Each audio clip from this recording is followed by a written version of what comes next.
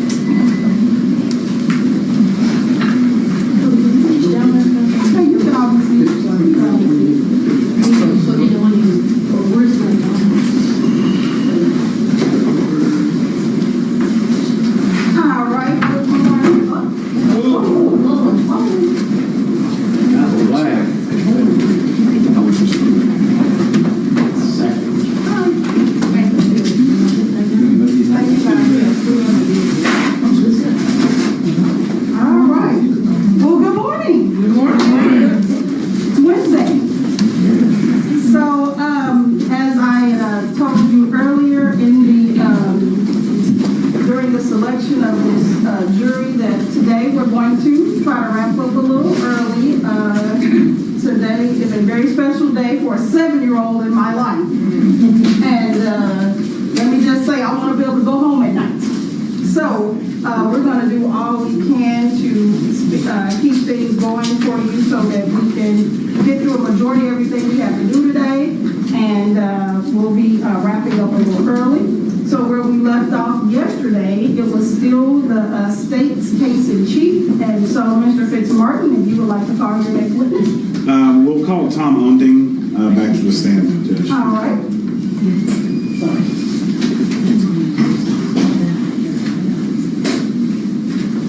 You got it. You got it.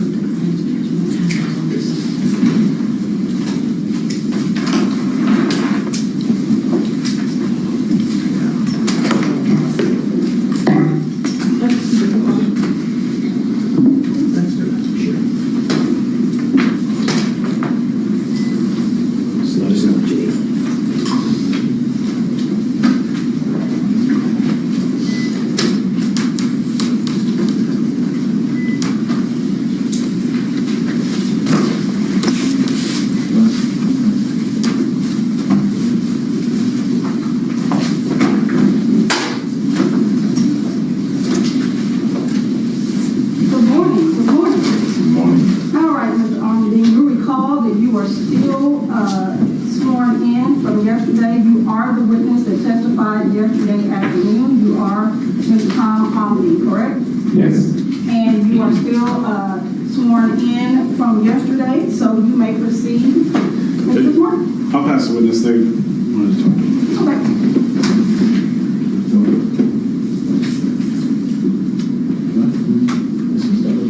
It's not me. Go ahead. May I please report? Yes. Good morning, Mr. Onding. How are you? Good morning. Am I saying your name right, Onding? Yes, sir. You and I have met today for the first time we've ever spoken. Is that correct? Yes, sir. And one of the things we'd ask you to do is just listen to a recording. Is that correct? Yes, sir. Now, I hope you don't take offense to this, and it's certainly none intended, but you would agree you have a pretty thick accent. Is that true? Yes, sir. Okay. And Mr. Chemirmir also has a pretty thick accent. Yes, sir. You're very easy to understand, and you've got a great grasp of the language. But if someone were to hear you talk, they would recognize a bit of an accent. Yes, sir. Now, I asked you to listen to just a recording this morning of an individual reading from yesterday's newspaper, and you were able to identify that voice. Is that correct? Yes, sir. And whose voice was that? Very Chemirmir. Okay. Judge, at this time, I would offer Defense Exhibit 3 as a voice exemplar of Mr. Chemirmir, as well as Defense Exhibit 4, which is just a copy of the article that we had him read out of the paper here.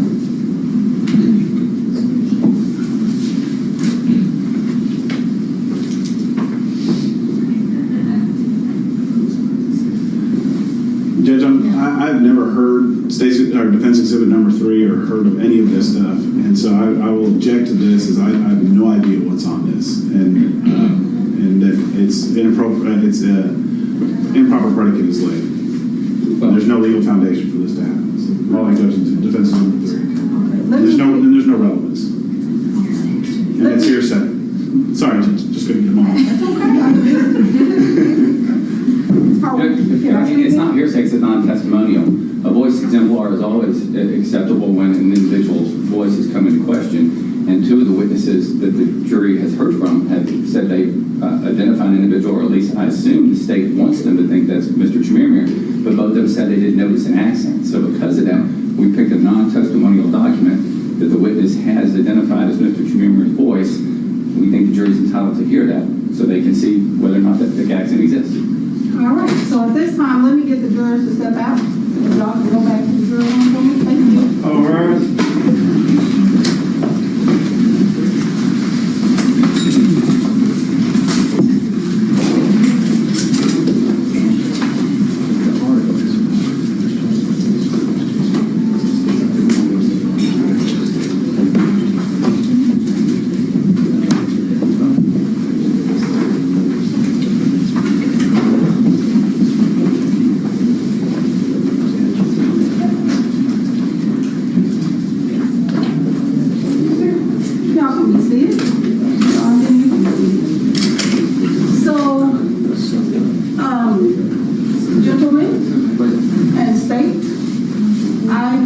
y'all the opportunity and you wanna go in the back and at least listen to this, because right now, I don't even know what, Right, we need that. what I'm moving on. You're correct. Thank you. I mean, that's, we haven't heard it, so. here. All right, so we will take a brief recess. Mr. Omji, you can go ahead and step to the back. Thank you.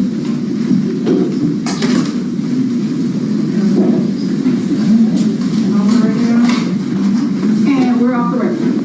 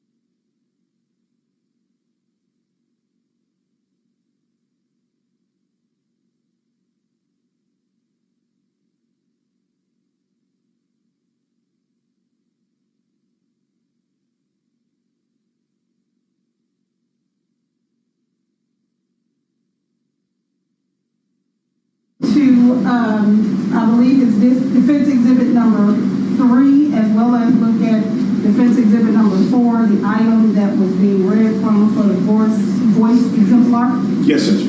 And do you have any objections? No, Judge. All right, so we'll bring the jury back in and we'll get those admitted in front of the jury and then you can publish.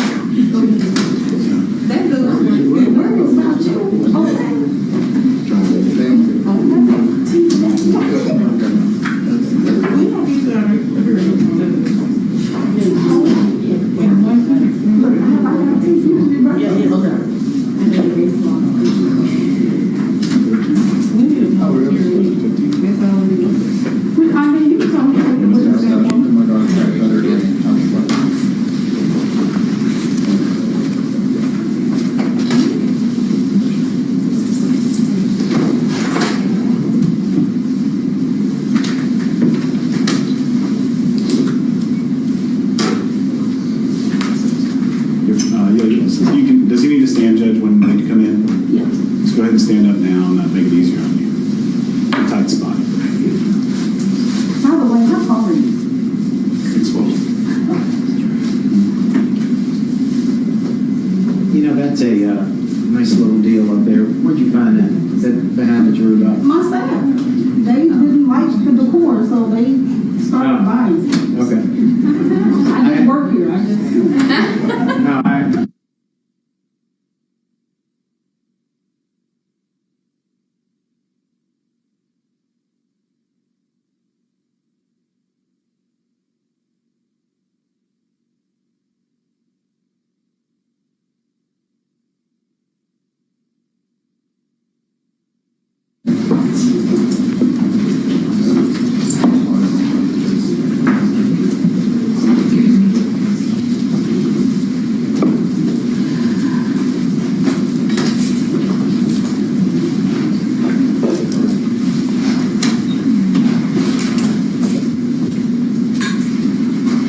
You may all be seated.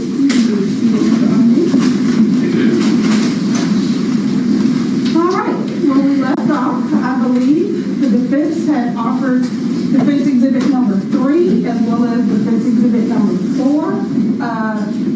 State, you've had the opportunity to listen and review those items, correct? Yes, Judge.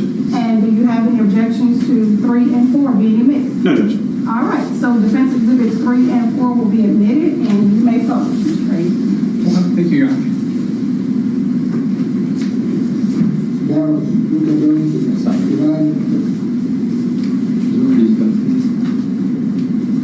If I turn the dock, can't let it turn off then?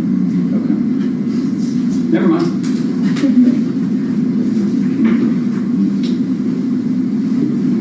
The crowd in first whole trail gave tempo without fear. Frustrated, Dallas, Luka Doncic, denied the crowd in his first whole trail gave tempo without fear. Frustrated, the Utah Jazz, well, the young Dallas superstar had got 3 points, 13 rebounds, while also being thrown to the courts on a half foul that led to Austin Whiteside injections. Mavericks routed the Jazz 1-2-1-7 on Monday night over 3-2 left in the first round series.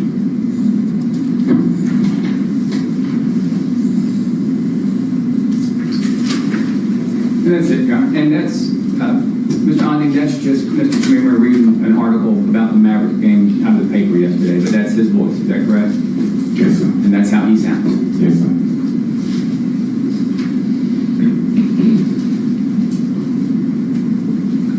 Nothing further, Your Honor. Thank you for coming. And Mr. Martin? Mr. Arling, I just want to go back to two issues. Number one, the Nissan Altima that you had bought for Mr. Chemirmir, once you gave him the keys to that, did you ever drive that car again? No. Was he? I never drove it at all. You never drove it at all? No. Okay, so he's always the one that's driving that car. Yes. And as far as the voice that you heard there, you're familiar with that voice? Yes, sir. All right. Has Mr. Chemirmir ever come at you wearing gloves and say to you, "Lay on the bed, don't fight me"? No, sir. I'll pass it, yes. Mr. Hay? No problem. All right. May this witness be released? Yes, sir. No objection. All right, you may be released. Thank you. Thank you. Thank you.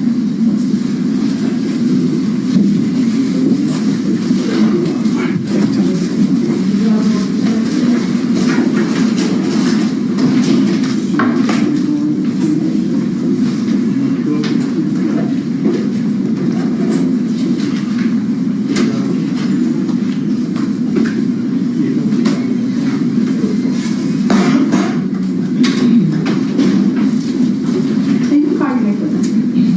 Just give me 1 second to kind of get set back up.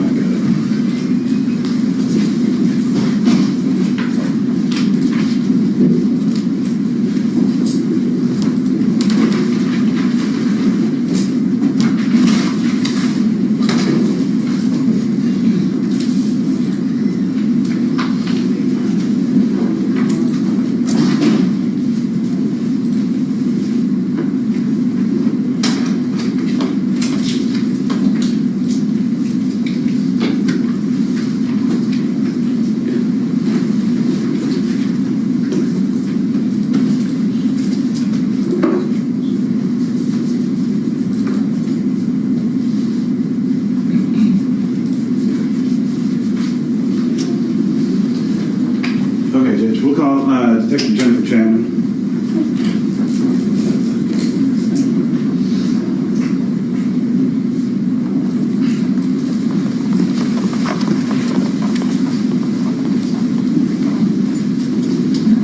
Either one. You can sit down. Good morning. Good morning. Can you please raise your right hand for me? Do you so solemnly swear to affirm to tell the truth, the whole truth, and nothing but the truth, so help you God? All right, thank you. Mr. Martin, you may begin. Thank you, Judge. Can you please introduce yourself to the jury? I'm Officer Chapman, Jennifer Chapman with Plano Police Department, and I've been there 20 years. And currently, what role do you play with at the Plano Police Department? Currently, I work in the neighborhood units, which is pulmonary policing. Okay, and tell me what you do in the neighborhood units. We are there to recognize trends, and we try to work with neighbors that are having disputes with each other, and pretty much anything that comes from the chief's office. Okay, so kind of be out there a little bit more, the face of the Plano Police Department, and try to build rapport with the community that you serve. Yes. All right, back in 2018, March of 2018, were you in that same role at that time? I was not. I was actually on light duty from a work injury, and I was assigned to the general assignments investigation. And so tell me what that means. First of all, what light duty means, and then second, what general assignment means. Light duty is I had a knee surgery, and instead of being at home and recovering, I could actually assist in paperwork at work. And then I was assigned to the general assignments, which I did theft cases mostly, and some other graffiti and stuff like Okay, so basically it's kind of stuff that would happen inside the walls, so you're not chasing anybody down or anything that. I like that? am not. Okay. All right, and because of that, because of where you are stationed at that time, did you have an occasion to work on the investigation of Mr. Billy Chemirmir? I did. I was working on a case, and while working on that case, they asked me to assist with the investigation of Billy Chemirmir. And do you see Mr. Chemirmir in the courtroom today? Yes, I do. Okay, can you point at him and describe an article of clothing? He's wearing a black and white tie. Let the record reflect the witness the witness identified the defendant of the court. The record was over what? All right, Detective Chapman, we already have State's Exhibit number 295. Did you kind of work on some of the phones and the offer-up accounts in the investigation of Mr. Chemirmir? I did. It was my job basically to go through and prioritize items for Plano. Okay. And so we've already had the phone extraction. Do you know what a phone extraction is? I do. Tell me what a phone extraction is. Basically, they take your phone, they plug it up to the computer, and there's software that downloads all the data from your phone. And so when we talk about data from the phone, it's the identifying information from the phone? Correct. Who the phone number, things of that nature? Yes. And then along with that, it'll pull off everything as far as pictures, videos, anything that's stored on the phone. That extraction tries to pull that off if they can. Yes, so it'll have all that, sometimes delete items too. And then once you have that, you can go through it and kind of just try to learn as much as you can about the individual based on that. Correct. And if there's any connection to your case, you can look for that as well. Yes. So you looked through Mr. Chemirmir's phone. I did. I'm going to show you what's been marked as State's Exhibit number 294. We went over portions of his phone in a PowerPoint form, and is that what is in State's Exhibit 294? Yes, it is. We'll offer State's number 294, which is a portion of the extraction from Mr. Chemirmir's phone. All right, so exhibit number 294 will be admitted.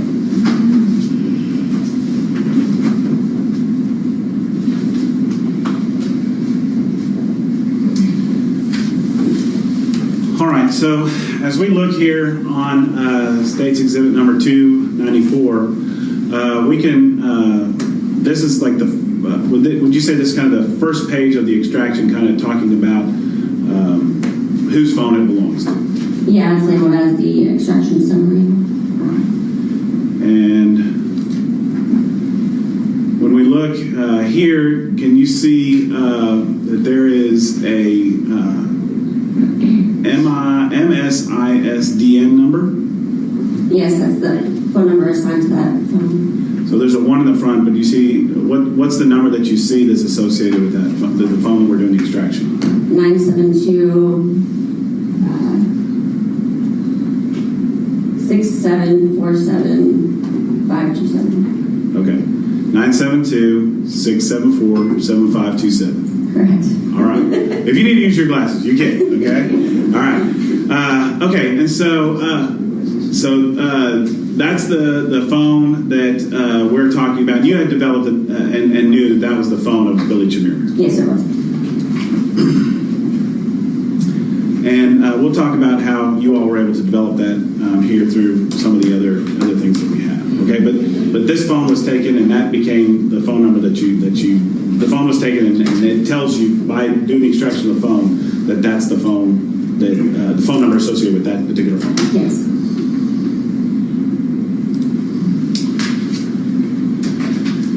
Okay, so when we look in his phone and we look at the images on his phone, you can see as we take this one extraction that there's 222 images. Correct. And one of those images is this particular ring and a finger with a ring on it.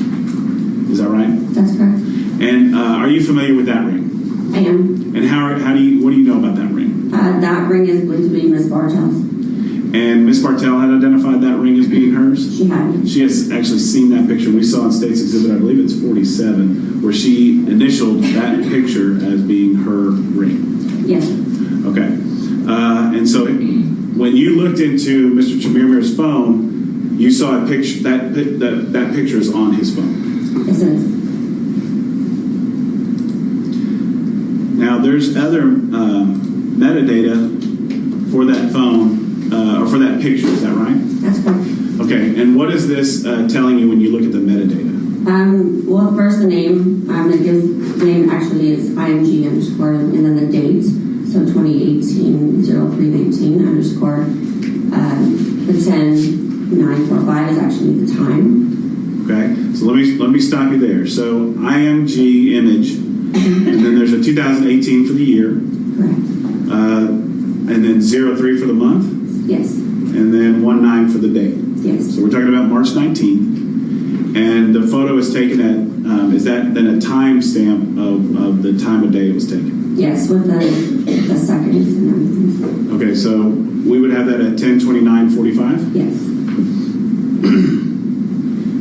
And then there's also another created time on there, just a little bit down, but it's 2 seconds off. Yeah, because it's creating that file. Okay. So that's 3/19/2008 at 10:30, almost 10:30 in the morning. Now, if you go and look more at that metadata of that phone, does it give you a location where that phone, where that picture is taken? Yes, this particular photo actually gave a latitude and longitude, and you can put that into a map. So if we look at our metadata and you see lat and lon, Yes. and so when we're talking about latitude and longitudes, if you look at a globe, the ones that go flat across are latitudes, and the ones that go up and down are longitudes. Yes. I've had to teach that to my kids. So I use latitudes to try to teach my kids as slats. So latitude and then longitude. Is that right? Yes, sir. Okay. So if we were to click on that picture and to focus in on it, that's what we're talking about there is the ring of Miss Bartell. That's correct. And I want to focus in a little bit on this ring itself. How would you describe this ring? Well, it has a center stone, and then along the center stone are the diamonds that are aligned or whatever. When you look at this ring, and I can't blow it up, and I'm going to point out something here and then blow it up, okay? So there is a little gold part there, and there. Do you see those? Yeah, they're prongs to keep diamonds. So now when we blow it up, is that a little bit easier to see there, those prongs? Yes, sir. So that's holding the one center diamond, and then there's the little diamonds that go off it on the sides. Okay. Now when we, there again, we can, this is more of the metadata and that the position, the latitude and longitude. Yes. Did you have an occasion to plot that, that latitude and longitude? Certainly. If you look here at this plotting, when we use that latitude and longitude numbers there, you can put that on any map, and it shows up at the point right there. Do you know what that position, where that location is? It's near Pear Ridge, which was near his apartment. And we're talking about March 19th. May I approach, Judge? Yeah. We're talking about March 19th? Yes.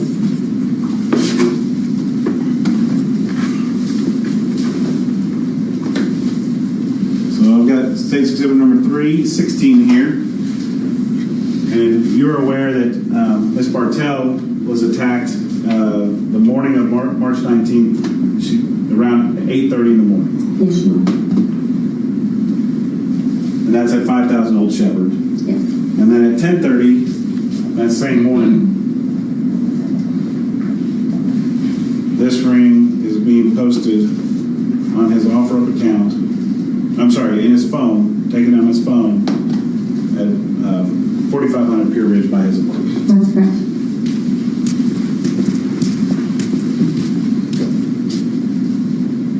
So basically 2 hours later. Is that right? I'm not good at math. 8:30 to 10:30. Okay.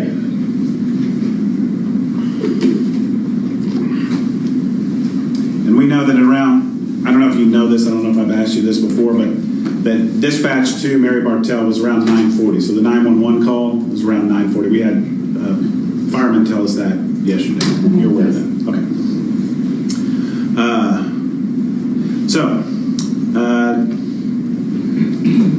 I want to talk to you just another image that was interesting to me, maybe to the jury, was this image that was taken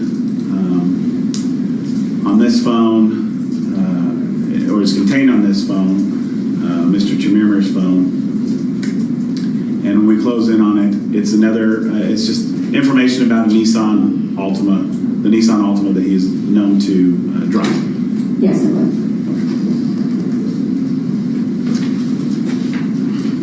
Now, I want to talk to you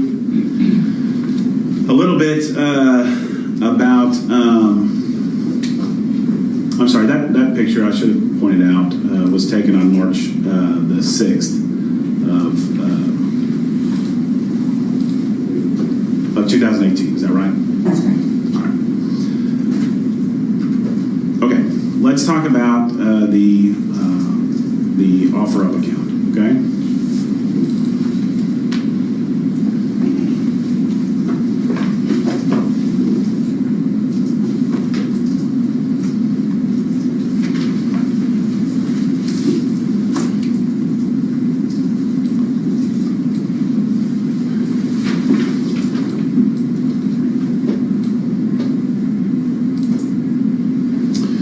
State's exhibit number 312 is already in evidence as the offer up records. Okay, and then State's exhibit number 313 is already in evidence. This is the disc that it's when you get this records back, it's somewhat interactive in a portion of the records. Is that right? Yeah, it has some hyperlinks and stuff. Okay, so the hyperlinks will go to pictures of things that are being sold on OfferUp. Right. All right. Now, so there in this OfferUp account, there are in the information that you got back from OfferUp, were there 2 accounts associated with Mr. Chemirmir? There was. And what is OfferUp? So OfferUp is basically a marketplace where you message people back and forth, and then you decide on a location to sell your item. And it can be anything out there. There's all kinds of stuff being sold. Yeah, everything. Okay. So if we go down to page 3, and we look at, hold on one second, Judge.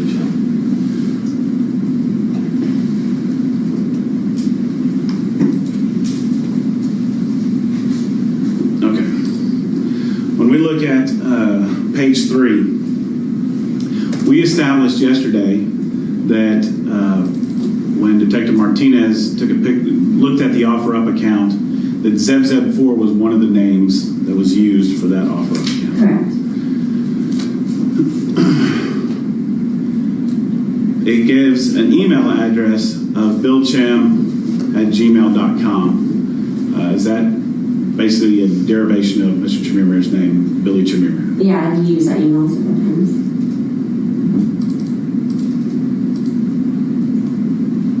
And it tells when this account was created, which would be back in November 2nd of 2016. Yes.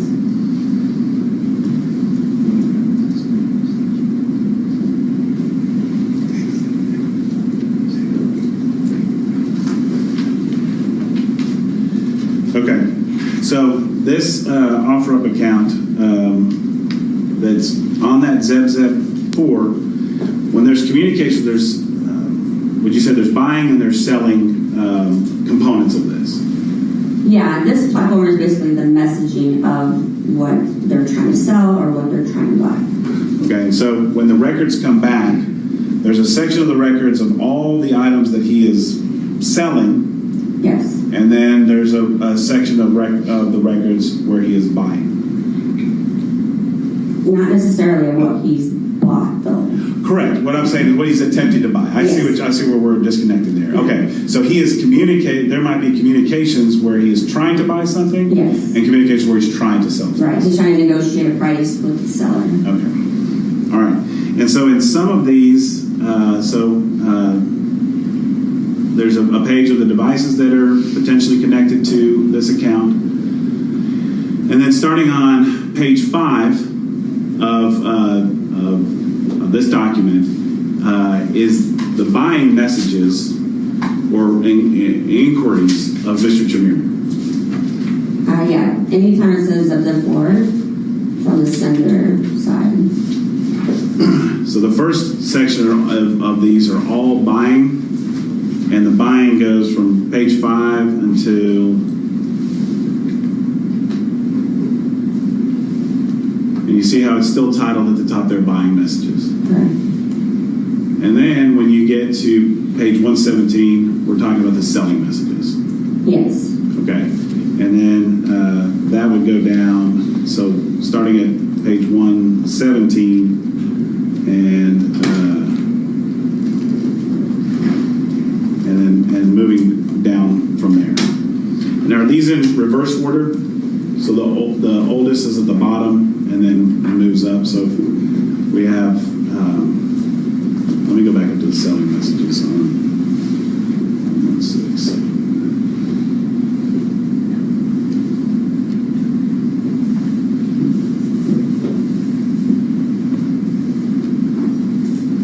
So do you see this date of 2016 here?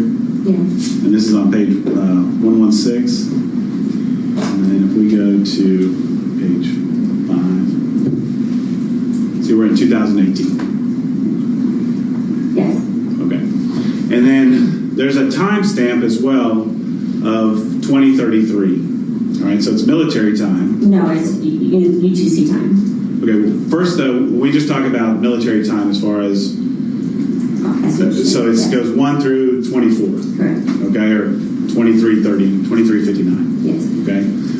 Now, so that's what we would normally do if we were going to get back to the time that we're familiar with. We would subtract, like in 2033, we would subtract 12 hours in order to get it to 8:33, right? UTC. 8:33 to get it into normal time. Then we would have to subtract another 5 hours to get it to UTC time. Correct. Depending on where you live and time zone. Okay, let's talk about UTC time. Okay?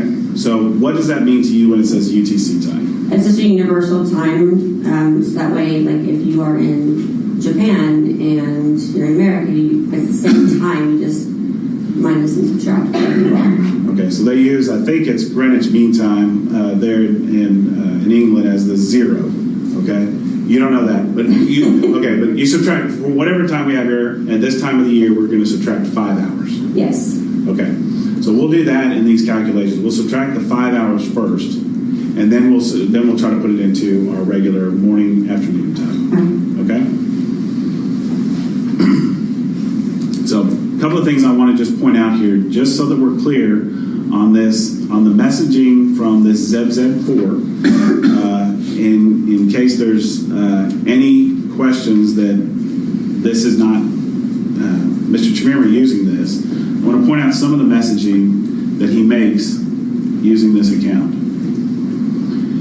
So here, as we look on, this is page 31, at December 6th of 2017, ZebZeb4 is contacting an individual by the name of Manny. Correct. And you can pick whatever name you want to, so we don't know if this guy's name is really Manny or whatever. They've just used the name Manny. Yeah, they can choose whatever name they want. And then at some point in time, Manny in these communications, they're talking about something, and a number is given out by ZebZeb4 so that they can talk offline, outside the OfferUp account. Correct. And is that same 972-674-7527? It is.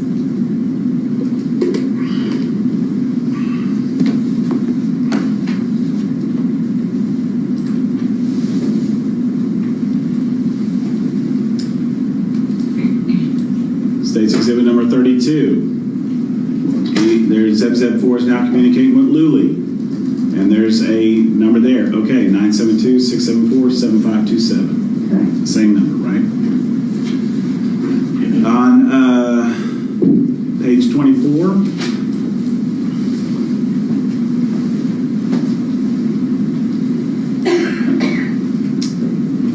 ZebZeb4 is talking to Lonzi Neely Lee on Facebook, and there's an address given out of 4500 Pier Ridge Drive, 3110. That's correct. Are you familiar with that address? Yes. And whose address is that? That's Chemirmir. All right.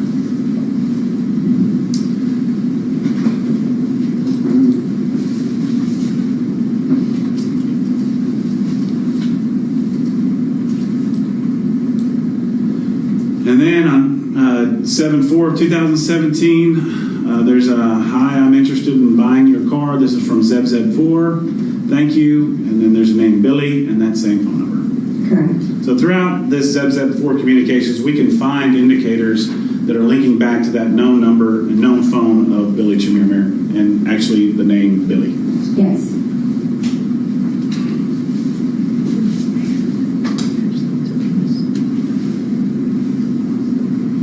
Okay, now let's go.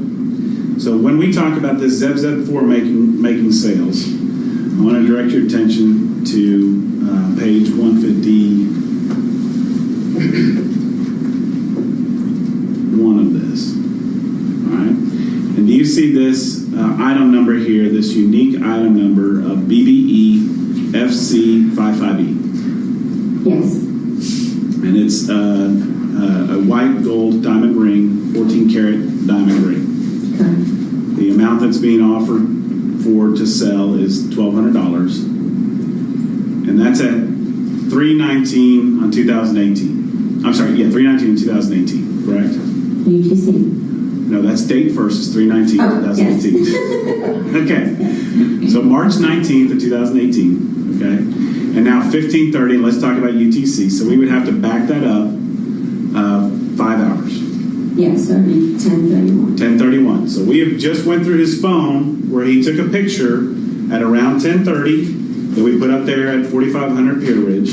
Yes. And now there is an entry being made on OfferUp at around 10:30 that morning, 10:31 that morning on OfferUp. And I should say that it is a mobile app, so it's coming directly from his phone. From his phone. Okay. And so, and remember that unique item number of BBE FC55. Okay. If we scroll down, and on page 154, we still have that same BBE FC55E. You see that? Yes. And it still has that white gold diamond ring. Correct. And then there is a link here. Is this what you're talking about? The URL link that makes it interactive. Yes. All right. And so when I click that link, that's the picture that comes up. Correct. All right. So this is off of OfferUp. They have sent the same picture that he takes at 4500 Pier Ridge. He puts that on OfferUp. He does. All right. The same ring that's been established as being Mary Bartell's ring.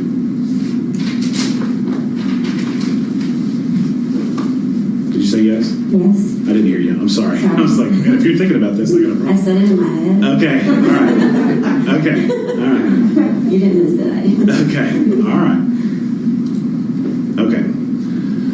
So when we go back to this BBE FC, when we go to this the posting of that on this, so he's posting that to sell. Yes.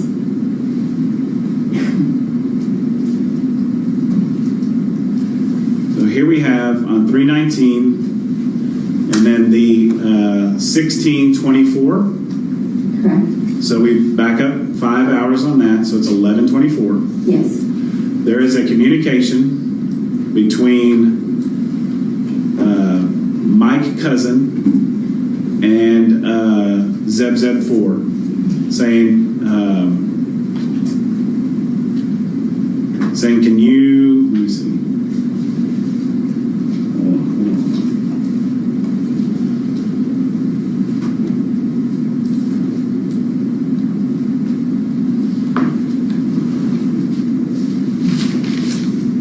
Where is it?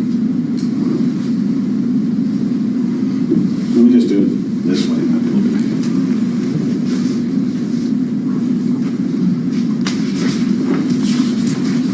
Permission to approach, Judge, I'm sorry. Okay, Stacey number 277. This is the extraction, or the offer of dealing with this same ring and the communications about it. Yes.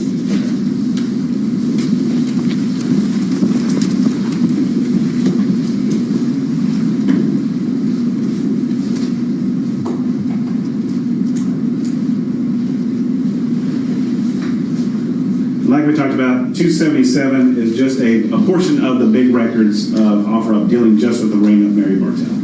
Correct. we have the same ZEBs at 4. And we have the same things we were just looking at with the BBE.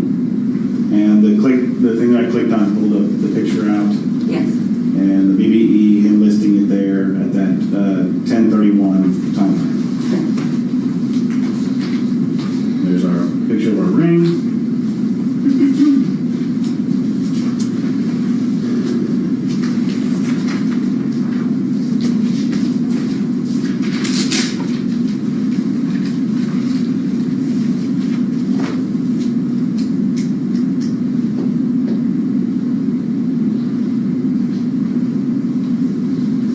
We start here at BBE. That's our unique number, white gold. And then Mike Cousin says, can you meet today? That's correct. And then ZEB4 to Mike Cousin, yes, where? Correct.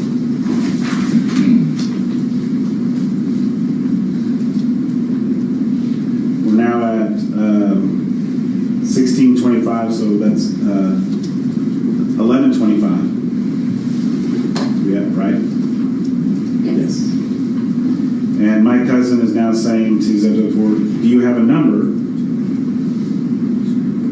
At 11:26, ZEB4, we're just going to call it Mr. Chemirmir at this point in time. We've established this as Mr. Chemirmir. I think it'll be easier. Okay. Mr. Chemirmir says to Mike Cousin, can you meet at, he first says cost at 6:35, and then a correction to Coit at 6:35. You see that? I do. Then there's some communications with Sophie to these two individuals. Do we know that as offer up commenting to these individuals about being safe? Yeah, they must, that's probably a bot that recognizes the back and forth. And then the answer to Coit at 6:35 from Mike Cousin is yes. And you know that Abdel Saleh, who testified here yesterday, is the Mike Cousin we're talking about. That's correct. All right, so Mr. Saleh says yes to Mr. Chemirmir. Mr. Chemirmir says what time to Mike Cousin? Yes. And then Mr. Saleh says at 1 p.m. Yes. And this is now at 11:27. Correct. Then at 11:28, Mr. Saleh tells Mr. Chemirmir the Starbucks on the corner. Yes. And you know that they ultimately do meet at that Starbucks on the corner. Yes. At 11:28, Mr. Chemirmir to Mike Cousins, I'm heading there right now to the Gold and Diamond Place, need money ASAP.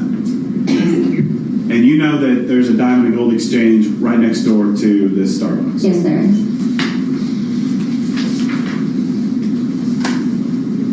We're now at 11:28. And Mr. Saleh tells Mr. Chemirmir, can I meet you right now? Yes. Or I can meet you right now. 11:28. Judge, I'm going to object to the leading at this point. Well, Judge, I'm publishing a document that's already in evidence. Well, he's just simply reading and asking her if that's correct. The jury can read and he needs to ask her a question. This is direct examination. It's not cross, Judge. These are not open-ended questions. What's your legal objection? Leading. Okay. Well, then, I'm sorry, Your Honor. I apologize. well, from my understanding is that he's directing her to a specific line. If we could be more clear in that so it does not appear leading, but I do understand that we need to direct her to a specific area on the document. Okay. So, I guess we'll just do it this way, Detective. At what time is this next communications? 16:28, which is 11:28. And that's From my cousin to to Chemirmir. I have the cash. 16:34. so let's just say 5 back on that. So 11:34? 11:34. From my to Chemirmir. If I like it, they give you $1,400. 11:35. From Chemirmir to my cousin. Okay, we'll let you know when on my way.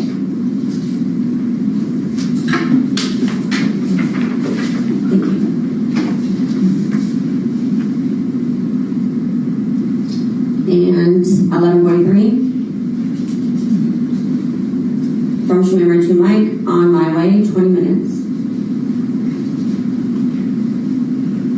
11:45. From Mike to Chemirmir, me too. 11:46. From Chemirmir to Mike cousin, K.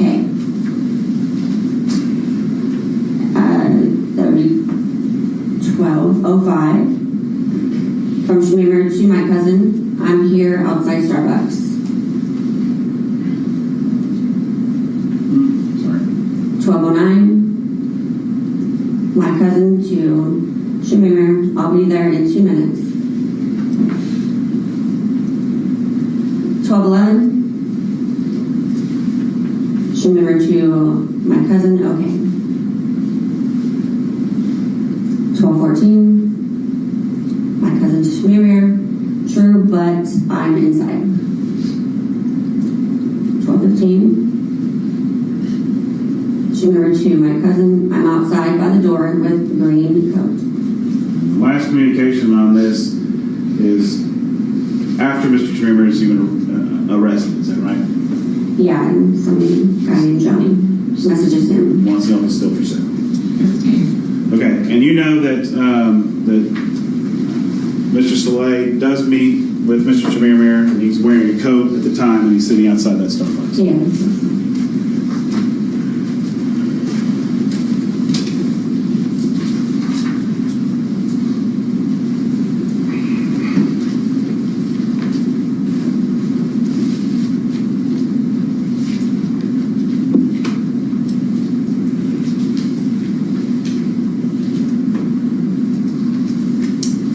Now, in these,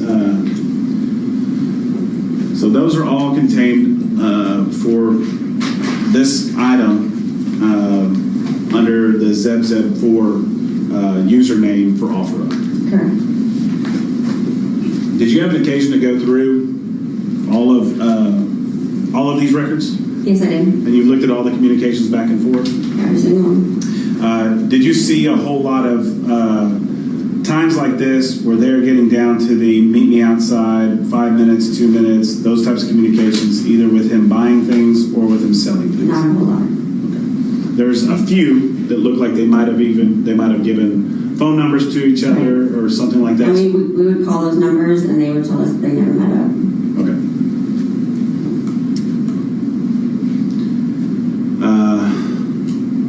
Now, if we go down to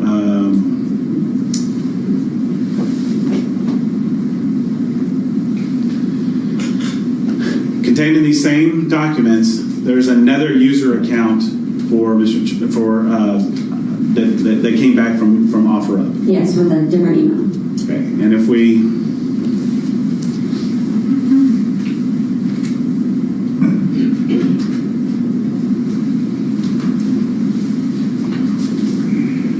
now we're looking at page 155 of the big group of pages and what's come off of State's Exhibit 313. And when we focus in here, there's a new first name called Zebra Line. Yes.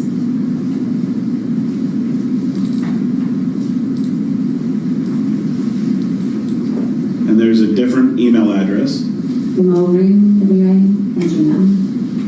But he's, unlike the last ZebZeb4, there's now a phone number associated with this account. Yes, which is the same number that we've been discussing. The 972-674-7527. The same number that is contained on the phone extraction for Mr. Chemirmir. Correct.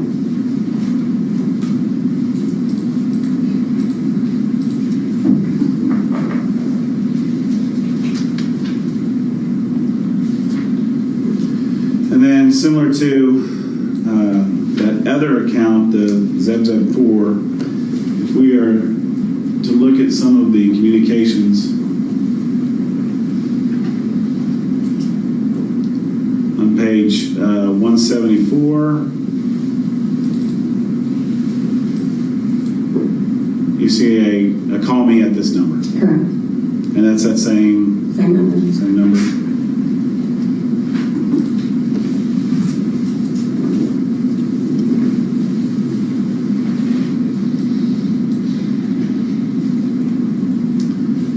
If we look at page 173. People are asking, where can I meet you? Do you see the zebra line commenting at a location? Yes, Mount Palace. And then El Rancho Palisades, does that mean anything to you? It's no dollars to use. That's the Pier Ridge location. Is that the name of the apartment complex? Yes.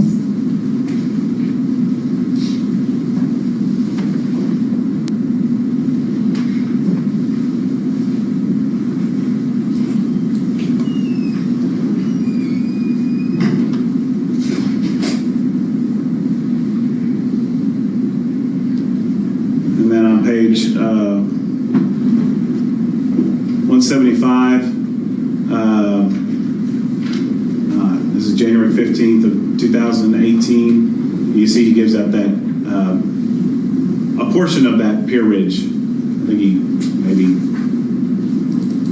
mistype or something like that, but. Right, it's basically near his home. He's saying it's 41, but it's at least near his home. Okay, and that's and he puts the toll road in the Frankfurt, and that's the Yeah. cross-secting seats. And that's for the zebra line name. Correct. And then there again, we have selling messages and buying messages associated with this account. Same thing.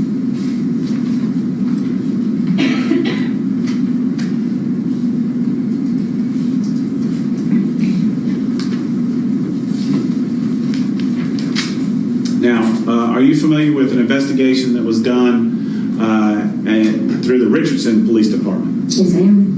And there is a victim there by the name of Mary Brooks. Correct. And in this, from the Zebra Line account, were there things associated with Mary, or a ring associated with Mary Brooks found in this account? Yes, there was.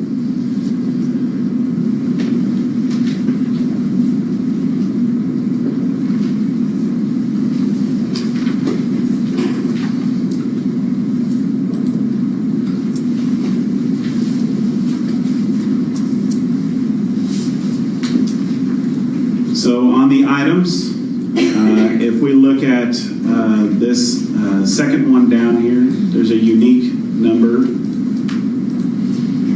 395D3E97. Yes. And how's that titled? Diamond engagement ring. And then the description, Very nice diamond engagement ring, period. and then a price, 5,000. and then a date that is created. 1/31/2018. And then we used our UTC math to bring that back to 1108.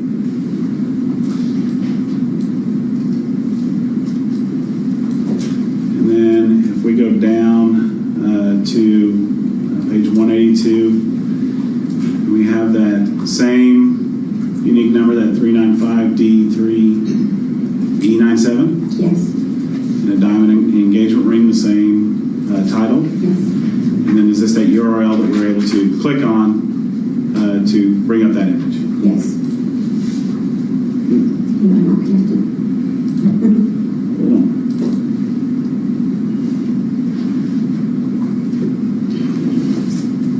Yeah, it keeps you out a lot, so you have to come back to this. Turn my internet on.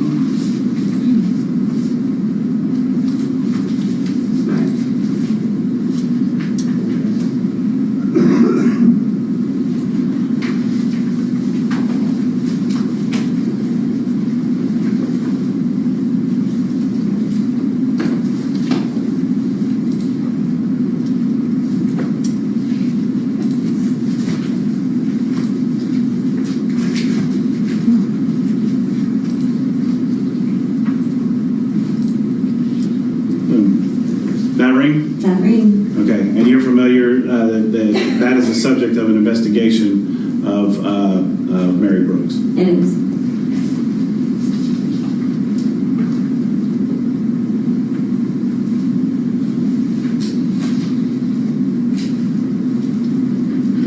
Now, either of these rings, were you able to find these being bought through OfferUp?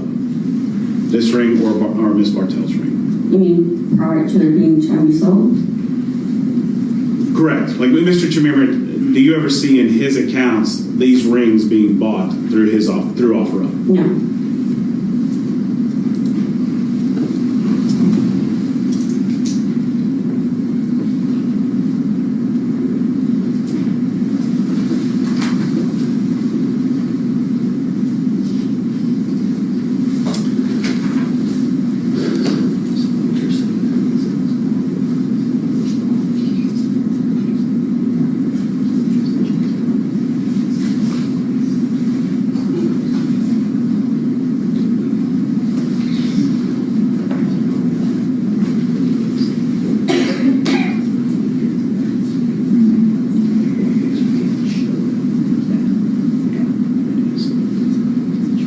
He doesn't sell. You don't show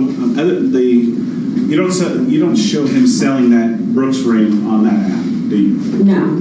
He takes a picture and posts it on there, but there's no communications about that ring being sold. No. Okay. Commissioner Approach. I'm going to show you what's been marked as State's Exhibit number 132. This is going back to his phone, the extraction from his phone. These calls that were made on March, or the phone logs for March 20th, the next day after the Mary Bartell attack. Yes, so... At a certain time, starting at... the blue? Yes. Okay, so on 3/20... Hang on, is that what this is? Yes. Okay, all right. We'll offer State's Exhibit number 132.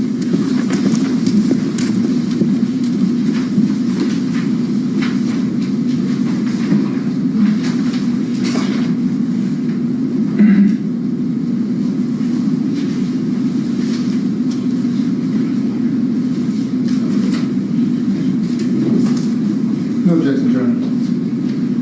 State's Exhibit number 132 will be admitted.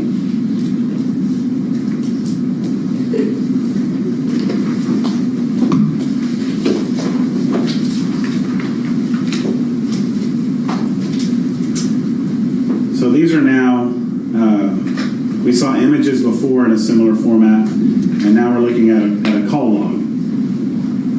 Yes, from that same time. And I just want to, there's a lot of calls. If we went through his whole phone, there's a lot of calls. Yes. I just really want to focus on March 20th, and a call that went out at 9:56. And is that a UTC as well? Right. Okay, so we're at 4:56. Yes. And that call is made to a number, and the ID or the contact name in his phone for that is a Margaret. Yes. Do you know who Margaret is?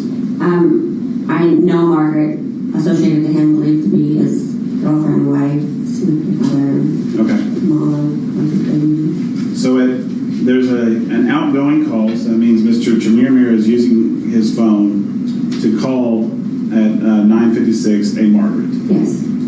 I'm sorry, 4:56 4:56. p.m.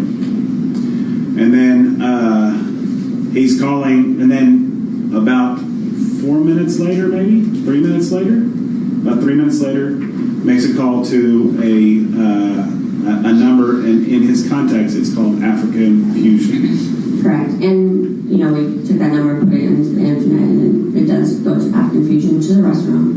Okay, and that restaurant to African Fusion, do you know where that restaurant is located?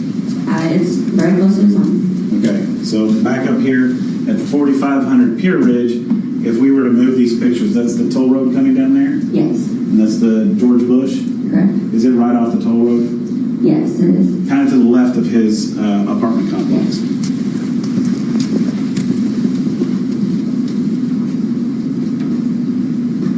So a call to Margaret, then a call to African Fusion. Correct. And then it looks like there are an incoming call at 5:16 and 5:17, both from Margaret.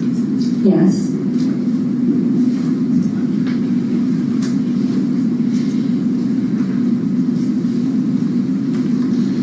And I just want to be perfectly clear. Either of those rings the Miss Bartell's ring or Miss Brooks' ring, you don't see him buying that ring anywhere on OfferUp? No. Okay. I'll pass witness. Mr. Hayes, Mr. Warren? No objection, John. I mean, no questions. Okay. I like both of them. Yes. I like both of them. Right. Okay, may this witness be released? Yes, Judge. No objection, John.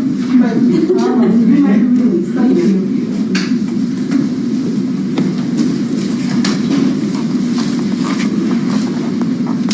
You may call your next witness. Thank you, Judge. We'll call Detective Pagel.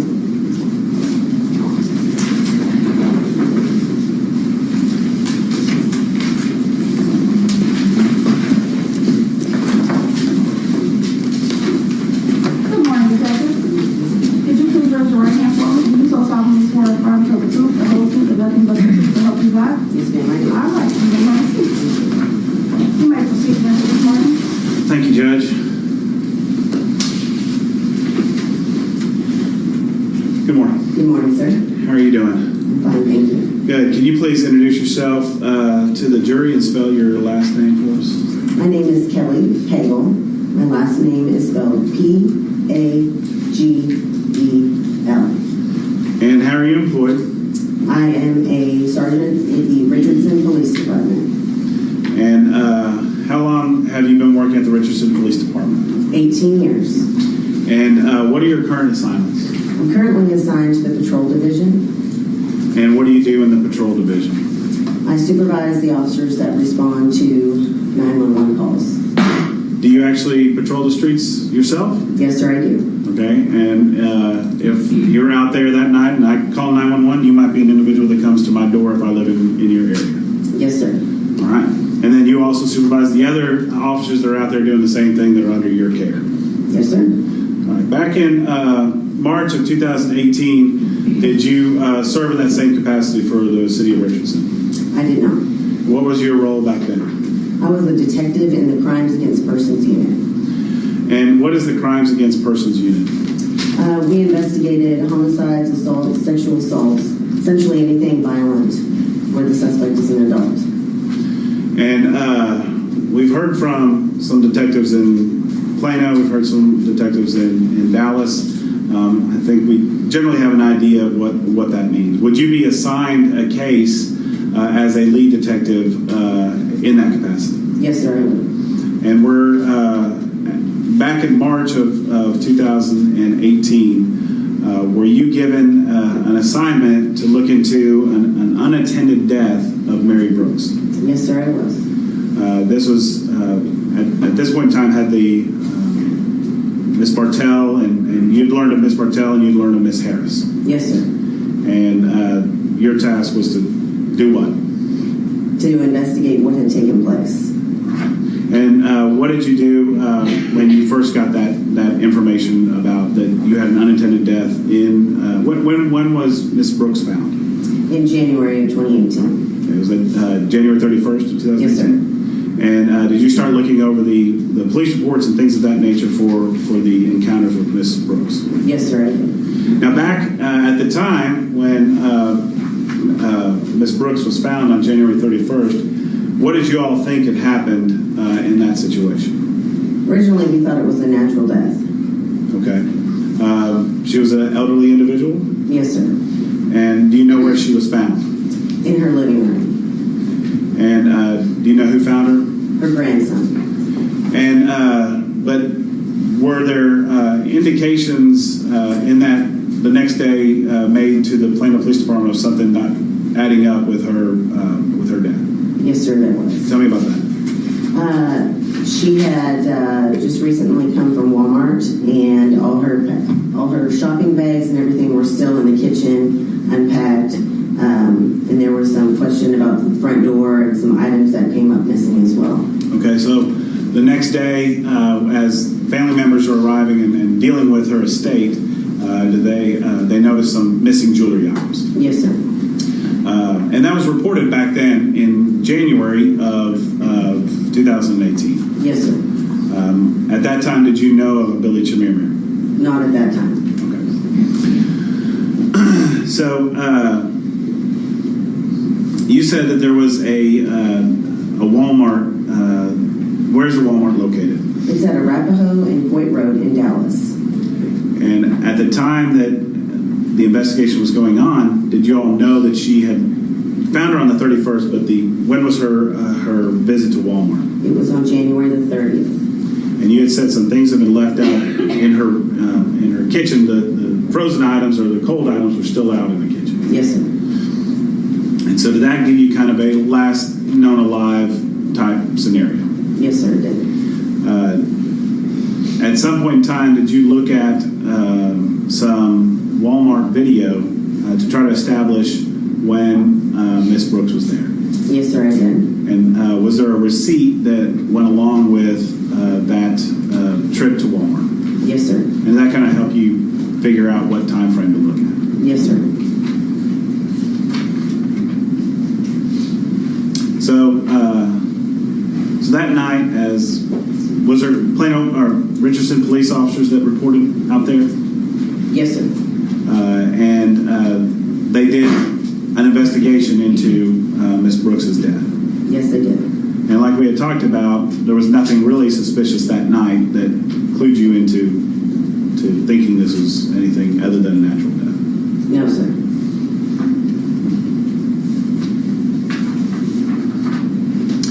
When you looked at the video from Walmart, did you find a Nissan Altima at that Walmart? Yes, sir, I did.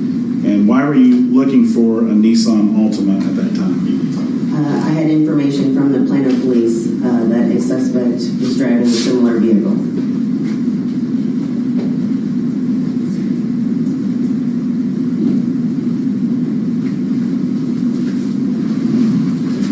Commissioner approach. I'm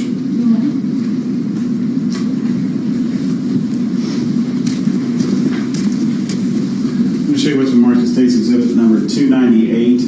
Are these clips from that Walmart that we're talking about for the date of January 30th, 2008? Yes, sir, there. All right.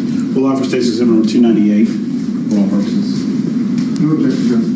All right, so exhibit number 298 will be admitted.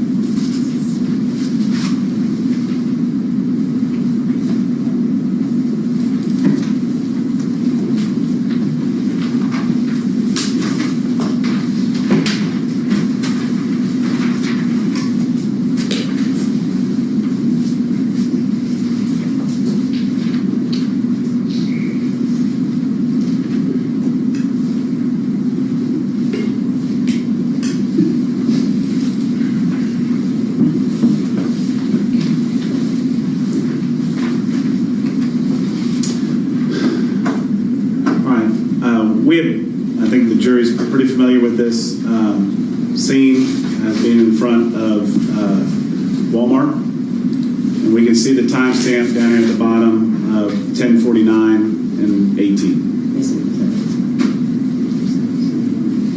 And that's the same Walmart that, Miss Harris was at that same Walmart. Yes, sir. You see a vehicle entering the top of your screen. Yes, sir. Do you know that to be Mary Brooks? Yes, sir.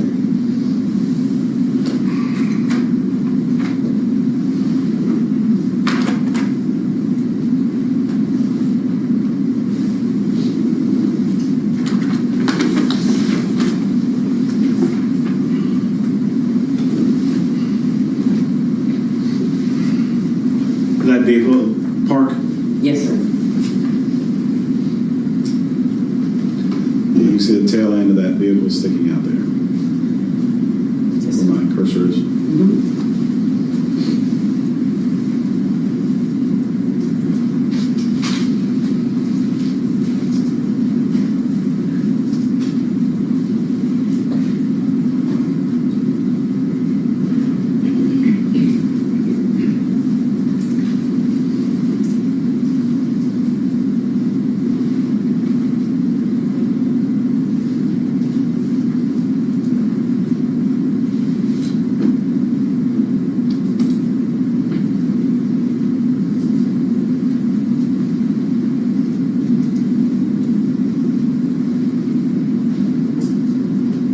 At 10:51, 13, do you see an image walking from that car? Yes, sir, I do.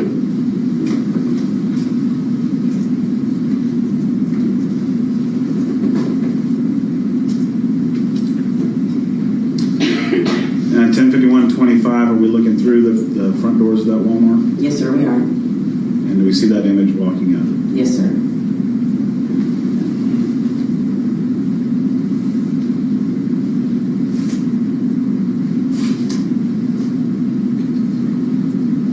And you know who that is?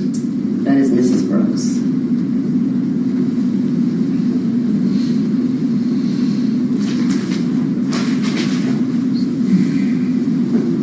She appeared to be wearing a blue jacket, scarf.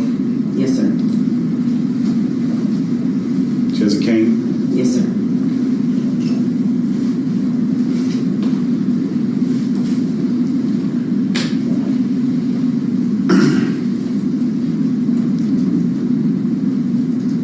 Now, 11:38, later that morning, do you see a car pulling in here?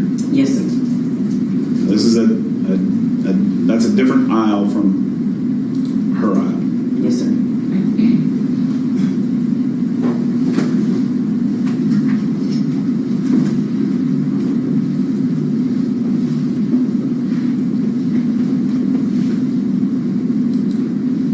And at 11:39:12, do you know that to be a silver Nissan Altima? There's no object to leave. What type of car is that? Silver Nissan Altima. And it's what direction is it turning as he's looking at it? Looks like out of the parking lot. To what direction?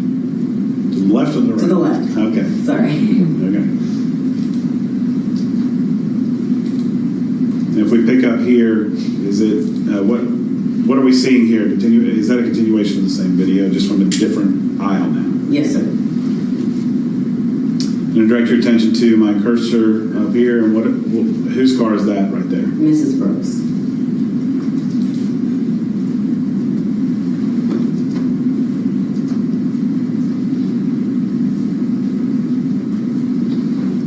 That video ends at 10:39:26, and then we pick it back up at that location. And what is this car going to do? Park next to Mrs. Brooks.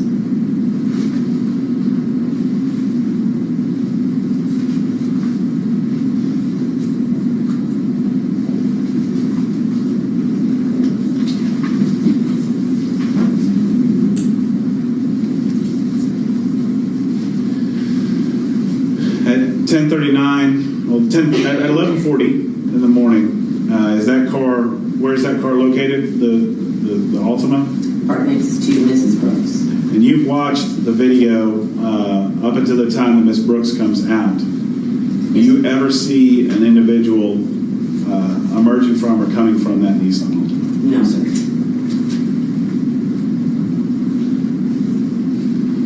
Well, I'm just going to take this, and if you see anybody, and I'm going to fast forward it a little bit, if you see anybody coming out of that, you let me know.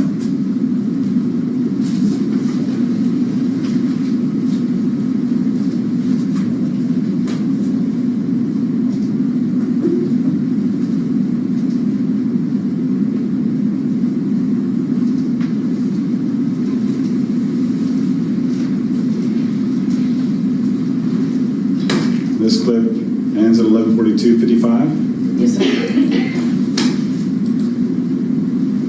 See, we're at 11:43:05. Do you see anybody emerging from that car? Yes, sir. There's an individual here. Do you see him way up in that corner? Yes, sir. Is that from that same location, or is that further up the road? I think it's further up.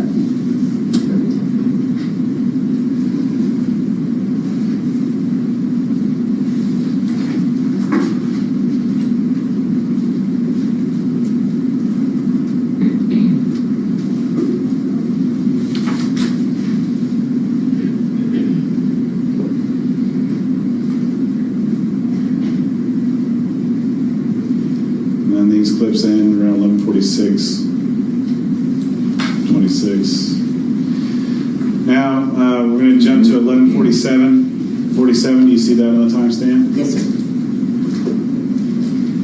And who do we see emerging from Walmart? Mrs. Brooks.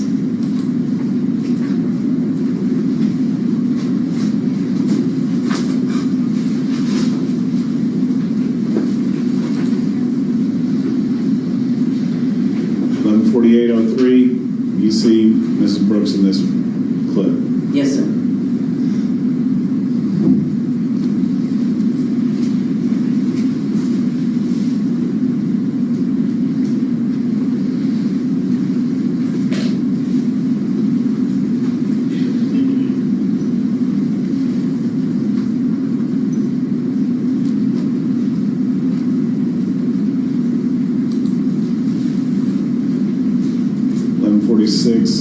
We're back looking at this area here to establish if, does anybody come or go from this car at this point in time? From the silver car? From the Altima. No, sir.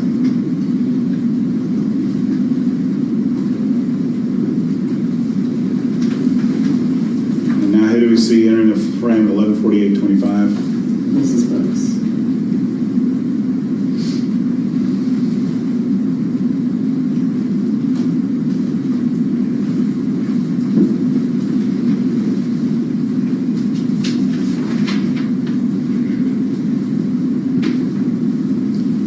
Mrs. Brooks is at her car. Who's sitting right next to her? The silver Altima.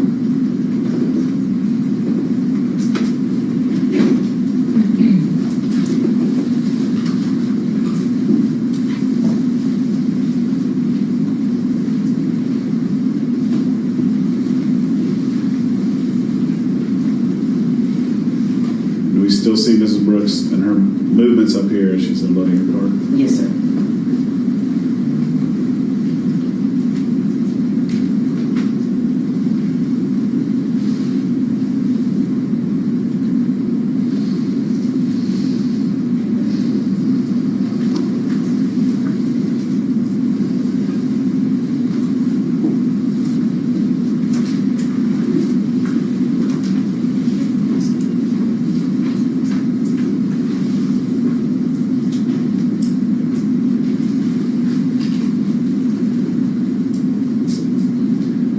See motion at 11:49:50. Who is that? Mrs. Brooks putting her car back.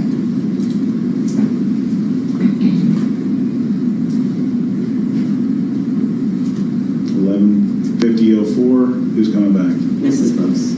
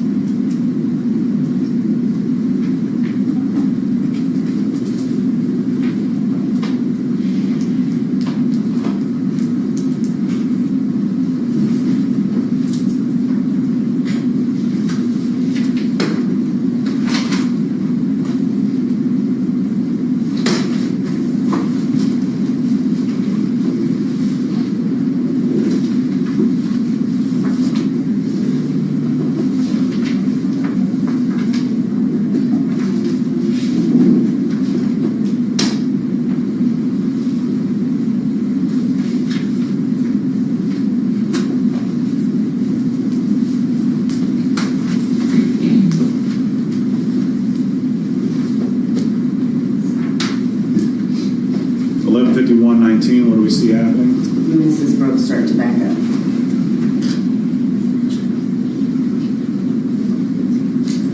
As her car backs out of the way, what do we see just beyond where she was parked? The silver Altima.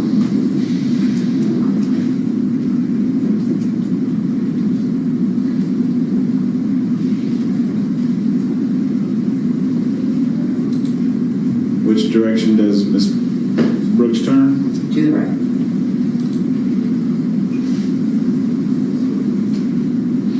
$11:51:49. What do we see? The silver Altima.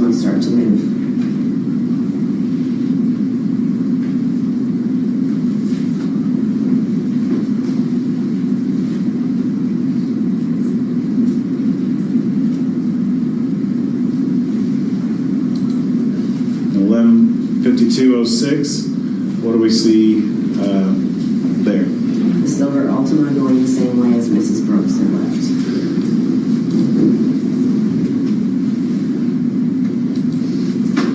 Now, if that was, you look down and you see that it says aisle 3. Yes, sir. We move over to aisle 2, 115145. Who do we see there? Mrs. Brooks.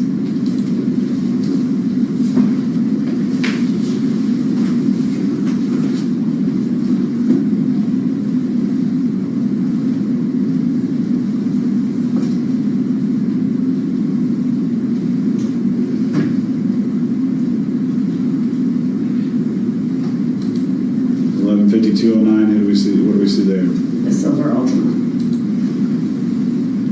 That was aisle 2. This aisle 1. Yes, sir. 115155. Mrs. Brooks.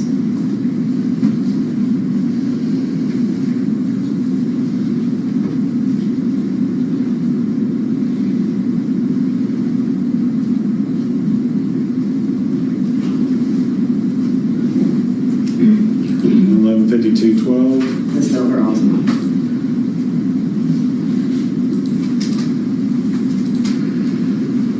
The Walmart, what angle are we looking at here from the Walmart? It's going to be the northeast side of the Walmart, closest to Hoyt Road. Okay. 115208. Mrs. Brooks.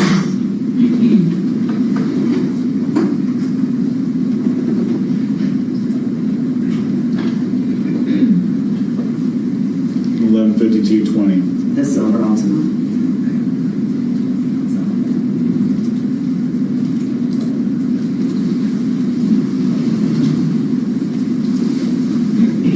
Commissioner Approaches.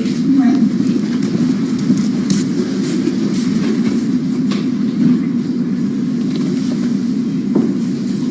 I'll show you what's been marked as State's Exhibit number 314. Just to establish what we're talking about, this is Walmart, Yes, sir. and that's Coit and Arapahoe. Yes, sir. And that last image that we just saw of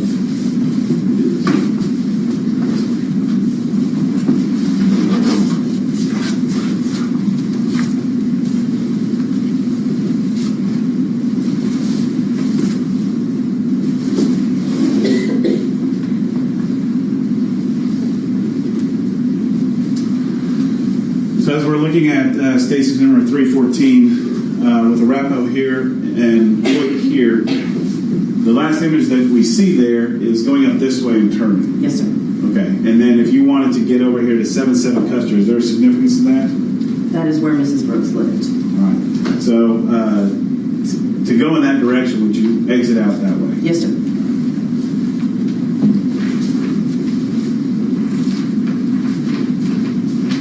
So we have Miss Brooks.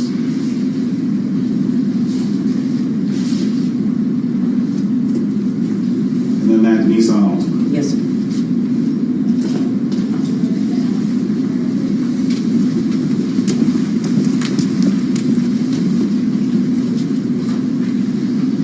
Now, did I have you look at some clips from March the 15th Yes, sir. of 2018? Yes, sir. And is that what is contained in State's Exhibit number 297? Yes, sir, it is. We'll offer State's Exhibit number 297.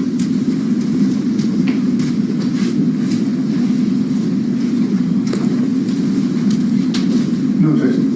All right, that's exhibit number 297 will be admitted.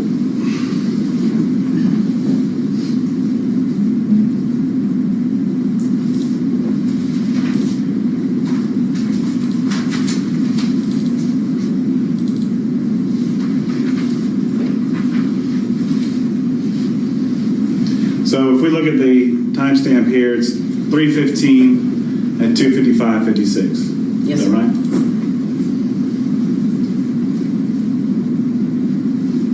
You see a car pulling in to aisle 4. Yes, sir. And is that, how would you describe that car? As a silver Altima. That same kind of sunroof type deal or whatever that? windshield thing is on the top? Yes, sir.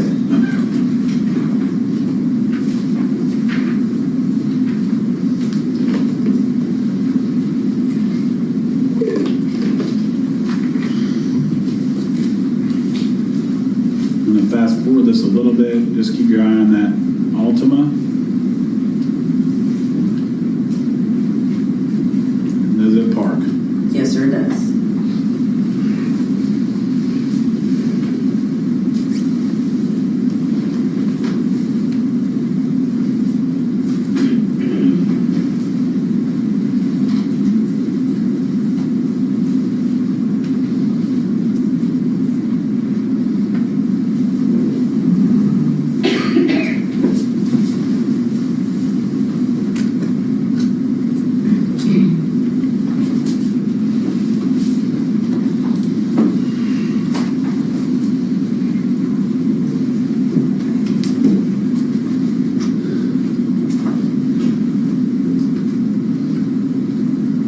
At 2:57:17, we see an individual walking up Yes, sir. from that car. Yes, sir.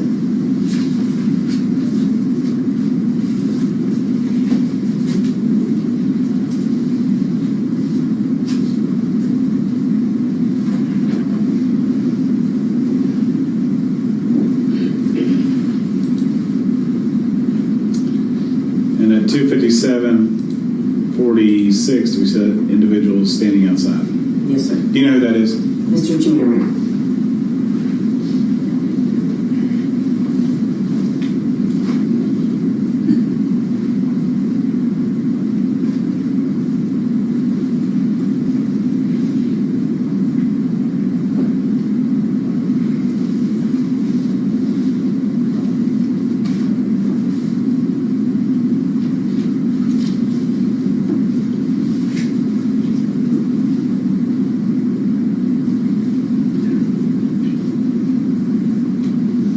Entering the Walmart Yes, sir. at 2:58:27.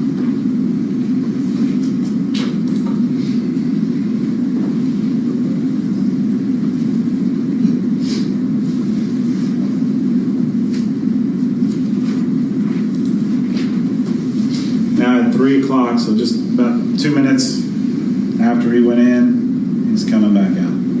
Yes, sir.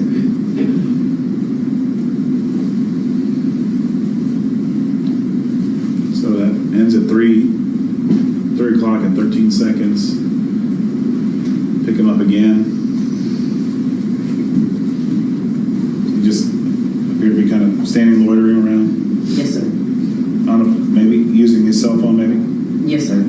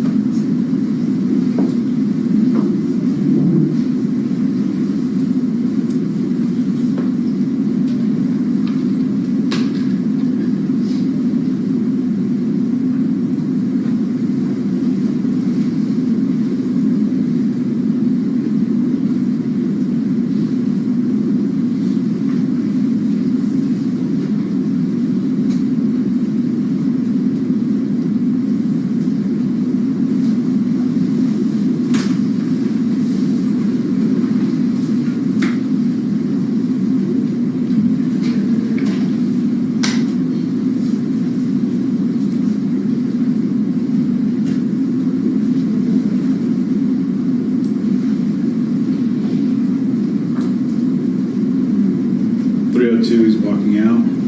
Yes, sir.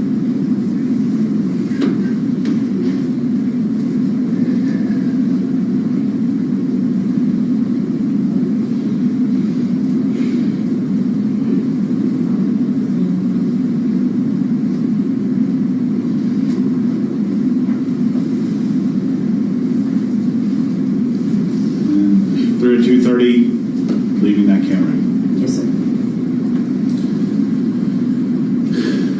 0233, who do we see there? Mr. Chemirmir.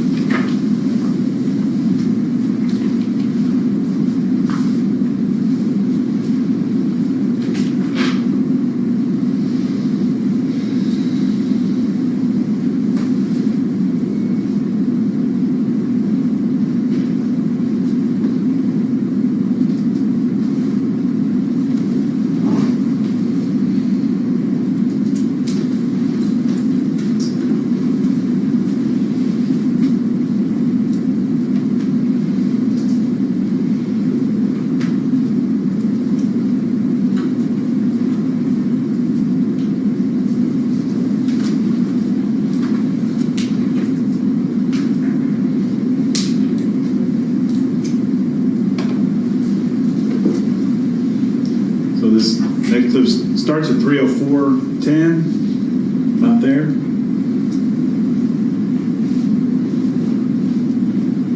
This, we're at 305.32, that car hasn't moved, has it? No, sir.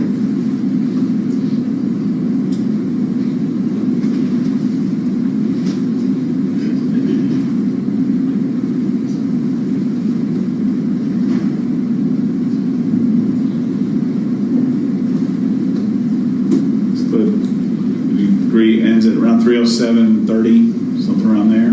Yes, sir. We got a 307.35. Is that Nissan Altima still sitting there? Yes, sir, it is.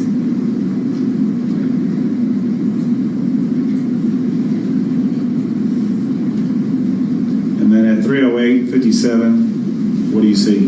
The Ultima's starting to back up.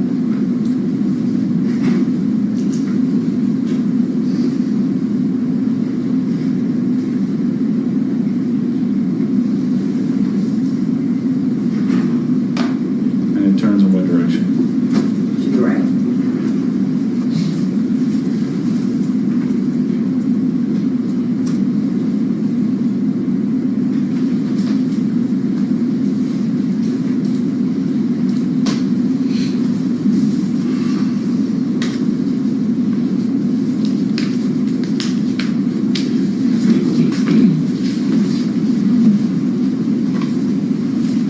Commissioner approach.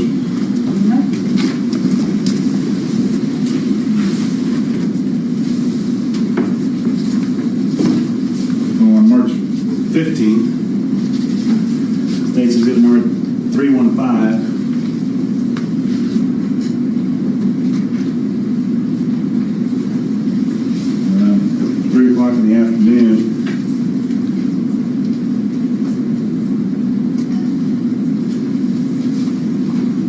Mr. Chemirmir there? Yes, sir. And then Nissan Altima. Yes, sir.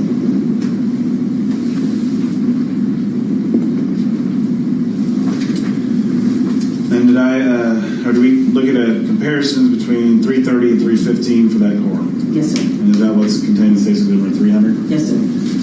We'll offer State's Exhibit number 300.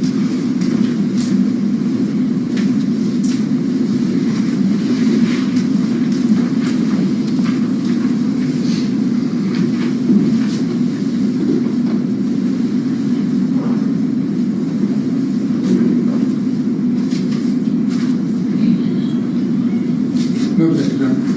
All right, State's Exhibit number 300 be admitted.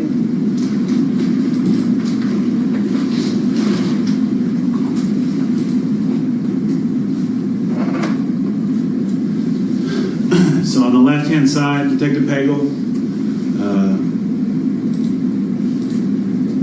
you see our time and date and time there. Yes, sir. January 30th, 2018 at 11:39:17. And then on the other side is 315. 2018 at 2:56 p.m. And are you able able to identify those as silver Ultimas. Yes, sir. And then the same thing as we look at states, the second page of this, on the left hand, is that January 30th? Yes, sir. And then March 15th. Yes, sir.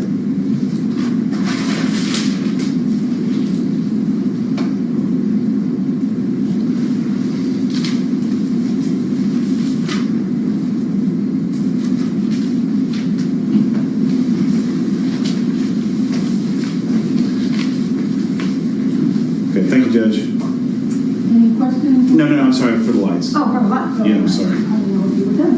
Sorry. Almost. There you go.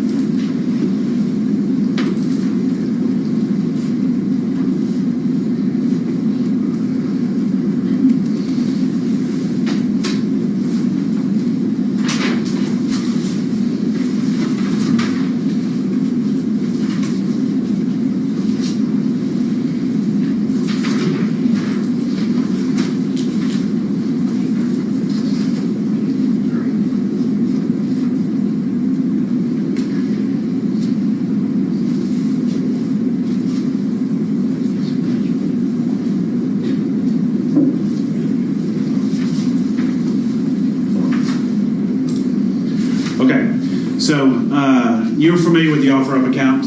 Yes, sir.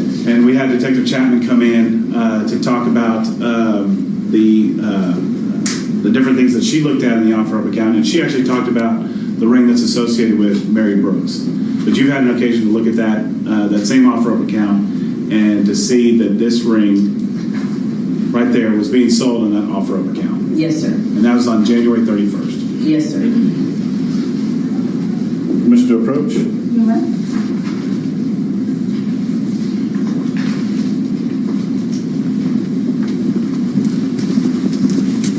Let me show you what's marked as Texas Exhibit number 237. Is that the same picture that we're looking at here? Yes, sir, it is. And did you use this picture to show to the family members of Mary Brooks to have them identify this ring? Yes, sir. And were they able to identify this ring? Yes, sir, they were. Okay. And then did they provide you with a document of an appraisal for that ring? Yes, sir, they did. I'm showing you what's been marked as Texas Exhibit 283. Is this the document that they provided to you? Yes, sir, it is. We'll offer Texas number 237 and 238. 237 and 283. No, 238. 238, I'm sorry. On here is 283. I'm sorry, 283. Sorry, Yeah, Judge. that's what I did. 237 and 283.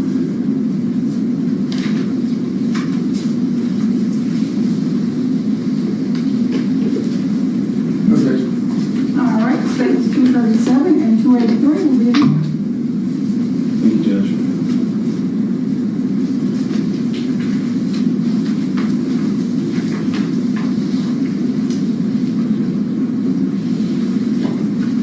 The 237 is just that same picture we've been seeing that's in the OfferUp account. Yes, sir.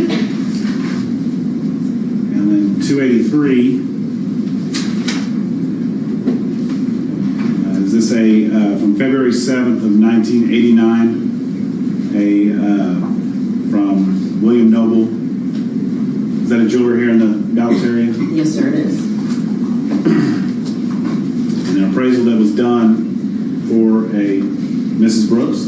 Yes, sir. And is there a picture attached to that appraisal? Yes, sir.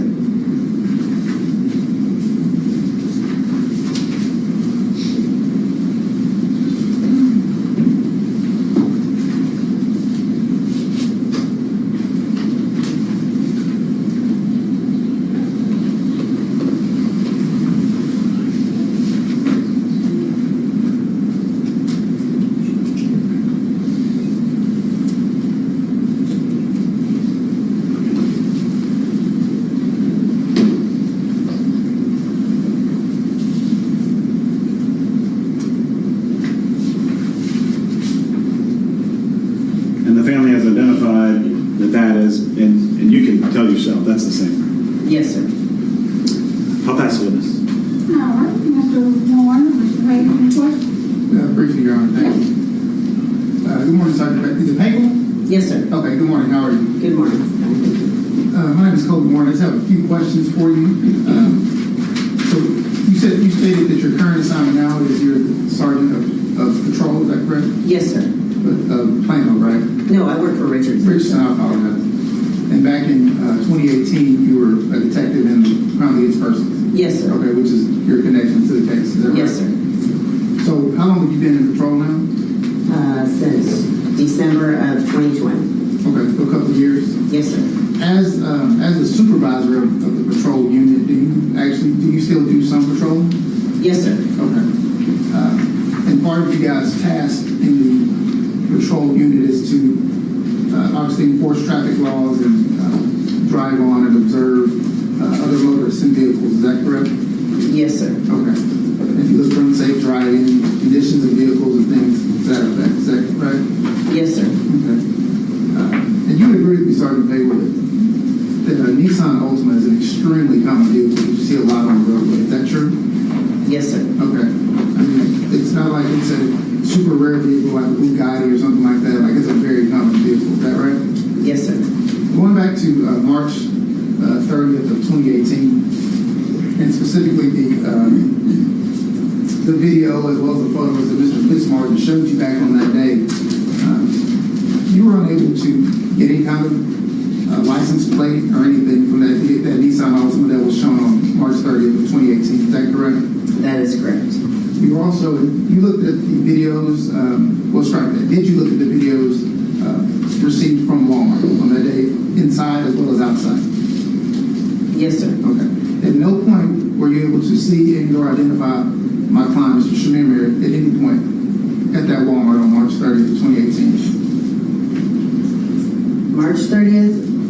January 30th, I'm sorry. No, sir.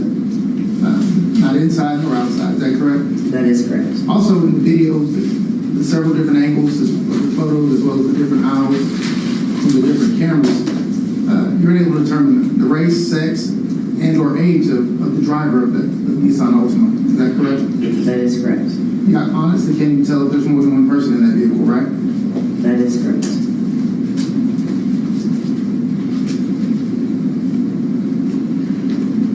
Thank you, sir. You're familiar with the investigation, though, into Mr. Chemirmir? Yes, sir. In relation to January 30th? Yes, sir. You know his phone puts him there, right? Yes, sir. You know his phone puts him at Custer Road?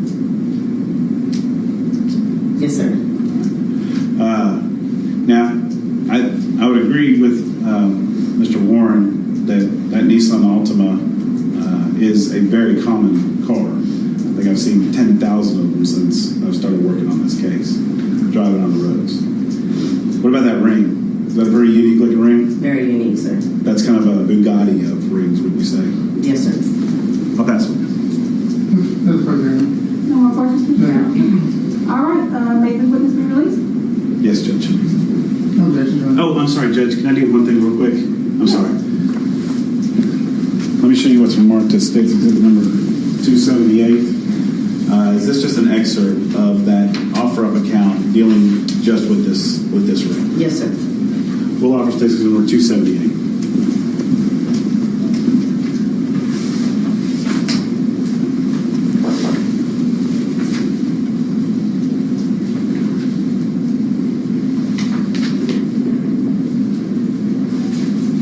No objection, Judge. Okay, states number 278 will be admitted. Nothing further, Judge. All right, may this witness step down? Yes, Judge. All right, you're released. Thank you so much. Thank you.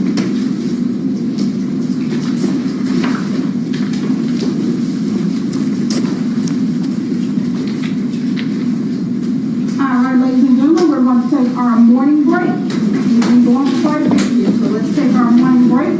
If you will be back in the jury room at 11:15, we will then start back when y'all are all back in the room. All right.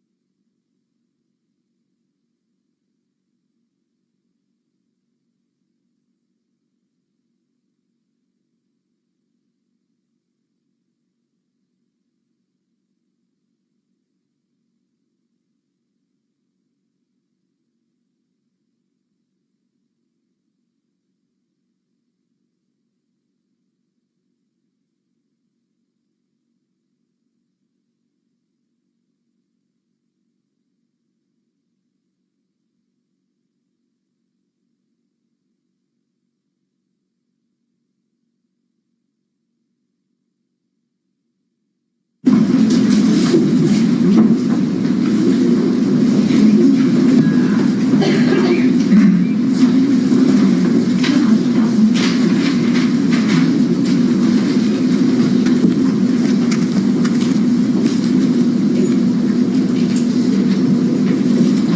morning, good morning. Good morning. If you please raise your right hand for me. Do you so solemnly swear and affirm to tell the truth, the whole truth, and nothing but the truth to help you God? I do. All right, thank you. Mr. Martin, you may proceed. Thank you, Judge. Can you please state your name and spell both your first and last name? Gilad Nissanov, Gilad, Nissanov, Nissanov.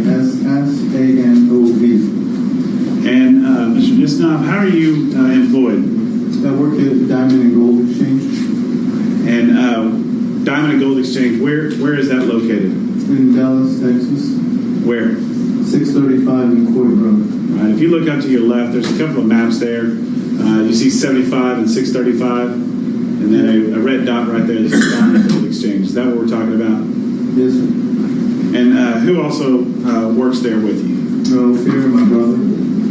And how long have you all had that company there? Since about 2010. And Diamond and Gold Exchange kind of describes it in the name, but can you tell us what you do there? So we buy and sell jewelry, gold, silver, platinum, diamonds, coins, fine watches, silverware, items like that as well. And what is your one second. And who do you buy these things from? From dealers and from the public as well. And you buy it, and then what do you do with it once you buy it? We buy it and resell it or melt down, just depending on what type of items they are. And then you'll hopefully sell it for a higher price to someone else. We try to be competitive and try to be most competitive with our customers, but obviously it is to make some money on it as well. Did you have in that business an occasion to come into contact with an individual by the name of Billy Chemirmir? Yes. Do you see him in the courtroom? Yeah, he's right there. Okay, what is he wearing? He's wearing a black suit, white shirt, and a zebra tie. Let the record reflect the witnesses identify the defendant of the court. All right, the record will so reflect. And has Mr. Chemirmir been into your establishment to sell jewelry? Yes, yeah. When an individual comes in to sell jewelry, do you all write out a receipt for him? Of course, yes. And do you take some identification from him? And we take an ID, driver's license, government issued ID, passport.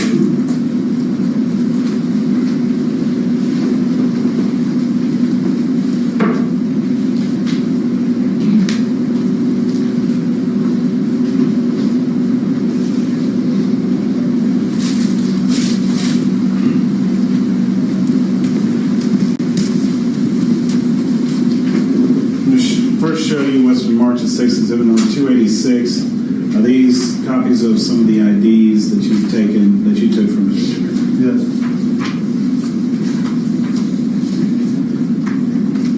State's exhibit number 287. Are these receipts given to Mr. Chemirmir? Yes.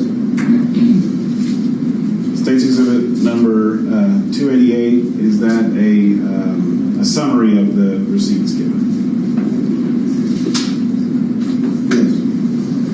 State's exhibit numbers 333 and 334. Are these three receipts from that packet to Mr. Chemirmir? Yes. We'll offer State's exhibits. Maybe a person? Yes. Let me just hold out first and get some question. If you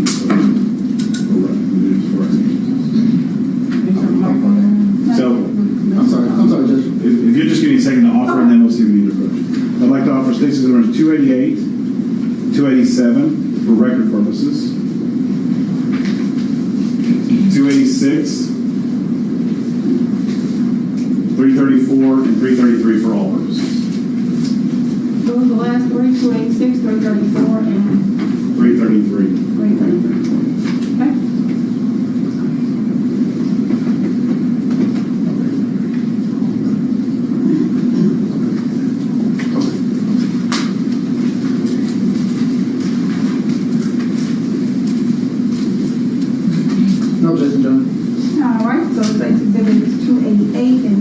287 will be admitted for record purposes only, and exhibits 286, 333, and 334 will be admitted for all purposes. You may proceed. So in State's Exhibit number 286, you see the ID, one of the IDs for Mr. Chemirmir that you took a picture of. Yes. Copy. Yeah.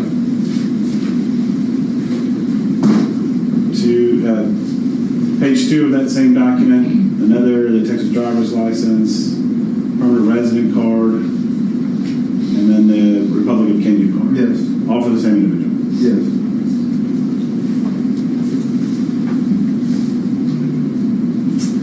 State's Exhibit number 334 is a receipt from March 19th of 2018. Yes. And you don't put the time that he was in on your receipts, do you? Well, we don't put the time, no.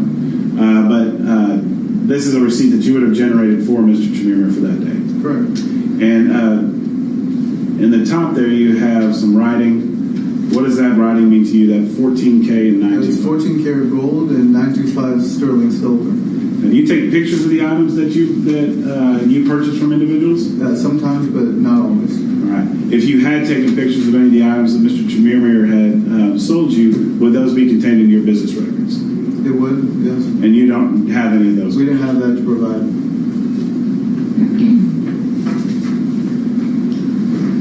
State's Exhibit number 333. These are 2 receipts. One for January 30th, 2018. Yeah. And I cannot read your writing there. You're going to have to help me. It's 14 karat / diamond. And do you know the amount of that? It's 2,150. And then on January 31st, the next day, does he make another sale to you all? Yeah, it's 14 karat, 18 karat diamond, and it's 3,050. Okay. And then,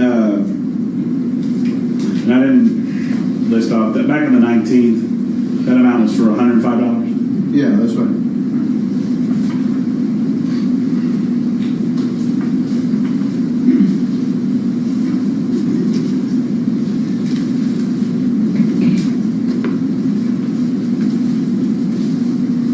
Now, at some point in time, did the permission approach, Judge? You may. At some point in time, did the Plano Police Department contact you to get these records and to get any video you might have of Mr. Chemirmir at your store? Yes, sir. All right. In State's Exhibit number 301, did you provide whatever clips you had of him at your store? Okay. And in State's Exhibit number 290, your recording system, how far back did your recording system go? It really depends. Usually about 2 weeks or so. It's not the whole time you've been open. No. Okay, it covers over it. Yeah, it's a DVR that records over it. So. On State's Exhibit number 290, is this the clips for March 19th? One of our days. Yes, sir. You don't have it would have gone all the way back to January 30th. No, because as soon as Plano notified us, we went back as far as possible. And then on State's Exhibit number 289, these communications you had with a Detective Hoffman explaining what these clips were and from the times that they were taken at your store. That is correct. We'll offer State's Exhibit number 301 for record purposes, and then 290 and 289 for all purposes.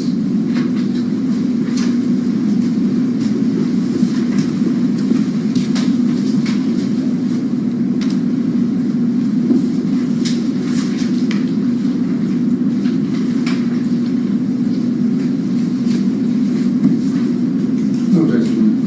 All right, so State's Exhibit number 301 will be admitted for record purposes only. State's Exhibit 289 and 290 will be admitted for all purposes. You may proceed.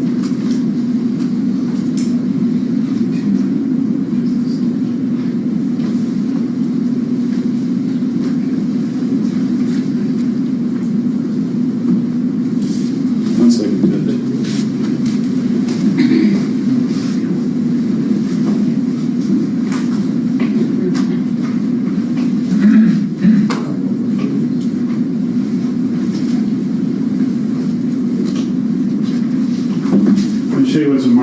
2234. Is that your shop right there? Yes.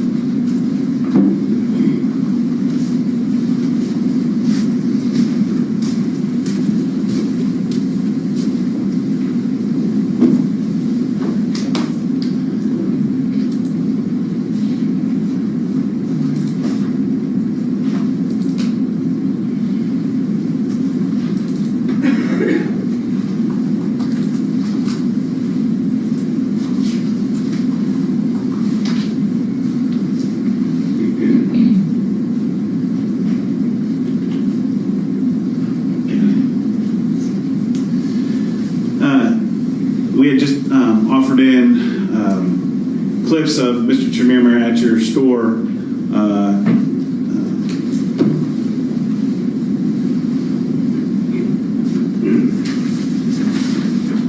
On March 19th at 12:36,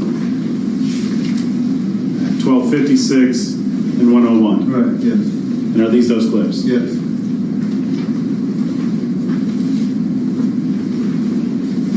Is that Mr. Chemirmir sitting in your store? That is, Appears to have his phone in his hand.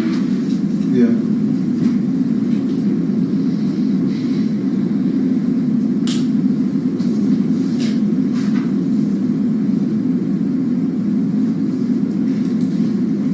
And that you have a clip name on there of 15214824. See all that number there? Yeah. Is that a unique number? Yeah. Will that correlate to 101 in the afternoon? I can show it to you here.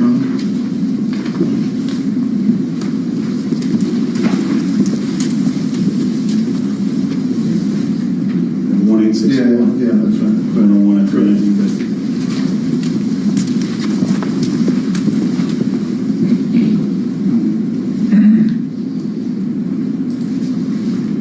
Now this clip has a 4739 at the end of it.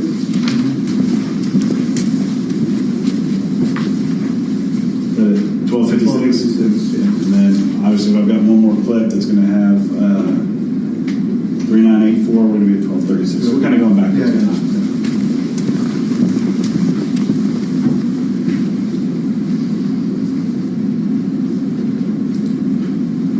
Is that Mr. Chemirmir at your window Yes. and getting some money for an item? Yes.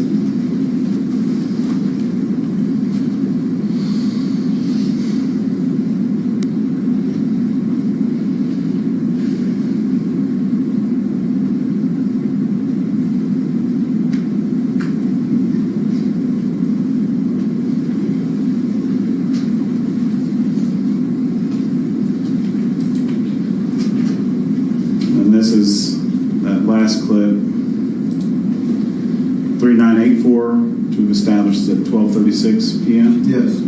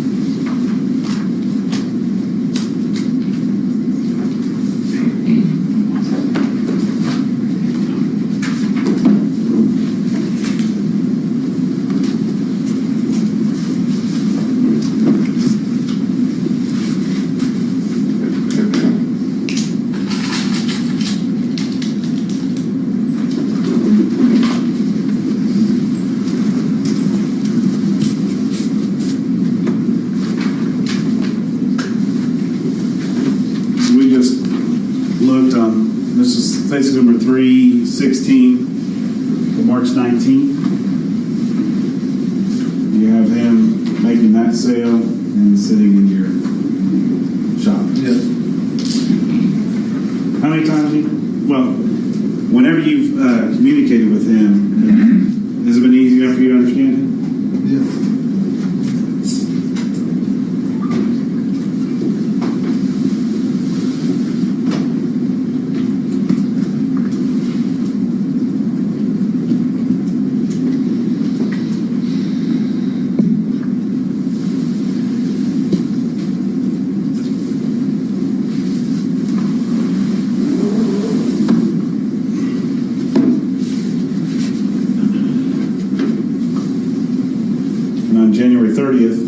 had a sale to you at that diamond gold exchange. Yes.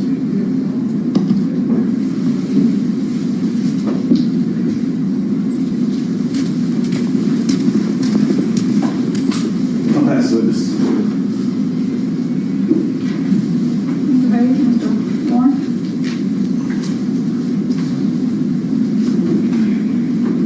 No questions, Your Honor. All right, any further, Mr. Martin? Judge, I don't know if I offered Stacy's number 290. I have 290, but I don't have 291. Okay. That's fine, Judge. Okay, But thank you you. did offer 290. 290, okay. Thank you, Judge. That's all. All right, may this witness be excused? Yes. No objection. All right, you may step down. Thank you. Thank you.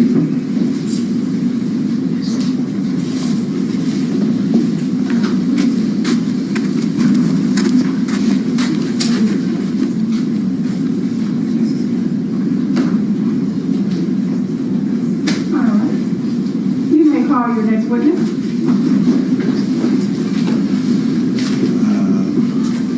Cuddy.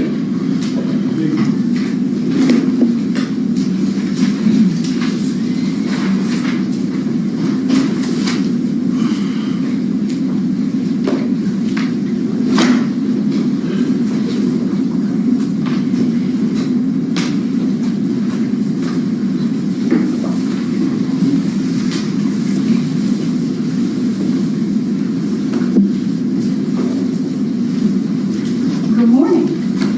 Morning. I saw you struggling to put your mask on. I was going to say you could testify with or without. Thank you. Okay. Would you please raise your right hand for me?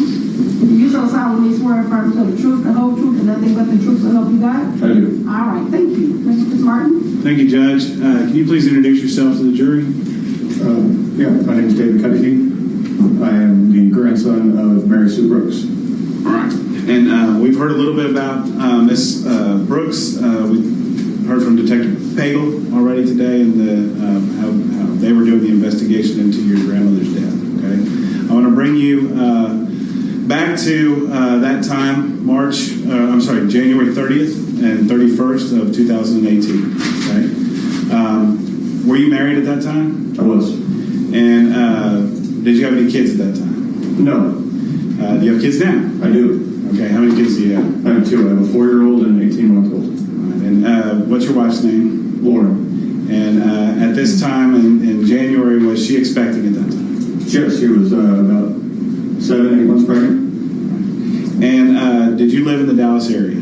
Yes, I lived in Richardson. Richardson. And what part of Richardson did you live in? I lived in the Retrial condos, which is near the Civic Center in YMCA. So would that be 777 Custer Road? Yes, sir. And who else lived in that complex with you? My grandmother, And is that Mary Sue Brooks? Mary Sue Brooks, yes. Now, did she go by Sue? Mary Sue, or She went by Sue when I was growing up, and then but before I was born, she went by Mary, and then she switched back to Mary Sue, and, it's like a midlife crisis and then a double one, so.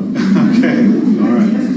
Well, I think officially we're calling her Mary Brooks. Okay, Mary Brooks. All right. Okay, and so you lived in this, what type of a complex community is this 777 Custer? So it's a community of condos, probably close to 80 units. They're all, 2 or 3 bedroom condos, duplexes, triplexes. It's a great community, great HOA. And is it a gated community, or it's behind a wall, right? Yeah, so it's behind 3 brick walls. So you can still get in the front, access via car, there's no gate. And then everyone has their own private garage and gate for their condo. All right. And is it a single-story complex where everything's... My unit and my grandmother's unit were single stories, but they do have 2-story available. And are the buildings, the homes, are they standing individually, or some of them attached to some of the others? How does that work? Some are attached, so yeah, they're all attached. And one building will have 3 to 4 units. Okay. All right. And you said that if you're to look at it, you see a garage, maybe a carport, and a gate to get in. Correct. The homes are all behind a gate. Correct. All right. And why were you living so close to your grandmother at that time? Right, so my grandmother, when she sold her house, she bought 2 units to rent one. At that point in time, my wife and I both decided to go back to school. And so my grandmother allowed us to live there for free in the second unit that she had. And the agreement was, hey, focus on school, don't worry too much about that, but also keep an eye on me, so make sure that, I'm staying healthy, clear-minded and all of that, so. All right. And was she clear-minded and Oh, she was very scribe, and she would walk to church, she'd walk to the dentist down the street. She very, very healthy, very active. Did she sometimes use a cane to get around? Yes. And she's an elderly individual. If she's your grandmother, she's going to be split up in age. Okay. So did you all have an agreement as far as visitations between each other? Yes, that was one of her most important rules, was no surprise visits. So no pop-ins, no walk-ins, and that worked both ways. So she wouldn't just randomly show up, and she also strongly requested that we would do the same. So you could only invite someone over, or you could say, hey, I'll be by later today, but there was no pop-ins. Yeah. Okay. Which I would imagine for a young couple, you all enjoyed that as well. Yes, very much. Yeah, and but it's odd to hear that. Probably like that too. Yeah. Okay. All right. Good. So let me direct your attention to January 31st of 2018. Were you living? You were living there in that complex. Yes, sir. And were you home that evening? Yes, sir. Who else was home with you? My wife. And did you get a call? Who's your mom? My mom is Ann Brooks. And did you get a call from Ann Brooks? I did. Was she living in the Dallas area at the time? No, she was in the Bay Area of California. And why did she call you? So she had tried to contact my grandmother. Her and my aunt had tried to contact my grandmother, and she wasn't answering the phone. And so she called me to see if I could, if I had seen her that day, or 2, if I could go by and check in on her. All right. And had you seen her that day? I had not. And ultimately, did you go and check on your grandmother? I did. I was, I was a little frustrated about it because it was, January, cold, late at night, 10 o'clock, I think. And so, again, we had the no pop-in rule. So here I am at 10 o'clock about to go wake up my grandmother, who more than likely just wanted peace and quiet, so she unplugged her phone. Okay. And at this point in time, in January of 2018, you're pretty close with your grandmother? Would you see her on a pretty regular basis? Very close. So yeah, she was a second mother to me. I lived in her house growing up, and when we had this arrangement when I was back in school, she would cook for us, we would cook for her, we would go out to eat together, and we were very close. So you have your mom who's living out of town at that time asking you to do something that you knew was kind of against y'all's agreement that you had set up. Yeah. But you did it anyway. You listened to your mom. Yeah, of course. Okay. And so when you get to let me just do this real quick. Permission to approach. Well, this will be at night, right? That you went up there. I've got some daytime photos just to kind of set the scene. Is this 238, 239? Is this your grandmother's entryway to her condo? It is. We'll offer 238, 239.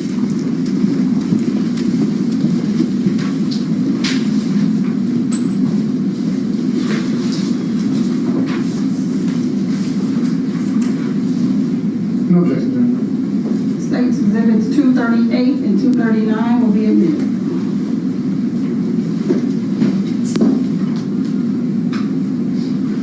So when we look here at station number 238, what do we see? What do we see here? This is my grandmother's unit. So the front part is the carport with the garage, and then to the right of the photo, you see the gate open. That's the gate to her courtyard. I should have done this when we first started. 285, is that your number? Yes. We'll offer station number 285. No objection, John. All right, states exhibit 285 will be admitted. Permission to publish? You may.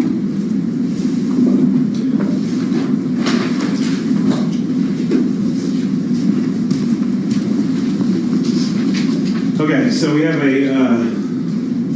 carport right here in the garage. Yes. And then you see this area here. What are we looking at here? This is the gate to her courtyard. So in order to go in there, you would walk up there. Yes, you'd walk through the gate. And tell me about the gate being open or being closed. When would she keep it always closed, always open? How would she handle that? So it would be open, like, so in this situation, it's open, kind of allowing the neighbors to know, hey, it's okay to come in, it's okay to come by. I'm accepting visitors, and then you close it when you're not, and you also close it at night. Would she close it regularly at night? Every time. And so when you go through that gate, and we see in 238, is this basically what you see there in 239? Yes. We'll walk away with a step, another step, and then you're at her front door. Correct. Is there 2 doors there? Yeah, a glass partition, storm door, and then the wooden door. And at nighttime, would she keep that locked? Yes. When you approached that door that night, first of all, was the gate open or closed? The gate was open. And when you went up to the door, was it unlocked or locked? It was unlocked, and the partition, the storm door, was propped open a little bit just from the hydraulic. It didn't slam all the way shut when Correct. it closed. Okay. So when you went inside that night, did you try knocking first, or what did you do? I knocked as I was opening the door. And were the lights on or off? The lights in the living room were off, but before I got to the door, you see behind the tree on that photo, those windows, that's a second room, so she used that as her office, and those lights were on. And was that unusual for her? Very unusual, because that was, she would use that as her, morning routine to do something on the computer, but she didn't often stay in that room, so it was, if she was reading or something, she would have been in her bedroom. So it's very odd that those lights were on. So as we walk in that front door, right in that door, what's that room? That's the living room. The living room. Adjacent to the living room, if you were to kind of go in to the left, is that like a little sitting area, a dining room kind of area? Yes. Okay. And then if you keep going in and you go to the left, then what would you see first if you go to the left? If you were standing in the open floor plan dining room and living room, you see a hallway with the kitchen, which you can see through the windows here. At the end of the hallway would be the bedroom, which was her office, and then to the right would be a laundry room and a bathroom. Okay. So these windows here, that's kind of the kitchen area that we're talking about? That looks into the kitchen. You do see to the left one, those are technically doors, but those were sealed shut. Okay. And I think, did she have a table maybe even in front of those? Yeah, it's used as a window more than. And then if you were to go in there, turn left, you're in the den area, there's a dining area, come around, you get to the kitchen, and then further down is this other room that you call the office. We'll just call it the office. Yes. Okay. It's a bedroom, but she used it as an office. Correct. If you went in and went back to the right instead, is that back her living quarters, her bedroom? Yeah, it's the primary suite. Okay. All right, so when you walk in, lights are off in that room, the den. Did you notice anything right when you walked in? Yeah, as soon as I walked in, I saw my grandmother lying on the floor. And how was she positioned? She was lying on her side facing, she was lying on her left side facing the fireplace, which would be on the right wall. Okay. So we can see the fire chimney right there. Yeah. Okay, so she was basically right inside the door on her left hand side facing that direction. Yeah, it was immediately at the threshold.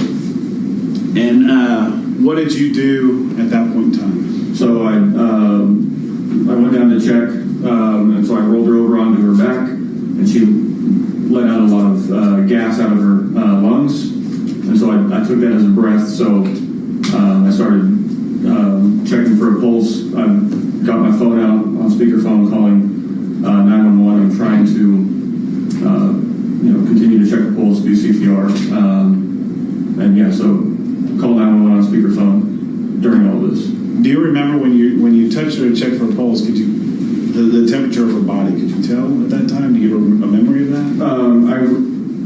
don't remember the temperature. I do remember I couldn't tell if I was feeling my own pulse from the adrenaline or if I was feeling a slight pulse from her. Okay. And so, and it's dark in the room? Yes. And did you go to work right away on trying to revive her if you could? Yes. What happens next? So about 2 minutes in, maybe, the police show up, first responders show up, and they came in with flashlights and Did they pull you off? one of them, they relieved me of being there, and then they took me outside and calmed me down, calmed my nerves, let me just breathe. Okay. And did they pretty much informed you there's no saving your grandmother here, right? I mean, you knew at that point in time your grandmother. Yeah, I mean, and deep down, I think I knew that all along. You were just trying to do whatever you could do. Yeah. All right. Were you very emotional at the time? Very, very much so, man. Tears, wasn't a pretty sight.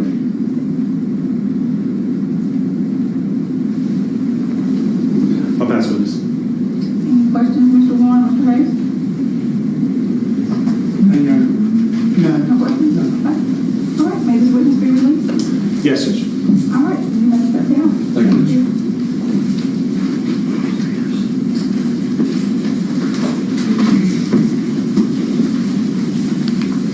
So this might be a good time for us to take a lunch break. We'll come back at 12:45. We're doing pretty good today on our time. So we'll go ahead and take our lunch break. If you would return and be in the jury room at 12:45, as soon as all of y'all are back, we will get started as soon as you're back. All rise.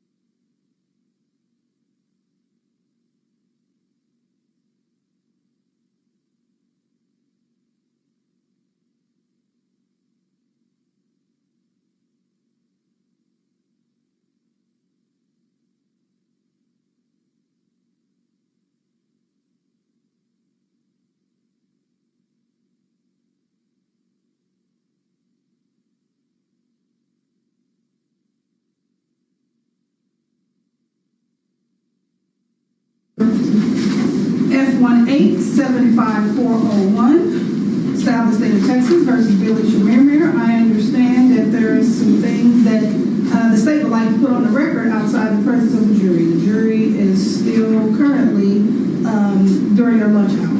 You may go ahead, Mr. Bismarck. Thank you, Judge. Just some cleaning out a few exhibits. I would like to offer State's number 299. I showed Detective Hagel some stills from about the Walmart, the Ultimate, comparing the Ultimate. I put them in a paper form, but see now I showed it as a PowerPoint. I wanted to offer State's number 299, which is the actual PowerPoint that I showed to the jury. Okay. And then So 299 contains what? 299 is a duplicate of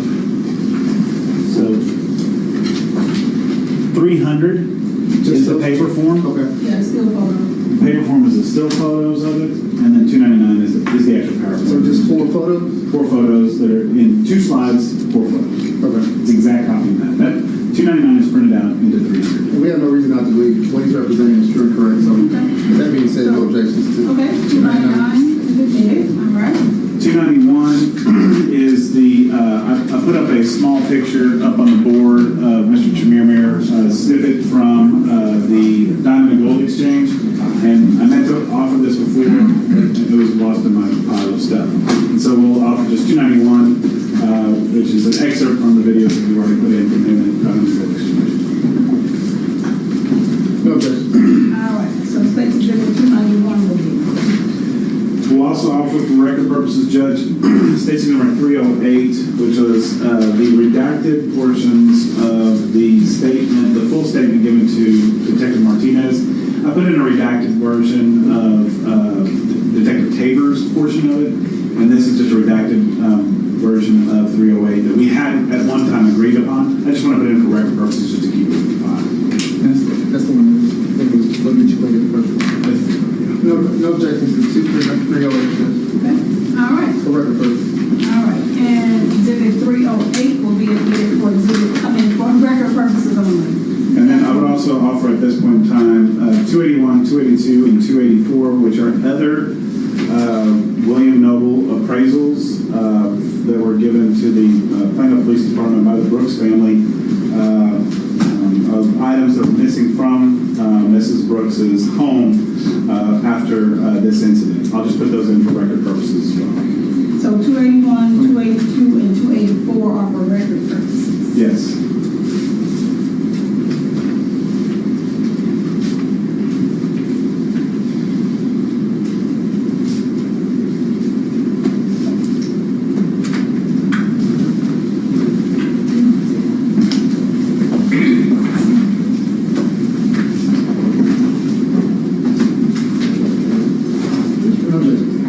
All right. So States 281, 282, and 284 will be entered for record purposes only. They will be admitted for record purposes only. Just to alert the court as to what our plan is, that sometime maybe today, if we break a little bit early, we would like to offer the rest of the evidence that's here in the courtroom for record purposes, anything we don't anticipate offering for all purposes, for record purposes, just so you can keep it all together. So we'll have a list of that and the numbers and the things that correlate with it. Perfect. Perfect. And the only other thing that I'd like to answer now, because I anticipate us going, we have 3 more witnesses today, and I don't think we would be taking a break in between, is how we will ask at this point in time a motion to eliminate. The defense has indicated to us that our last witness for today, Special Agent Sedgwick, who is our phone expert, that they intend to question him on the 2009 NAS report, which dealt with scientific evaluations of the way that investigations were done back prior to 2009. Obviously, that happened in 2009, and issues with the FBI and some of those investigations. It has nothing to do with cell phones. I would just ask for a motion to eliminate at this time, that they don't go into that line of questioning without first approaching the bench to establish its necessity. May I respond, Judge? Yes. Specifically, it's the 2009 National Academy of Sciences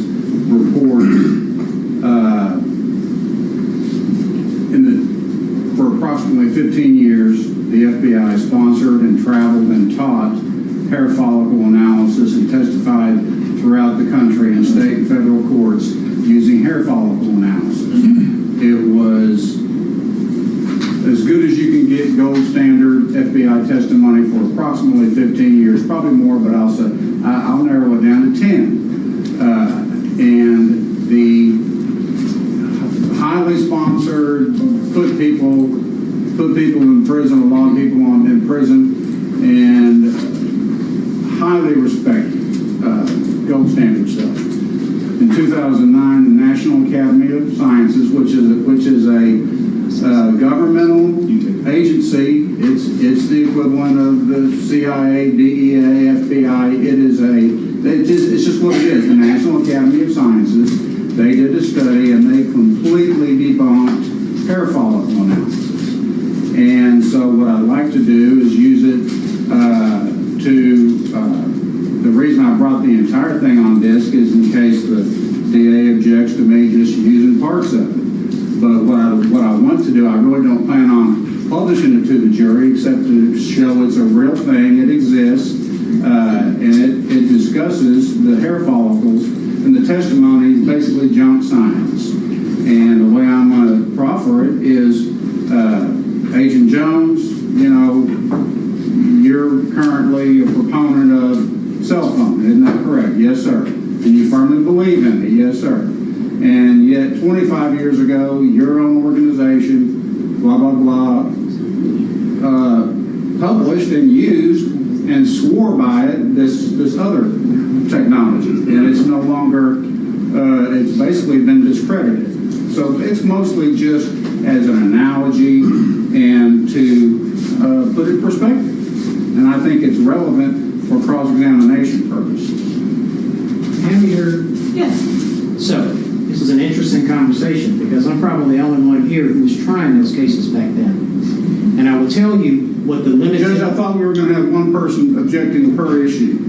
Well, he is responding to your, I did not ask the state to respond yet. Well, when Glenn started the motion in limine, I'd ask. This isn't outside the presence of the jury. I think. And I am allowing Mr. Cruzo to respond to your specific response that you gave me as to why you want to use that example. So go ahead. So if I may, yes. that evidence that was put on, which I'm certain will be in that, I have no doubt, was that we tried cases on class characteristics. And the evidence was not that it was a person's hair, but that it matched the class characteristics. That's all the evidence ever showed. And we never had anything like that. Of course, DNA bumps just throws all that out. Okay? Just like when we tried sex assault cases, we would break down what the blood type was, and that's all we could say. The DNA has made that junk science also. So none of those two areas, they have nothing to do with this. And there is no reason to equate the fact that actually never was definitive evidence to in any way impeach or to suggest that sometime in the future that this science is going to come to be something different. It's just totally irrelevant. I agree with the junk science aspect of it. We knew it then. We know it now. We have something better. But that doesn't mean that has anything to do with the settled state of the evidence that we're going to put on now. It's confusing and has nothing to do with this issue. Since we're outside the presence of the jury, I'm just going ahead and saying this. Well, I am going to, hold on, Mr. Watson, hold on. I am going to grant the motion in limine in regards to just launching into that topic as far as talking about the difference between, because if we're being honest, what you are telling me that you want to do is to be able to make the comparison between the science they were using in 2009 for hair follicle to say, you know what, sometimes science works, sometimes it doesn't, in that area it didn't, and y'all don't even follow it anymore. That's what you want to be able to say about that? Pretty much. Okay. And then somehow kind of, segue into its possibility that at some point cell phone technology or whatever might not be gold standard, as you said. Well, I'm anticipating he's going to come in and be a proponent of cell phone tower location, for lack of a better term. Okay, he works for the FBI, he goes around, his CV is very heavily loaded with cell phone teaching and classes, et cetera, and he's their DH, for lack of a better word. He's their go-to guy for cell phone technology testimony, okay? And my analogy, I think it's fair when the state proffers this highly respected, quote-unquote, highly respected technology and technological theories, that I'd be able to say, well, in same organization, Ephraim Zimbalist Jr., the very best, for a period of time, for at least 10 years and probably more, you all were also proponents of a now debunked theory called hair follicle. Hair follicle analysis. So you basically want to be able to say the FBI doesn't always get it right. Yes, ma'am. Okay, well, why would you say that? Well, but I don't want to say it like that because the jury won't understand it. What I want to do is talk about hair follicle analysis, and that the FBI was a huge proponent of it, traveled around the country, testified, used it, and it's debunked. Okay, well, right now, all we have is a motion in limine. Okay. And I am granting the state's motion in limine. If I may, all I can say really, and I know that really if we get to the side, I just want to make this clear. I understand his position. I know. I put those cases on through experts. There was never testimony that it was somebody's hair. The only testimony was 5 class characteristics that may or may not have matched. That's it.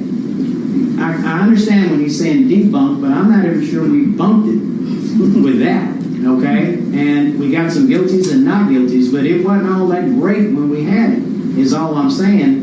And so his assertion of how it was used and what it meant, and it was definitive, is just not true. It never was. And I've got to respond. Mr. Crusoe is getting into how it was used. I'm not talking about that. They testified, they presented it, and they used it as testimony to convict individuals throughout the U.S. So I'm not saying the details of the nuances. It could be the same as it was consistent with Jimmy John. I'm not going to get into details. But so Mr. Crusoe is developing it's a red herring defense. It's not relevant to my proffer. Okay, and as such, this is just a proffer. Mr. Fitzmartin. And Judge, at this point in time, we would ask that you not allow them to go into this, not just a motion in limine, but now that I understand how they want to use it, then we would ask you at this point in time to deny them to be allowing to use that at all. Because if this is what their position is, that there was an old science that no longer is valid, and that now this new science might become invalid somewhere in the future, that is highly prejudicial. It's highly inaccurate. It doesn't mean that just because of one then the other, because we would then have to talk about all the science that's still valid that the FBI has used, fingerprints and whatnot. And so we're not getting into this tug of war of what was and what wasn't. It is irrelevant what happened in the hair follicle situation. So we would ask at this point in time, Judge, actually, that you deny them the right to go into this line of questioning, so we don't even have to waste our time with a sidebar to haggle over the same thing. I believe that's their proffer, and I believe that to be true, and they know exactly. Mr. Watson was the one who did the cross-examination last time. He brought this issue up last time, and I think that not in front of the jury, but in the hearing ahead of time, and we would ask you, as a continuation of that pretrial hearing of whether or not they could get into the types of things that they would be able to get into, that they not be able to get into. All right, well, the court does recall the previous 702, 705 hearing that we had with Special Agent Sedgwick. At this point, yes, I will be sustaining the state's objection. We will not be getting into any of the hair follicle information. One, it is not relevant to this case because we have no hair follicles, nor do we have any DNA that everybody has testified to that does not exist, nor will it add to, or not should I say nor, but I will also say it will cause confusion to the jury. You have been allowed to make the proffer, and so we will not be speaking of the hair follicle test. But of course, Mr. Watson, like we talked about, you are free to say, hey, FBI don't always get it right. But we're not going into specifics. And let me Yes, Mr. Hayes. I just want to chime in. No quibbles with the court's ruling at all. I just want to point out, I think it does violate Davis versus Alaska, the 1974 Supreme Court case, which gives great latitude into a cross-examination to determine inherent biases, reasons for testimony, and beliefs that a person may hold. I don't know if I necessarily agree with that we should be asking those questions, but I think we have the right to. And I think by you shutting us down before we even get there, you're violating that law. So I just want to put that on the record.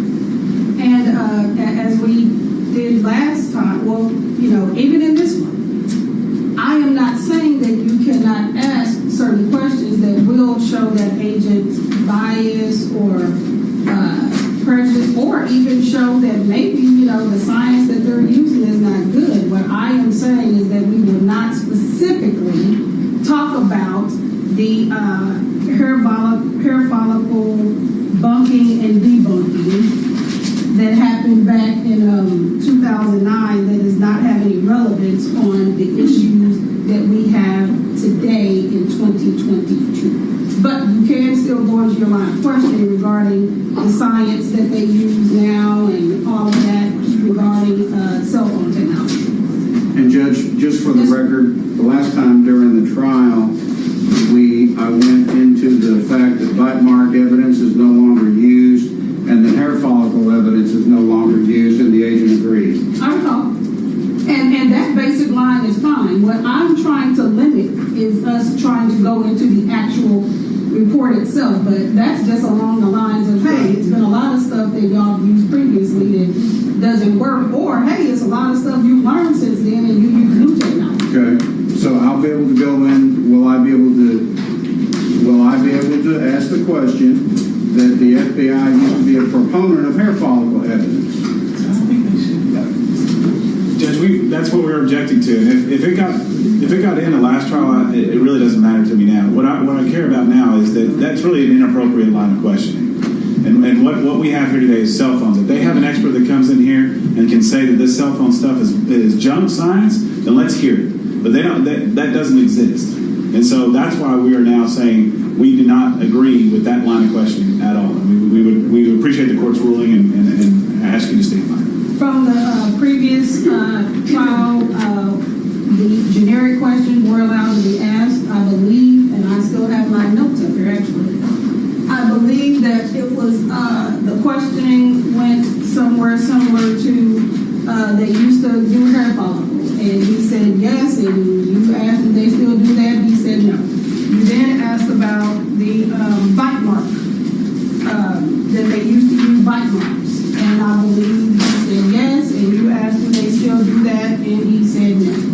But that's as far as we went, because as a matter of fact, the next line of questioning was more along the lines of why. And there was an objection, and it was sustained because he did not know the how, the why, the who, and it would have been speculation. Okay. I'll limit myself to the bite marks then and now, and the hair follicles then and now. Thank you. That's why I keep notes on it. And Judge, we also urge that under Sixth Amendment right to confrontation and cross-examination to test the agent and to test the government's evidence, that all the old common law and all the old sanctity of cross-examination, right to counsel, that by not allowing me to go into cross-examining of the agent on his basically one of the main theories of the case is deprives our client his right to vigorous cross-examination, testing of the evidence, and due process. Okay, thank you so much. Thank you. Is there anything further we need to? Oh, Judge, here for the record, this was going to be this is defense exhibit number 5, okay. and I've shown it to the state, and we're offering it just as a proffer, record purposes only, and it contains the August 2009 edition of the National Academy of Sciences, where it discusses the discredited use of the hair follicles and used by the FBI. Okay. All right, so defense exhibit number 5 will be admitted for record purposes only. All right. Thank you. Is there anything else we need to do outside the presence of the jury before we bring them in? Nothing. All right, you can line up. Judge, can we approach you just briefly? And while they're lining up. Sure.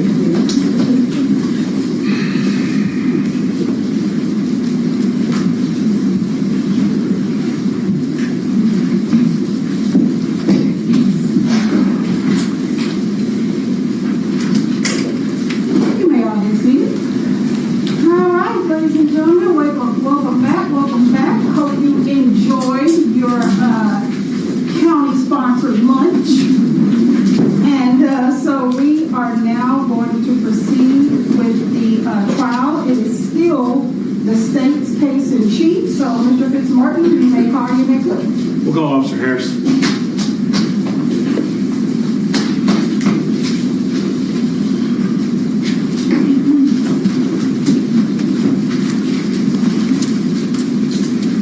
Good afternoon. Good afternoon. Do you so solemnly swear or affirm to tell the truth, the whole truth, and nothing but the truth to help you God? Yes, Judge. All right, have a seat. And Mr. Fitzmartin, you may proceed. Thank you, Judge. Can you please state your name? Shane Harris. Try it again. Shane Harris. There we go. All right. All right, Officer Harris. How do you spell your first name? SHAYNE. And Harris is your common spelling, Harris. Yes, sir. All right. How are you employed? I'm a police officer with the city of Richardson. How long have you been with the city of Richardson? In June will be 30 years. Okay. And what capacity do you serve in the city of Richardson? Work in the patrol division. All right. And we just heard from, I call her Detective Pagel because that's how I just know her, but it's Sergeant Pagel, and describe to us what the patrol, she's a sergeant in your section. Well, Yes, she works a different shift. okay. But she described what patrol was like. If we call 911 and we live in your area and you're on duty, you might be the guy showing up to our door. Is that right? Yes, sir. All right. I want to direct your attention back to January 31st of 2018. Were you working at around 10:19 that night in the capacity as a patrol officer for the city of Richardson? Yes. And were you dispatched to a location in the city of Richardson? Yes. And do you recall what location you were dispatched to? It was 777 Custer Road. And that is contained in the city of Richardson? Yes. And is that in Dallas County in the state of Texas? Yes, sir. All right, when you get to that location, was there already a sergeant there? Yes. Who was there? Sergeant Ray. And he serves in the capacity that Sergeant Pagel does now at that time for you. Yes. And so he happened to be closer, I guess. Is that how he gets there first? I believe he must have been very close because he got there before the paramedics did. And is that uncommon? I guess it's just Sort of. Okay. But nonetheless, did this become your call as an officer there that night? Yes, I was the primary officer. When you first get there, do you make contact with Sergeant Ray? Yes. And does he fill you in on what he has learned at that point in time? Yes. Did you walk up? We can see up there, station number 239. It's to your right as well if you look behind you there. Is that the location that you arrived at and walked up to? Yes. And who did you find standing outside that area as you walked up? At some point, very early on, I encountered David, the grandson. Okay, David Cudahy? Yes. Okay, you've seen him. He came in here and testified earlier, the same individual that you Yes, sir. visited with that day. All right, and did he give you information basically on what he found? Yes, I obtained his information, spoke to him, and then contacted Sergeant Ray. Okay. And did you go, where was Sergeant Ray at this point in time? To the best of my memory, I went inside to contact him. Okay. And so is that the next level of your investigation, to go inside and find out what the scene is that you have inside? Yes. All right. And did you see Mrs. Brooks, or the individual you later learned to be Mrs. Brooks, in the den area of that house? Yes. At some point in time, do you kind of do a kind of a walkthrough of the whole house? Yes. And was that with Sergeant Ray going around, Sergeant Ray showing you what he had already found, having been there before you? Correct. Do you remember going to her bedroom? Yes. Do you remember finding things of interest in there on her bed? Yes. What was that? Walmart bags and her purse. And on that Walmart bag, or around that Walmart bag, did you see some receipts there for the day before January 30th of 2018? Yes. And it actually, did you find 2 receipts? 2 receipts. And the times, they were around 11:45, 11:46, something like that. Correct. All right. And do you remember which Walmart those receipts went to? Yes, it was the Walmart intersection of Coit Road and Arapahoe. Okay, and if you look over there on that map to your left, you see that Walmart and you see that 77 Custer Road?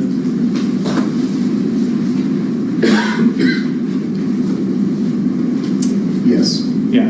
And then further on down Arapahoe to the right, you see that Custer Road? Yes. The 77 Custer? Okay. Yes. And that's pretty close proximity to Miss Harris's house. Yes. Did you go in the kitchen area? Yes. And what did you find in the kitchen area? There were additional Walmart bags that had food in them, and they were on a flat stovetop. And then adjacent to that on the countertop was a set of keys. Okay, and the groceries that you found on that countertop, were they types of things that might go in a refrigerator or a freezer? Yes, I would say both.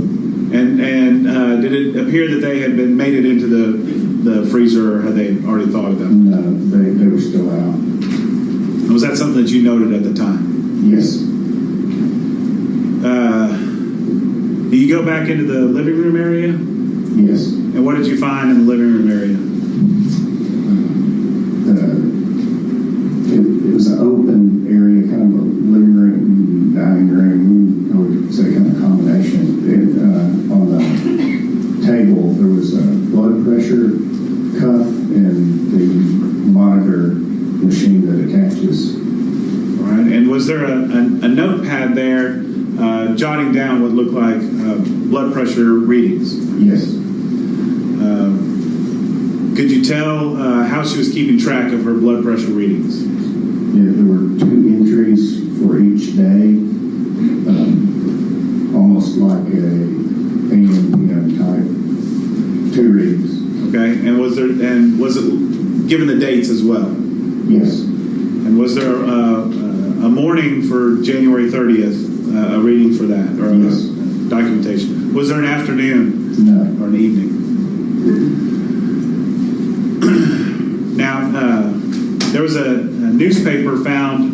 There was a little table outside that door of her front door. Is that right? yes, There was a newspaper found on that table for January 31st. Is that right? yes, Now, that's pretty far into her house. Is that right? To her domicile there. You'd have to go through a gate to get in all the way in there. yeah, it's this area is a little courtyard and it's gated. Okay.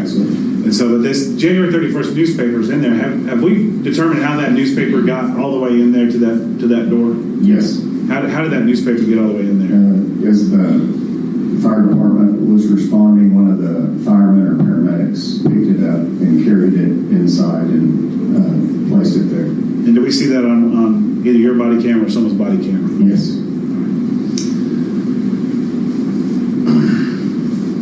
Did you have an occasion to go out and look at her car and where it was parked?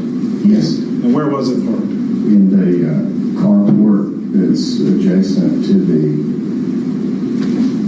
the courtyard there.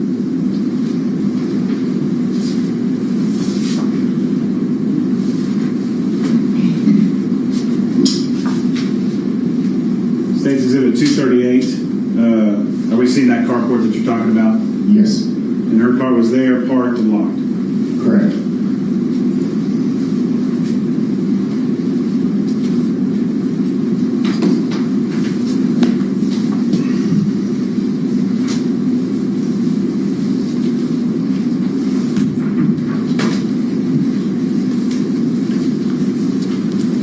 Commissioner Approach.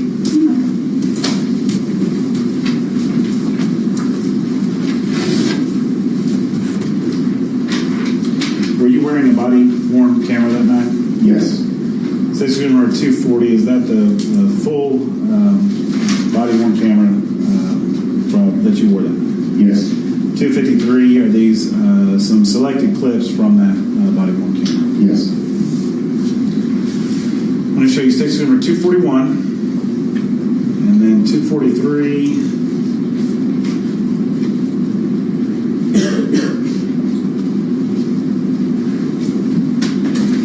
Through 252. 254, 255, 256, and 257. Can you tell me if these are all photos that depict the scene January 31st of 2018 as you saw it?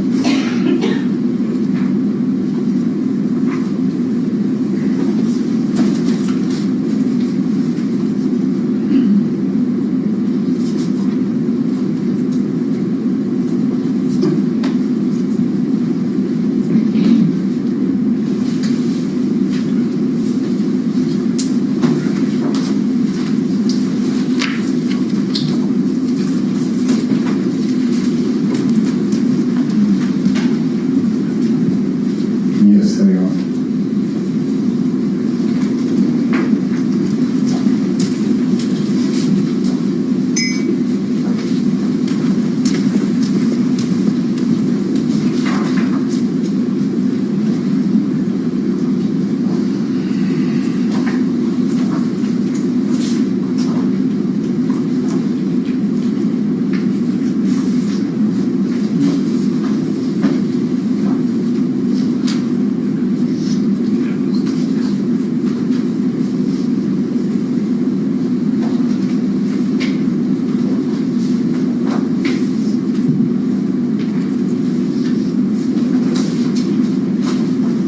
I don't think I've actually offered yet, Judge, but okay. I'll offer 240 for record purposes and 253 for all purposes.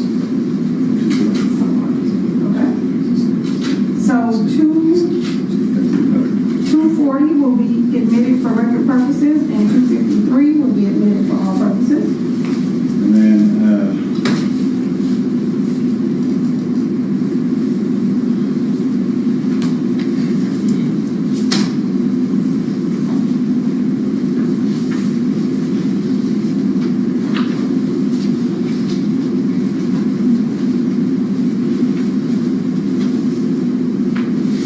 State's Exhibit is 241, and then 243 through 252 for all purposes, and 254 through 257 for all purposes.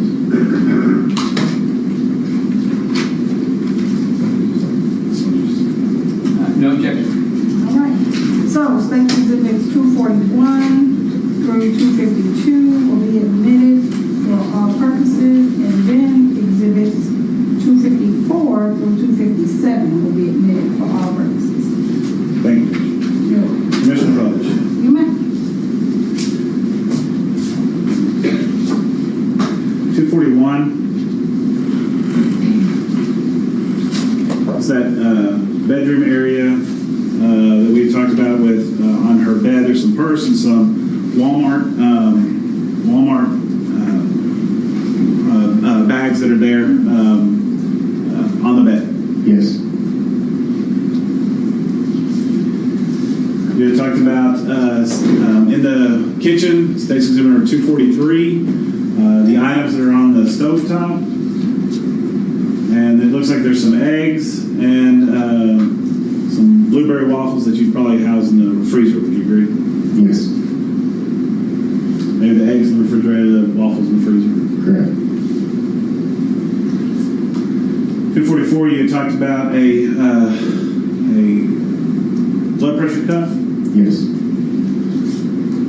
And 245, is this a photo of that log that you're talking about depicting January 30th with a reading in the AM but not in the PM? Yes. Now, 246, is this how you found Miss Brooks when you went into the apartment? Yes.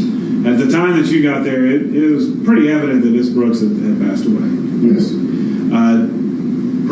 Is it your protocol to not touch the body as a officer with Richardson Police Department unless you're there to give aid? Yes. All right. And these photographs were taken as you all have found out. The body might have been moved by David or something like that, but the way you found her was this. The way you saw her was in this Yes. fashion. 247. It would appear that there's something off to the side of her. Wave. Okay. 248. Another piece of garment that's over to the side. Yes. Could you tell what she was wearing at the time, as far as a jacket and a scarf? The blue jacket and the red scarf. 249. Is this a chair that's kind of right in to the left if you walk in to the den area? Yes. And her feet are kind of found up underneath that chair. Yes. 250. This is kind of a longer version, just showing the way her body was laid out, the way when you found it. Yes. 251, her left hand, Yes. and 252, her right hand. Yes. 254, well, let me do this first.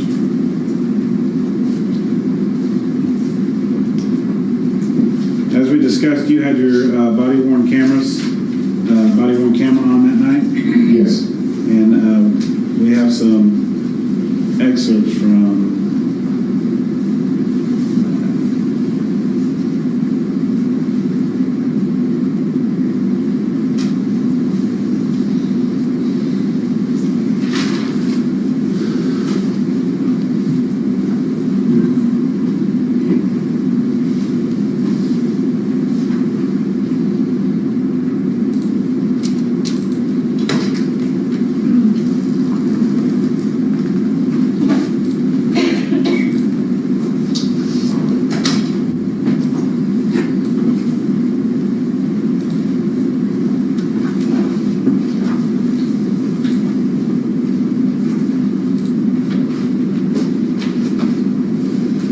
Now, who is that? So this camera is, where is it contained on your body? It is worn just on the chest, mid-chest, between pockets. Okay. And who's this other individual that we're going to see in this with you? That's going to be Sergeant Ray. And is this the part where you all are kind of walking around looking at the things that you found? Yes.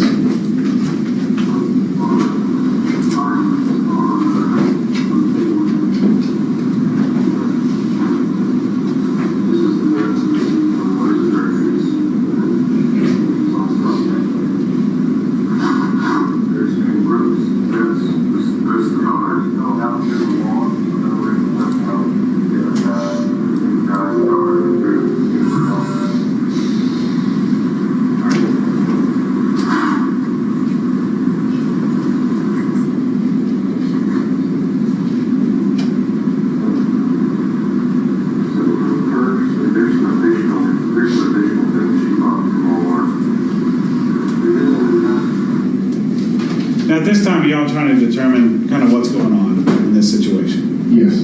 All right. You're looking for any kind of medical conditions that might have caused this death? Correct. We all spending some time trying to figure out her primary care physician. Yes. What would you do with that information if you had it? Part of the investigation is contacting the medical examiner's office, and there's 2 or 3 page list of questions that they ask, and one of the things they usually want to know is if there's if they have a primary physician, they want to speak to that doctor and or know if the doctor is going to sign the death certificate. Okay, so everybody's just doing this investigation. You found an elderly individual there. At that point in time, you had no reason to suspect anything that nefarious was happening at that point in time. Correct.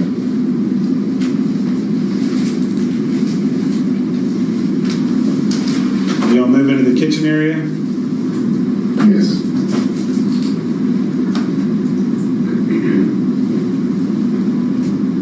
And are we seeing there again on the countertop the same thing we saw in those still photos? And you're making note of the fact that there's groceries there that have not been put away? Yes.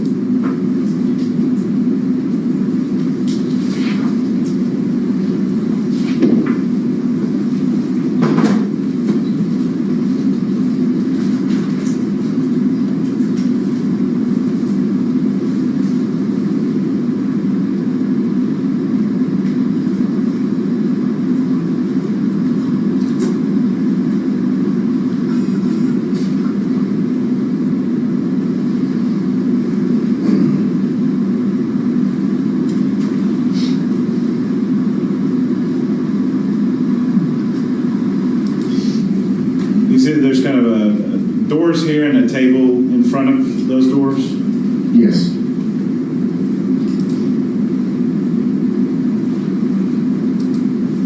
And it looks like she uses that kind of as a little work area, maybe some Bible, other kind of Bible study type things there on the table? Yes.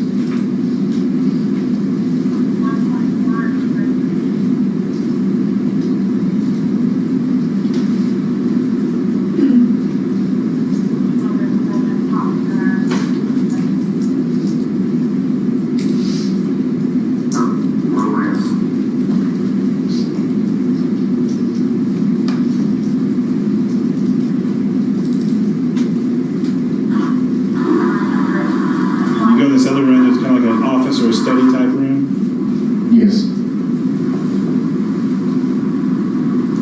There's some double doors kind of in that back area over there. Yes. Those double doors, and they appear to have some sort of a rubber band or something clasping those together. Yes.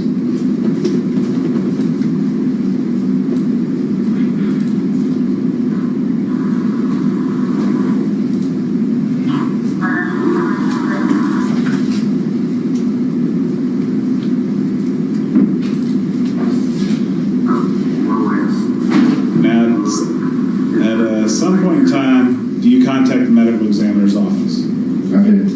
And are you go through that litany of questions that they ask ask of you as to whether or not they need to send someone to respond out, or if they can release the body to the nursing home. Yes.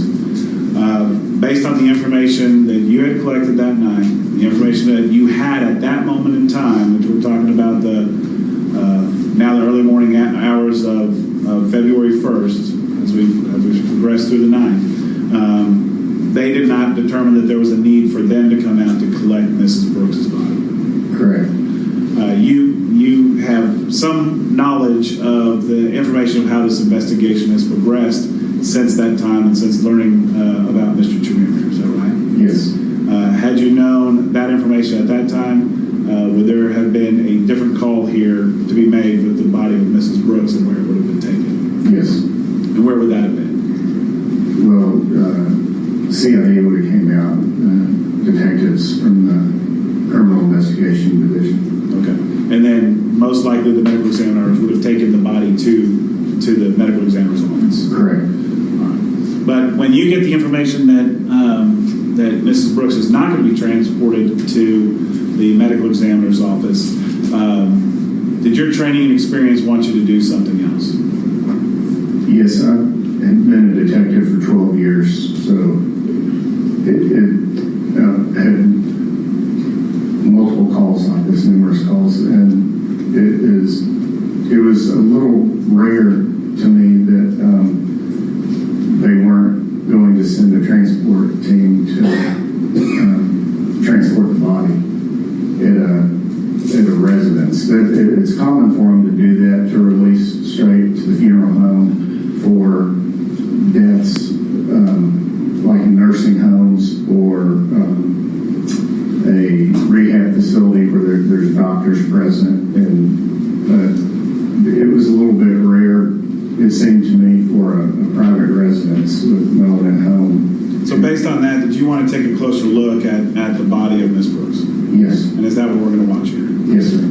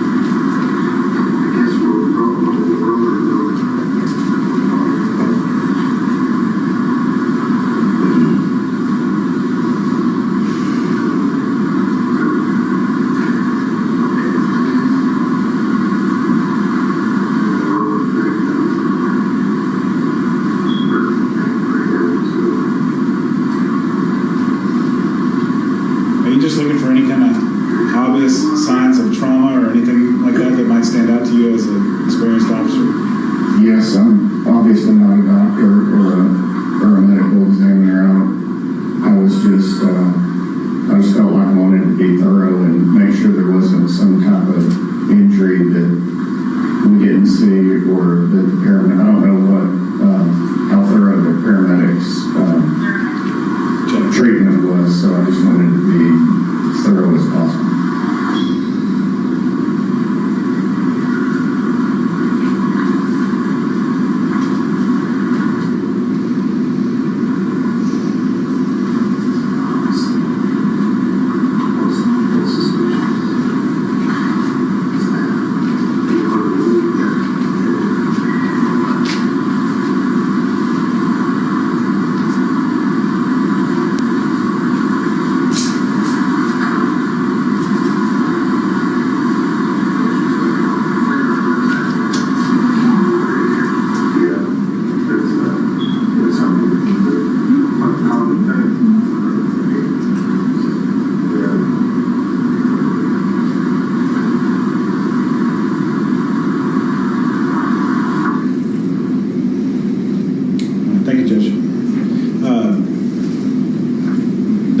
Appear to be ransacked or rummaged through through or anything of that nature? No, it was well kept.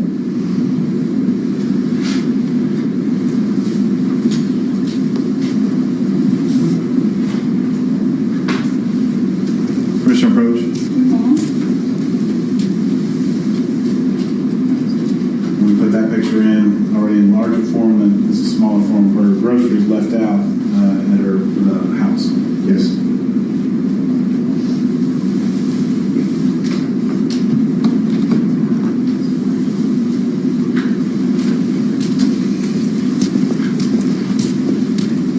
I'll pass it. All right, Mr. Hayes or Mr. Phillips?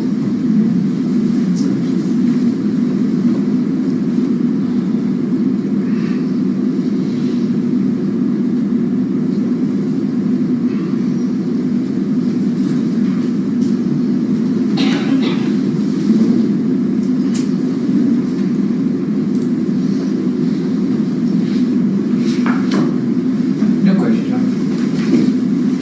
All right, ladies, we can be released. Yes, sir. All right, make that down, thank you.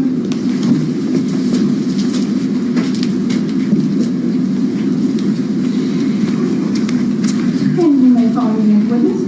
We'll call Ambrose.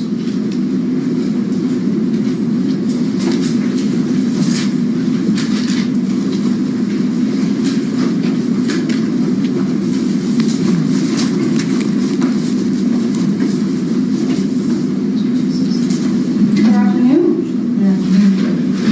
You are welcome to testify with or without your mask, whatever your comfort level is, but we have plexiglass just in case you want to take your mask off, okay? Thank you. You're welcome. Mr. Fitzmartin, you may proceed. Oh, no, you can't, because I forgot to do this. I knew I was going to forget again. If you please raise your right hand for me. Do you so solemnly swear or affirm to tell the truth, the whole truth, and nothing but the truth, so help you God? I do. All right, thank you. Thank you. Remember on my own this time. Proceed.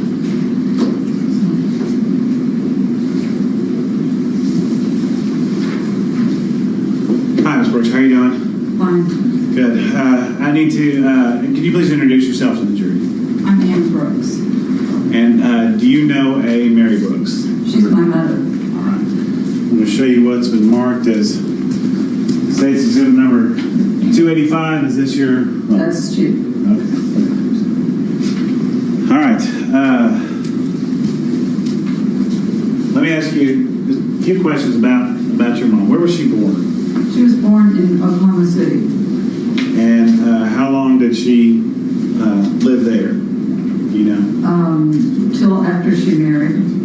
So 25 years. And who did she marry? She married my father, Quentin Brooks. And at some point in time, did they move to the Dallas area? Yes. And what type of business was your father in? My father was a radiologist. And your mother, did she have did she work outside the home? She was a dietitian, and then she stayed home, and then she went back to work as a dietitian after the kids were raised. Okay, so about what year do you think they moved to Richardson? About between 62 and 64. Okay.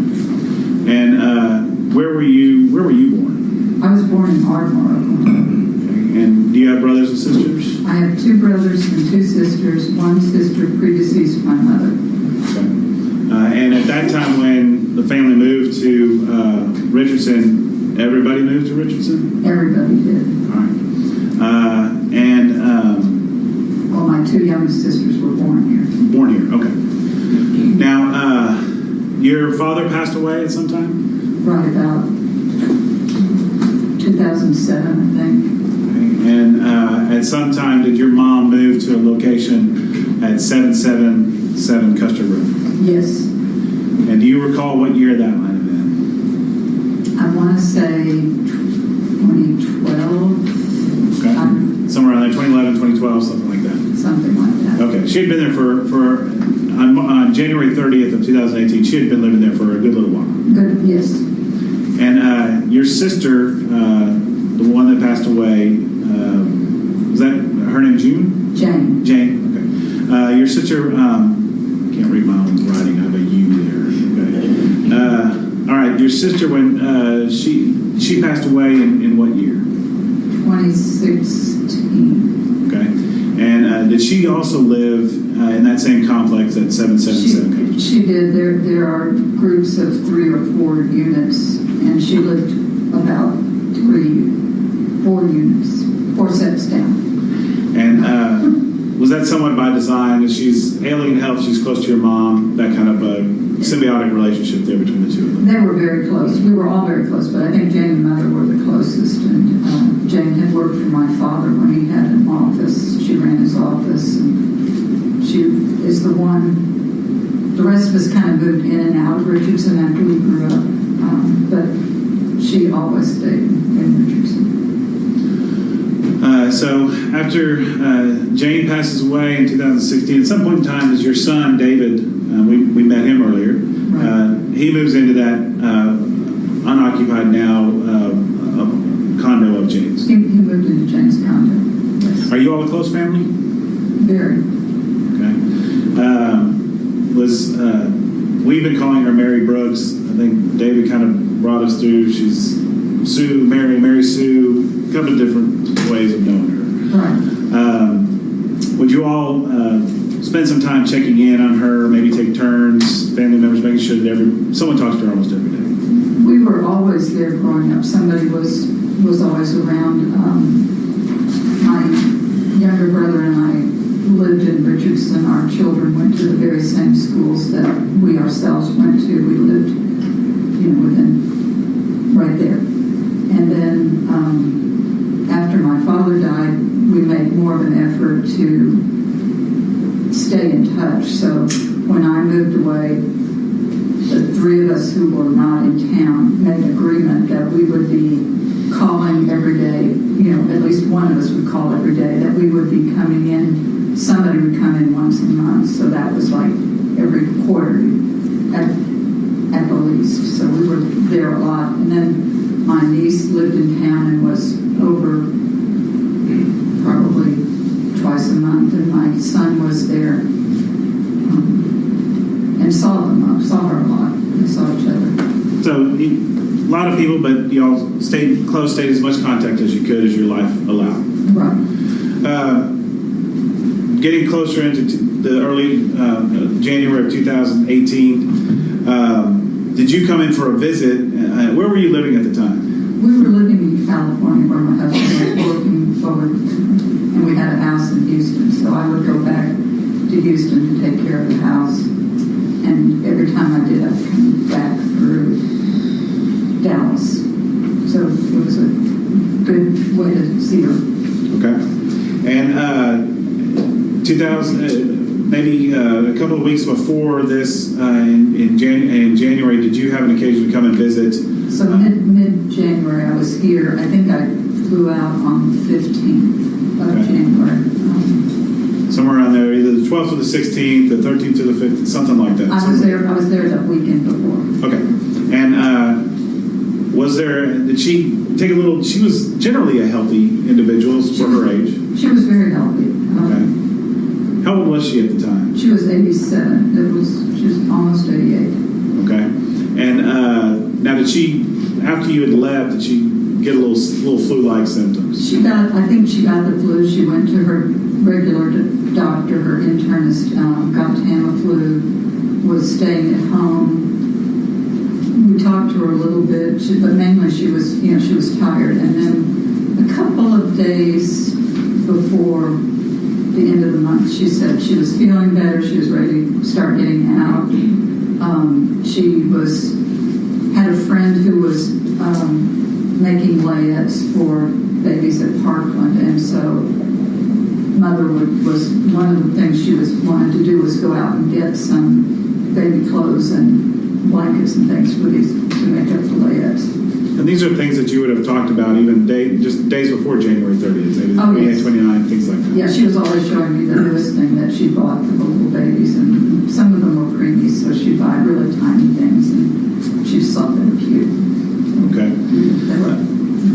Did you lose, starting on January 30th, did you stop having contact with your mom? Yeah, we're all close, but my sister and I and my mother would kind of each talked to our mother, and then we talked to each other. So it was, I don't know why we didn't have a group phone call, but no, the way we did it was we'd all talk about each other in and around. I think that happens in a lot of families. Okay. So we couldn't get hold of her, and so I couldn't get hold of her. Then after a bit, I called my sister. She couldn't get hold of her. We kept kind of tagging. You know, Mom had a lot of things she was doing, so sometimes she'd be out at a meeting or out to lunch with her friends, and we didn't really worry about it, but we couldn't get hold of her. And that was odd. And that was very odd, and that she didn't return the calls. So the evening, that's January 30th, going into January 31st, evening of January 31st, still no contact, no one's heard from her. Do you ask your son to do something? So it was getting later and later, and, you know, she wasn't responding. I called my son and asked him to go over and look at her, because that was one of the reasons he was living there, was that there'd be family. There had always been lots of family around, and it seemed like there wasn't as much physically close to her. So, but it was pretty late, and he didn't want to go. And I kind of did the mom thing and said, "You better go." And he grumped and stomped like any kid would, and went over there. Did you then learn what he found in California? So he called me back and told me that she was deceased. And what did you do once you got that information? I called my sister and let her know. My husband was on his cell phone getting an airline ticket for me to fly back. And I don't remember what time I got on board. It was an American Airlines flight, but the sun was coming up. It was bright, you know, it was red in the eastern sky when I got here. When you landed. It's the early morning hours of February 1st when you landed. Right. Okay. And were you the executor of her estate? Yes. And so you come in, you find out that your mother has passed away, and then you start trying to do the things that you can as an executor to try to figure out what's next, you know, wills, things of that nature. My mom had always had me and then later my other sisters on her safe deposit box. And from about the time I was in high school, she would take me through it periodically. So I knew all the things that were there, and she felt that she could keep her will. When they were at the big house, she kept it at the house, but when they moved over to the condo, she put it in the safe box because I could open it too. So I was looking for the safe box, the bank safe box keys, which were in a fire safe in the condo that my mother had brought over from our original house. Okay. So, all right, so let me break this down just a tad bit, because we're going to get too many safes. I know, it's all right. tricky. So there's a safety deposit box Right, that's at the bank. right. And is your mother a pretty meticulous She's so person? meticulous. I don't know why she was a dietitian. She should have been a CPA. Okay. She had everything in order. Yes, Okay, and she made sure that you all were aware of all the things that she had and where they should be. yes, There's a safety deposit box at the bank. right. In her house, was there a smaller fire safe? There was a smaller fire safe. It was a heavy item. Yes. And where was it housed inside your mom's house? So she had a 2-bedroom condo, and the bedroom in front she made into a sitting room, computer room, whatever you want to call it. And she converted the closet into shelves, and there was the fire safe on this side and the computer printer on that side, and then underneath there was a big plastic tub that had an air mattress. And so when I came, or when any of us came, we'd pull out the air mattress, and That's the room you'd stay in. That's the room I would stay in. Yeah, I think earlier on, I think with some of the other ones, I just called it a study. That's fine. She going to use it as that Right. way. Okay, so in that closet, inside that room, there should be a safe in there. Right. And inside that safe, would that where the key to the safety deposit box be? Correct. All right. And then there might be other things of importance in that safe box, but not significant. The safety deposit box kept all her bills and stuff. They kept all of her paperwork. Paperwork. Okay.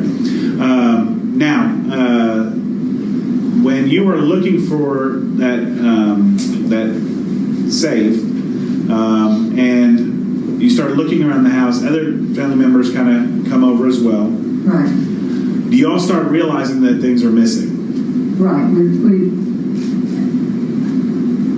We looked around for quite a while. I have no idea because I don't think I could have picked up the safe. It was pretty heavy. I know my mother couldn't have picked it up, but it was right at eye level when I'm standing there, and some of her Bibles and Bible study material was where the safe used to be. And so I just kept thinking she'd moved it, which was, like I said, looking back, was really foolish. So I kept looking around the condo, trying to figure out where she had moved the safe. And then eventually kind of looking to see, had she put the keys somewhere else. And I don't know, after a couple of hours, my nieces said, we don't see any jewelry. And so then we stopped looking for the safe and started looking at her jewelry. And there was some notable items. You were really familiar with her Yes. jewelry. Yes. And there was some notable items, heirlooms, things that have been in your family for a long time that were just gone. You just couldn't find them. Okay. And when you all made this determination, did you call the Richmond Police Department to let them know? And you were aware at this point in time that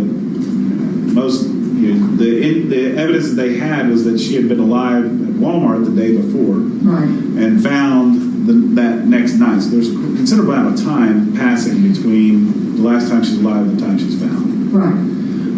And so we all just wanted to make reports that, hey, these things are missing. We don't know how they've come up missing. Right. Okay. Eventually, sometime down the road, I'm going to come back to that scenario of the jewelry here in a minute, but eventually sometime down the road, did you ever find the key to the safety deposit box? No, they had to drill out the safe box, the bank safe box. The safety deposit box in the bank. Safety deposit box. And then inside there, you were able to find all those documents and things that you were looking for. Everything that I think I had gone over with her the previous year, and everything was still there exactly.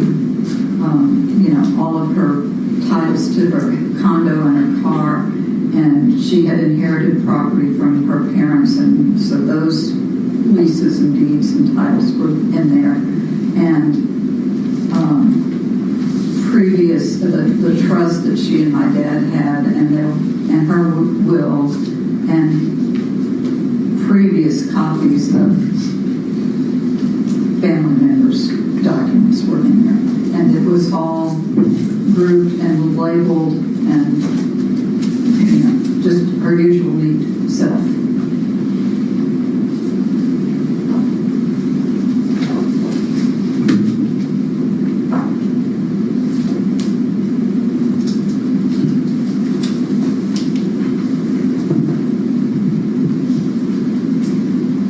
I went to sleep on me here, so just give me a second, okay? I don't think it's you.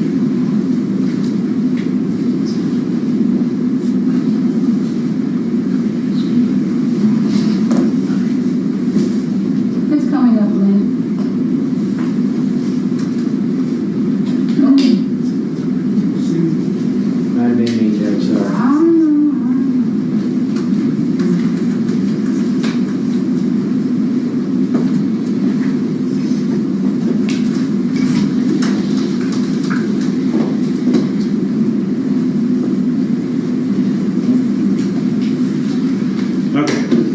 State's Exhibit number 257. You recognize this this door from your mom's study. This is the closet in her study.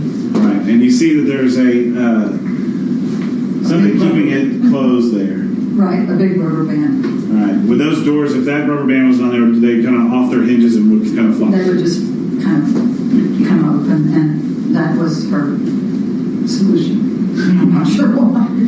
Okay, and the printer for her computer is in that closet as well. It's in the closet on the right-hand side, about the same height as a little bit lower, but about the same height as the fire safe. All right, And was there an issue that had come up just a few days before with the Bible study? And were you all in the same Bible study, just a national Bible study? She was in it. I wasn't at that time. Okay. But she frequently had computer issues. Okay, so were you helping her to print? So I was printing her Bible study. And so you would have been inside that closet and aware if there had been something out of place as far as the safe is concerned? Yes, and plus I pulled out this air mattress and put it back there. Okay. All right. And so looking at State's Exhibit number 54, do you recognize that as your mom's bedroom? This is my mother's bedroom. Okay. And this side table here, to the left side of the bed, to the bed's left side, I guess right side as you're looking at it. Correct. Is there something significant about that night table? That's where my mother kept all of the heirloom antique, the things that she inherited. So most of it was costume or small jewelry, but two really big rings of my grandmother's were in there. And she kept them there. I think she always kept them there. That was the same bedside table she used at the big house. But that was her side of the bed. So I think she kept them there because if she couldn't sleep at night, she could pull that open and kind of look at the rings and remember her parents. Back in corner of this is State's number 255. Is this the other kind of opposite corner? Right. So if you were looking in that other picture towards the bed, this was back here. And would she also keep maybe some jewelry on the top? It's hard to see in this. She had picture. 3 little boxes of jewelry, and that was the things that she wore most often, and they were all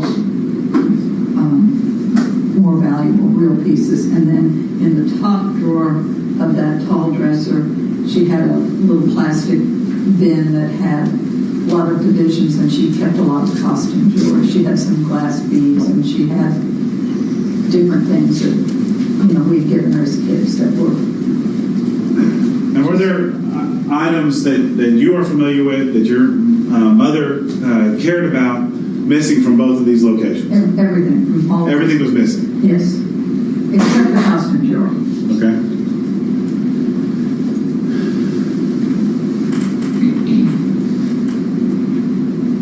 State's number 285. If on her left hand there is a ring, and tell me about that ring. So my mother had a really small wedding ring when she first married, very modest thing, and about their 30th wedding anniversary, Dad bought her this set, a wedding ring and an engagement ring. So the wedding ring was a really big circle cut diamond, and then the engagement part had 3 of these marquee cut diamonds off of it, so they looked like cat's eyes, they pointed at each end. And she always wore those, and then she had her original ring cut kind of in half and wore it on her neck, on the necklace. But this ring here, was gone. It was gone. Yeah. And that's a ring that she most likely would have worn on her hand almost every day. She wore it I never saw her without it. You never saw her with that? No. Okay.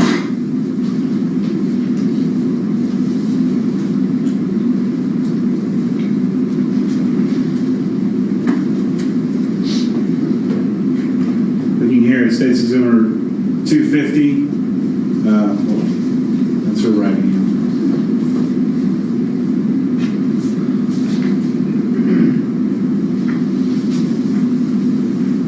This is number 251. You can tell that there is no ring. That ring, you should see it on her wedding ring. Right. Her wedding ring. The jewelry she has on her neck. Mm-hmm. What is that? That's a angel skin coral, and my parents went to Hawaii after I was in college, or while I was in college, and got the necklace there. And it was just really pretty. It had two kind of coral colors. So I think it just was a very pretty necklace, and it had little tiny gold beads in between the coral. And then we all thought it was so pretty, and she did too, so she bought earrings and a bracelet and a ring to match. Okay. Good. And did she wear that jewelry often? Almost all the time. It And looked really nice on her. it looked really nice on her. I think it would look nice on most women, but it was a pretty and still kind of casual. Okay. So, and did that become like a kind of a joke in the family? it was. We almost always had meals together, definitely the holidays, but at other times. And one time, I forget who, but, she said something like, Jane, will you clear the table? And Jane goes, well, if you leave me the coral in your will, I will. And so, of course, the rest of us were not to be outdone, and that became, yes, I'll dust, I'll sweep the floor, I'll make up the bed if you leave me the coral. So when we were together, it was changing hands 3 or 4 times a day. Whoever did anything for her, we were supposed to get the coral. So everybody knew this, and it was another item that just it was obvious to be gone and missing, and something that should not be missing. Yes. Okay. Now we've seen a picture of this ring here. Mm-hmm. This is Stacy Zimmer 237. Are you familiar with this ring? This is my grandmother's, my mother's wedding ring.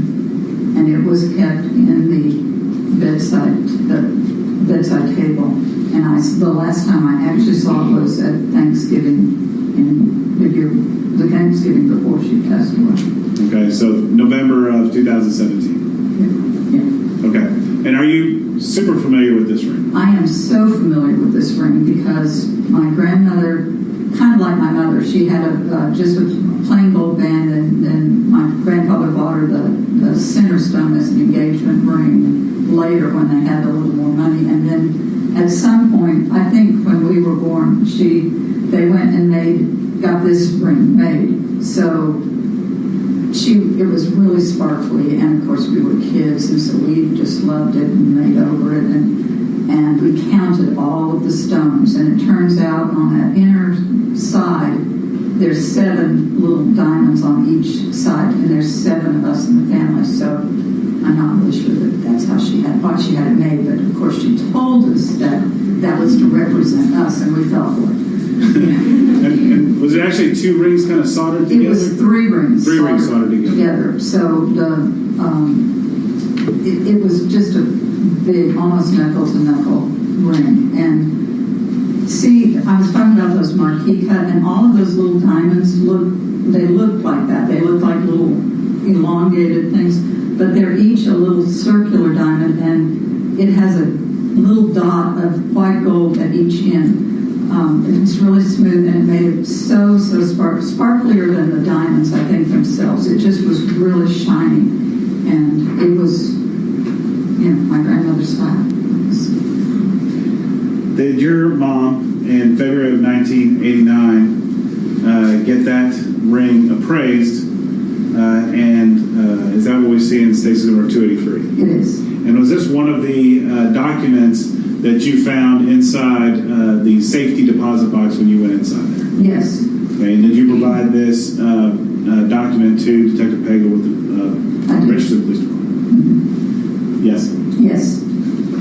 And so, looking at State's Exhibit number 278, you recognize that diamond ring right there is your grandmother's diamond ring. Yes. After I graduated from college, I was visiting my grandmother, and she got sick, had to go to the hospital, and they don't let you keep jewelry there. So she gave me both of her big rings, her diamond earrings, and I just wore them for the week that she was in the hospital. And when she got out, I gave them back to her, of course. But so I'd seen them all the time growing up, but I was also wearing them for a little while. And And you better believe I was looking at it. Is there any chance your mom sold these items to someone else? No. And I'll pass the witness. Okay, Mr. Moore? No questions, Your Honor. All right, may this witness step down? 1 second, Judge, if I can just put these up.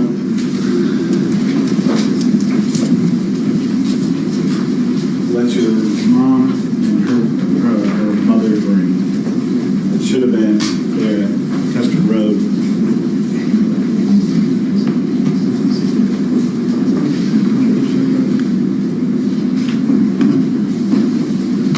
Thank you, Judge. That's it. All right. Your Honor. Yes. Oh, I'm sorry. Oh, can Ms. Yes, you can, no objection. Okay, you may be released. Thank you, Ms. Brown. thank you. Every approach, Your Honor. Yes.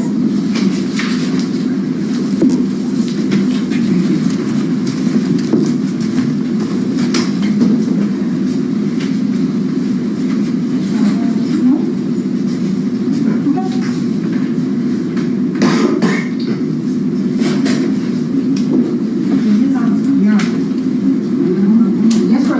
You want me? Yeah, no, we're good. Okay.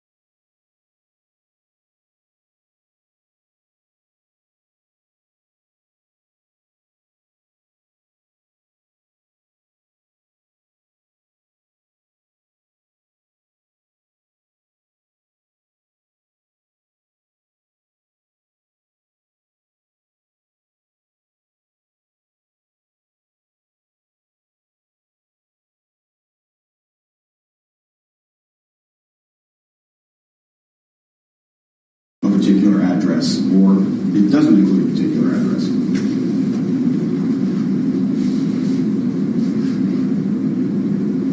And it's very common, what we see here in page 3 of Exhibit 320, to see these alongside the road, right? Yes, sir. Page 4 of your report kind of is a preview of the following pages, but it helps us understand what we're looking at. Is that right? Yes, sir. Okay. So this is what we're looking right here. Can you tell the jury what this is? That's how I'll display the approximate coverage area of a cell tower, based off of CDR. So as you can see, I have those two sector arms. In this case, this one's pointed 12 o'clock or 0 degrees. So, and then that shaded area, that's just showing how the energy from the cell tower goes out, kind of an upside down funnel, but it's not indicative of the actual coverage area of the tower. The actual coverage area is larger than that shaded area. I just can't say exactly where the coverage area of the tower ends. And then the center box, what you see here, that is the time in advance, and you can see that kind of hot dog, and that is the distance, the approximate distance that cell phone was from the tower during that time in advance. And then the way I display, so I'll have those wedges on there, and then I'll have these call-out boxes, and those show, like the top line is the unique identifier for that cell tower. So that cell tower only exists in one spot on the planet. So that's how I can say I know exactly which tower it used. And then I have the date of the records, the target number being mapped, the local time, T-Mobile sends the records in UTC, so I have to adjust for local time. The person I was told is associated with the phone. And then if it's a call or a text, I'll say if it's incoming, outgoing, is it a call or a text or voicemail. The sector orientation or that azimuth that tower is pointed at. And then for time in advance, I'll have the distance in miles that the center of that hot dog was from the base of the tower.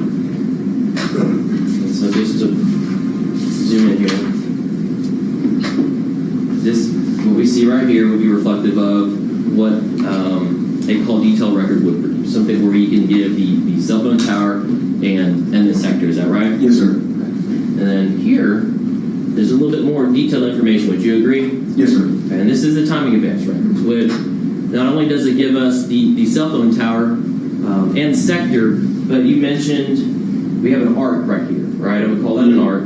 And that is the distance from the approximate distance of where you're saying the cell phone device is, anywhere within this arc. Is that right? Yes, sir. It'd be in the arc or closer to the tower. And I'm going to hit this one more time, but that's that's calculated from the distance from the time that the cell phone tower communicates to the cell phone device and back. Is that right? Yes, sir.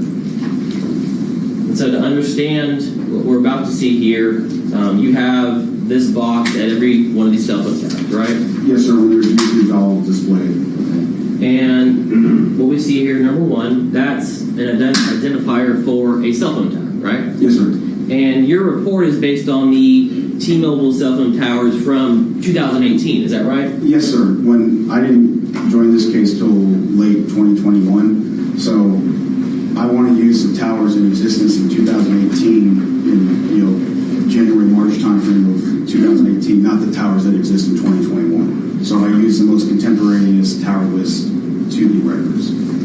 And so we see very clearly, you give the number, the time, whether we know it's an incoming call. If incoming or outgoing call is not listed, that would mean that it's the timing advance record. Is that right? Yes, sir. And then you told us already, but the 0.44 miles, the 0.2 miles, that's the actual distance you're telling the jury a cell phone device is from a cell phone tower. Is that right? The approximate distance, yes, sir.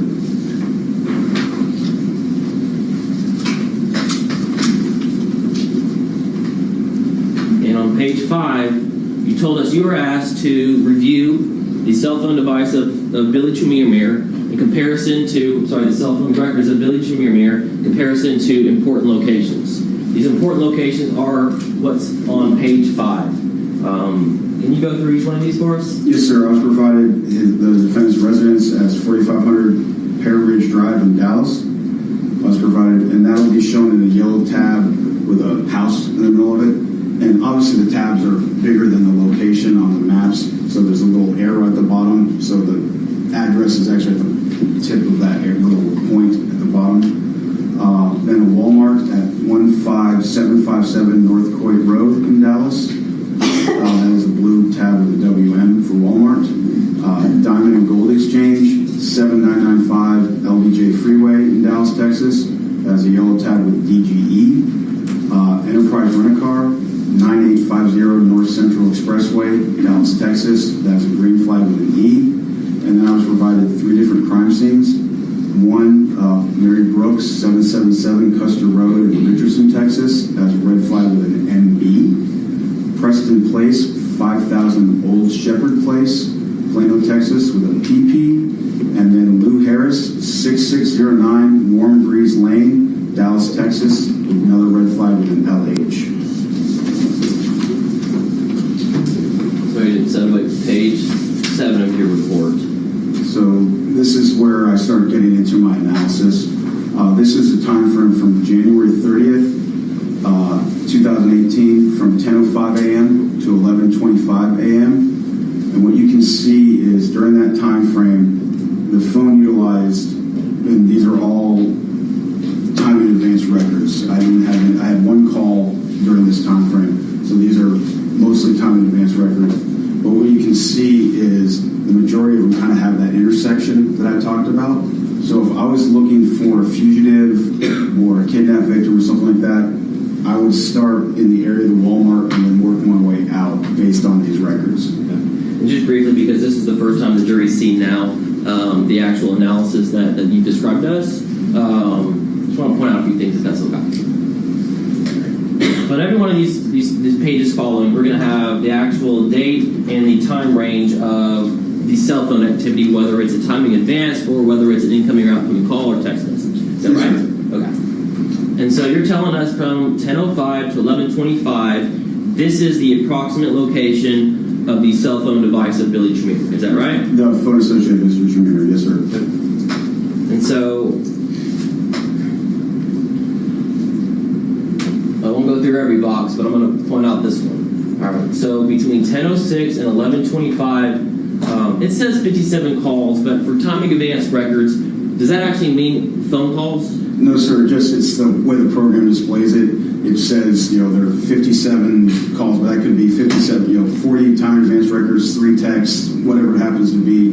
And then, since I have such voluminous 57, if I try to show every single one, it would fill up the whole page. And then I do the time, the distance range, and then it lists how many were. So if there were more, it might say there were 50 calls, 50 time advance records, 3 calls, 4 texts, or something like that. Okay. So a phone call would be, for example, down here we have incoming call. Is that right? Yes, sir. An incoming call that went to voicemail. And so we know, based on call detail records and timing advance records, the specific tower a phone is utilizing. And so going back to this box, from 10:06 to 11:25, we're utilizing the cell phone tower right here by J.J. Church. Is that right? Yes, sir. And that cell phone tower itself, would the range of that tower cover the Walmart indicated here that you just told us off Quote in Arapahoe? Yes, sir. If I didn't have time in advance, I could still state that that tower has a coverage area, that tower sector has a coverage area that includes the Walmart. And so the sector itself is what narrows down, from 360 degrees down to the 120. Is that right? Yes, sir. Okay. And so in addition to that, you have these arcs. And you're telling us that the range of this arc is from 0.66 miles to 0.97 miles, right? Yes, sir. Okay. And your analysis is telling us that really the cell phone device is somewhere in these arcs. Yes, sir. Okay. And then, since I have other arcs, I can narrow that down. If I only had the one tower to the top right, I could only say it's somewhere within that arc. The Walmart is in that arc, but I couldn't narrow it down based on the intersections of the time in advance there. And these other cell phone towers that we see, you mentioned the crisscross. Is that what we see here, really over the Walmart? Is that fair to say? Yes, sir. And so as you told us, that this was a real-world example where you're looking for a suspect or a victim, and this is the record you're reviewing. What location would you provide to begin a search? I would draw a box with the Walmart pretty much in the center of the box, maybe a little to the top of the box, but the Walmart would be inside that box where I would send personnel or start looking if we had a car or something, just start looking for that device in that area. And state exhibit number 8. We see that is. I'm sorry. I apologize. Page number 8 of state exhibit 230. Sorry. 320.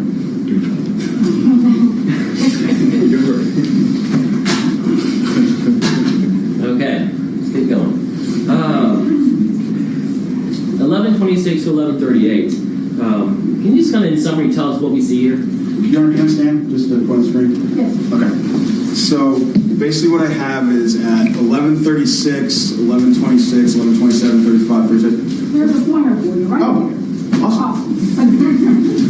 So the phone has moved away from the Walmart and starts traveling south and gets near the Diamond and Gold Exchange at 1132. And then basically starts heading back north towards the Walmart and gets around the Walmart just shy of it at 1138. So in the 12-minute time frame, the phone basically drives south, or moves south, turns around, and moves back north based on the time distance, most likely in a vehicle. But the cell phone leaves the area of the Walmart, goes down south, and then returns approximately around 1138 to the area of the Walmart. And page 9, we're now looking at the same day, but from 1140 to 1150. So what we have is from 1140 to 1150, we have, again, utilizing those same 3 towers with the time in advance arcing over the Walmart. And then at 1155, I have a time in advance, but the phone has moved east towards the Mary Brooks residence. You can see from the time in advance, it's not near the Mary Brooks residence, but it has moved away from the Walmart, most likely logically along Arapahoe, but I can't say that, but moved towards the Mary Brooks residence. But you can say that from the time period 1140 to 1150, this reflects that the cell phone device is in an area consistent with being at Walmart. Is that right? Yes, sir. And if you had to give that same identification of a location to search for a victim or a suspect, you would tell them to start off at Walmart. Is that right? In the area of the Walmart and expand as needed. Okay. And within 5 minutes of utilizing that cell phone tower, you see the device moving east at 1155. Is that right? Yes, sir. Okay. And we see that the sector now is pointing east. I guess, what's the significance of that as opposed if it was pointing west? If it was pointing west, this tower probably has no coverage of the Walmart, or where it's not dominant of the Walmart. It might have some strategy. But knowing that it's pointing to the east, I can definitely say that that tower, and based on the time advance, even without that, that tower does not have any coverage sector of the Walmart. Would that be consistent with movement? Yes, sir. And on page 10, we see 1155 to 1245. And what we're pointing to here is the 1155. That's the same cell phone tower we just pointed to on page 9. Is that right? Yes, sir. It's the same tower. And then from 1159 to 1245, the cell phone is, and I have time in advance records with arcs going over the Mary Brooks residence. I only have the one tower providing the time advance, so the phone is somewhere within those arcs. So we have the cell phone device is utilizing a tower from 1140 to 1150 at Walmart. We have the phone moving east towards Mary Brooks' house at 1155, and now from 1149 to 1259. I'm sorry. 1159 to 1245, we're now utilizing a cell phone tower less than half a mile away from Mary Brooks' home. Yes, sir. And in addition to that, you're telling us that that cell phone device is within one of these arcs where Mary Brooks' house also is, right? Yes, sir. And, I had 21 events, time advance events. Obviously, the more common ones are the darker arcs, just because it overlays on itself, so they get darker.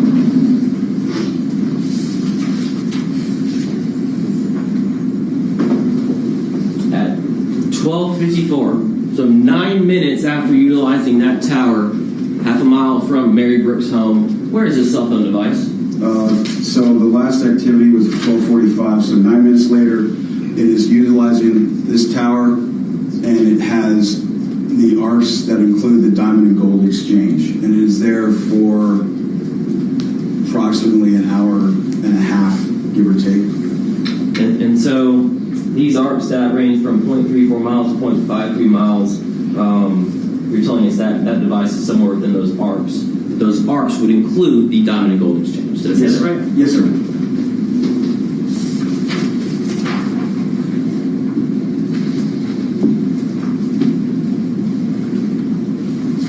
Agent Sedgwick on January 31st from 10:54 to 12:20. What do we see here? We see pretty much the same, almost the exact same usage of the time in advance, utilizing a tower that includes the diamond and gold exchange with that time in advance, and this is the next day. So just for comparison,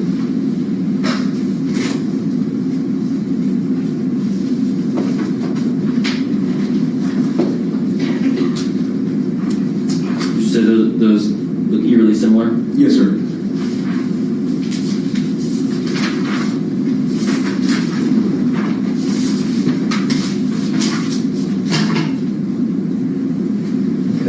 I'm showing you page 15. The date is March 15th from 8:27 to 1:57.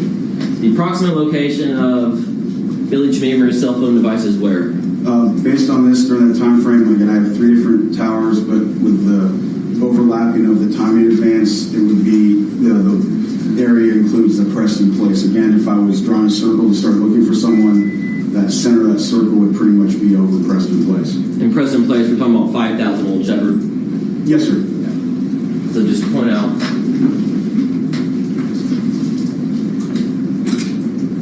we have these arcs. We're talking about this overlap. Is that right? Yes, sir.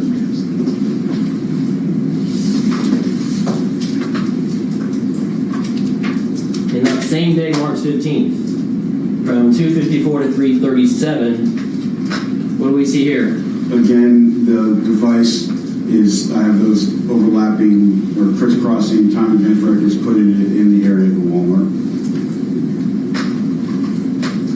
So, this is the area you're referring to as that crisscross, right? Yes, sir. So the jury's heard all about the arcs, but again, the cell phone device would be somewhere within these arcs. Is that right? Yes, sir. And would you agree that page 16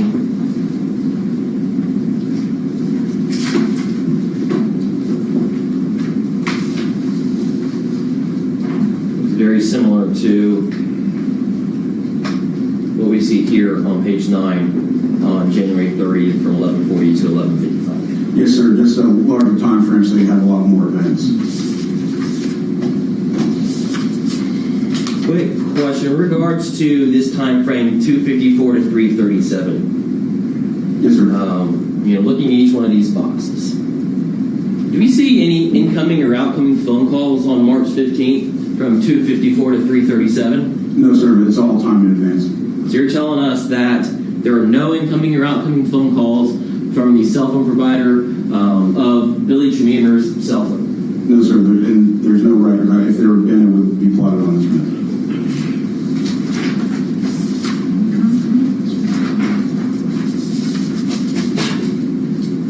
Page 18, March 19th, 8:18 to 9:36. What do we see here? Again, we see those overlapping arcs over the Preston Place address. So we have a cell phone tower, and the overlapping arcs would include an area where Preston Place is, right? Yes, sir. I'm going to go back again to March 15th. And so I want jury to recall cell phone tower, and the arcs on March 15th. Would that be consistent? Would that be the same? Yes, sir. On the 19th, they used the other side of that tower a little bit, but Preston Place is real close to that overlap area between the sectors, but pretty much the same, almost the exact same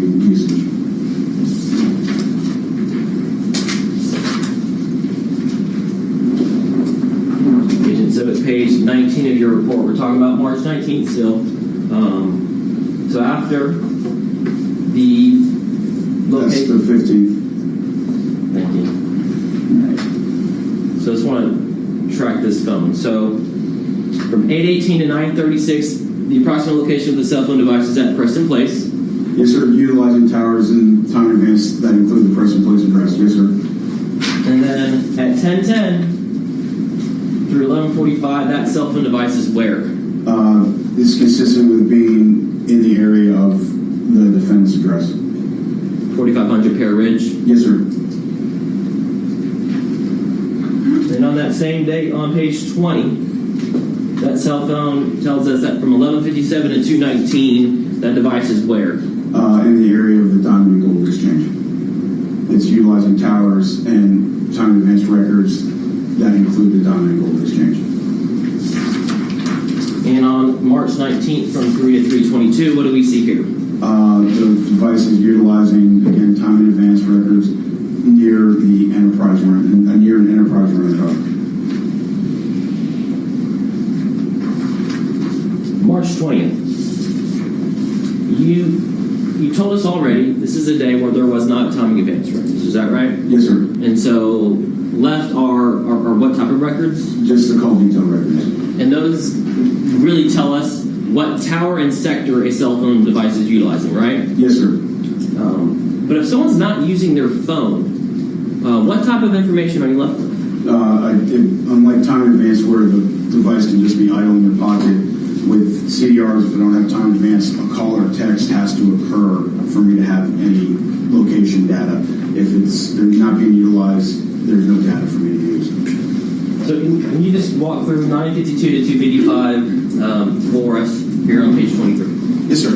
So what I have is at 9:52, and then there's basically a 2-hour gap, and then 11:42, there are 2 calls, both incoming. Actually, one is answered, one goes to voicemail, but is utilizing a tower that has a coverage area that includes the Walmart. That is the same tower that a lot of the time in advance was off of from the earlier dates. And then at 12:01, it is moved over here to the west. And then at 1:53, it's utilizing this tower. And then at 2:55, it's utilizing this tower off of, I of course covered the name of the street. But utilizing this tower down to the south of the Walmart with an orientation to the west. So looking at 952, is it the same tower that we've seen frequently where you've told us the approximate location based on those time advance records would be that Walmart? Yes, sir. And so the range of this tower, would that include Walmart? Yes, sir. As I stated, with just call detail records, that tower has a coverage area that includes the Walmart. So you can see there's another T-Mobile tower kind of later at the intersection of Coit and Arapahoe. And being so close, when I first lived in Alice, I assumed that would probably be the dominant tower. But I looked what that was. That's a small, what we refer to as a pico cell. So it's a very, very small cell tower. And there's a T-Mobile store there. So they have a small pico cell inside the T-Mobile store. And basically, most T-Mobile stores do that. So when you play with one of their phones, you have awesome service inside their store. And so Agent said, if there were no other incoming or outgoing phone calls, this would be what would be reflected in those phone records. Yes, sir. And page 24, from 456 to 459, what do we see here? What we see here is, again, that tower, but at 456 has a coverage area, and this area close to the Walmart. And then at 459, the phone is moved south-southwest, utilizing this tower south of the Blue Harris address. If I zoom in on this tower here at 456, can you get an approximate location of the distance between Lou Harris's home and that cell phone tower? The base of that cell tower is about 500 meters. So about a little less than a third of a mile.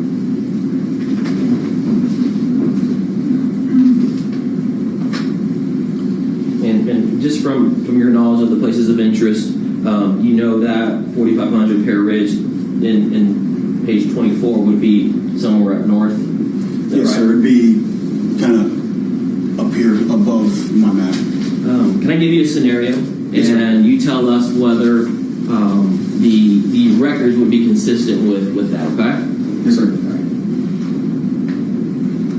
If someone was at Lou Harris's house, right, a third of a mile away from that cell phone tower, leaves, drives down towards Hillcrest, makes a phone call. Drives down Hillcrest towards Beltline, 3 minutes later makes a phone call at 4:59, and then drives up north to 4500 Pear Ridge. Would these records be consistent with that scenario? Yes, sir. That is, obviously, I can't say exactly how the phone traveled, but that is consistent. And then the next slide kind of shows that continuation up towards the subject's residence. So in fact, on page 25, you do see that cell phone that makes that phone call at 4:56, makes that phone call at 4:59, does indeed travel north up towards 4500 Pear Ridge, right? Yes, sir. And we see along the way, these records are from 4:56 to 5:55. We see here at 5:17, 5:16, and 5:55, that cell phone device is north towards 4500 Pear Ridge. Yes, sir.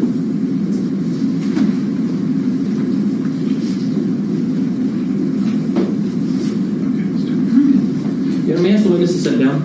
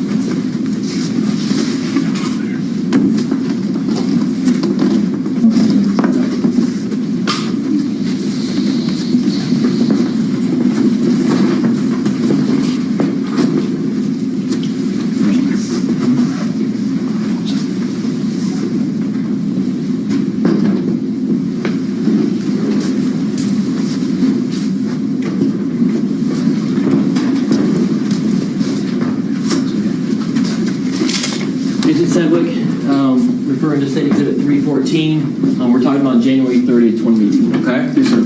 All right. The jury has heard that Billy Chemirmir drives a silver Nissan Altima. The jury's also seen evidence that from 11:39 until 11:51, Billy Chemirmir's vehicle is seen at Walmart at Quad in Retrial. Yes, sir. Okay. Would your analysis of the defendant's cell phone records be consistent with being at that location at that time? Yes, sir.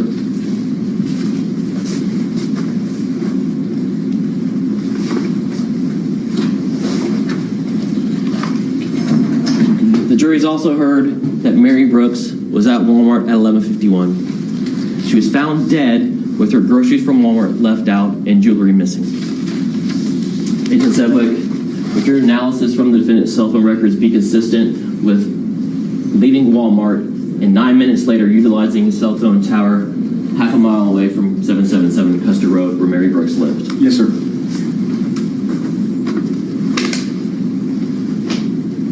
And Agent Sedgwick, the jury's seen a sales receipt from Billy Chemirmir on January 30th. Your Honor, objection, the attorney's testifying. I'm giving him a scenario and asking if these cell phone records are merely consistent with that evidence that the jury's heard.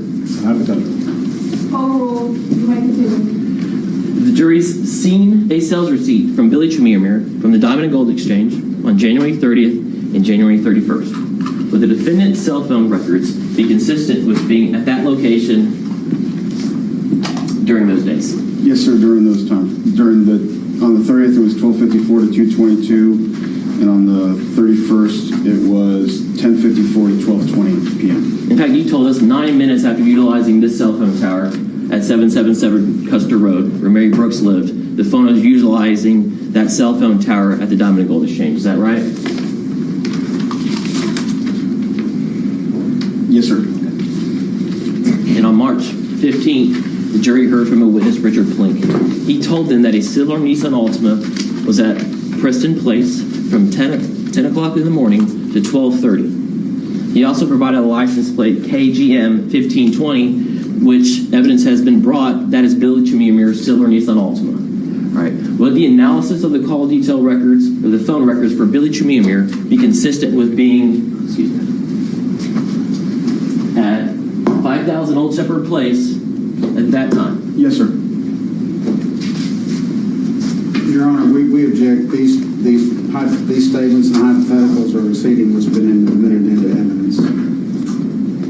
That's overruled. The court will recall that all these documents have been testified to by other or several witnesses, so that will be overruled. On that same day, March 15th, the jury also saw video of a silver Nissan Altima at that same Walmart at 2:56 p.m. They also saw Billy Chemirmir identified at that same Walmart at 3 o'clock. Agent said with the cell phone records, based on your analysis, be consistent with being at that location at that time. Yes, sir, it would.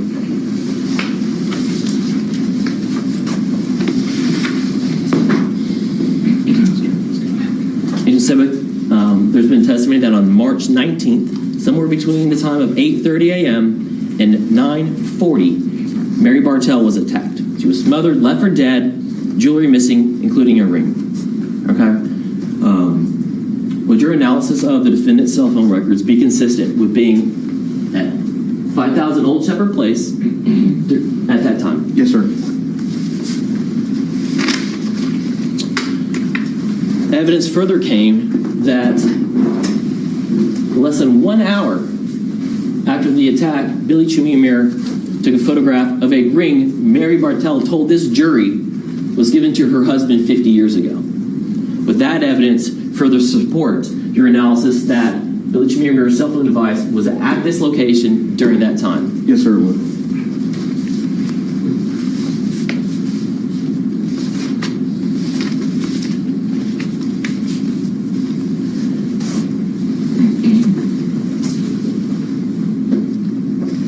The jury's also heard from Detective Chapman, and she told the jury that at 10:29, Billy Chemirmir's cell phone device took a photograph of this ring that Mary Bartell identified as being hers. But your analysis of the defendant's cell phone records place that device at that location during that time. It was in the vicinity, utilized towers under the time advance that put it near the 4500 Pier Ridge Drive address. And the jury also saw video and also a sales receipt that shows that Billy Chemirmir made a sale on March 19th and was present at the Diamond and Gold Exchange at 1 o'clock on March 19th. Okay.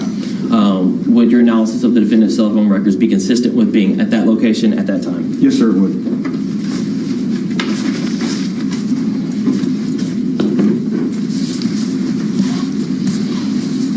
Agent Sevick, the jury's seen evidence that Billy Chemirmir and Lou Harris were at Walmart at Clayton Arapahoe around 3:30 on March 20th. Okay?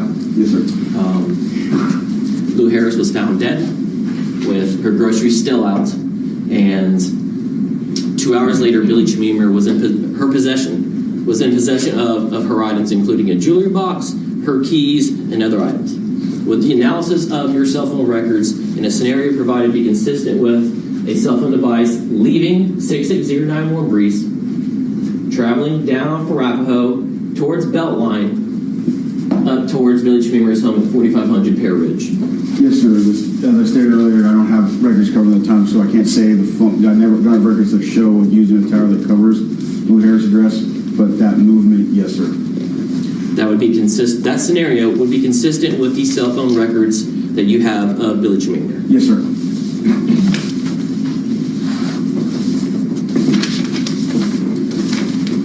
And just my last question, Agent Sevick. You told the jury about there's times when you provide an analysis and you give a conclusion. And there are times when other evidence after the fact comes out that corroborates your analysis, whether it's videos or witness statements or sales receipts. Would what we just walked through on January 30th, March 15th, March 19th, March 20th be a prime example of that, what just happened? Yes, sir. Other evidence that's discovered corroborates, or my cell site corroborates the other evidence, however you want to look at it. Thank you.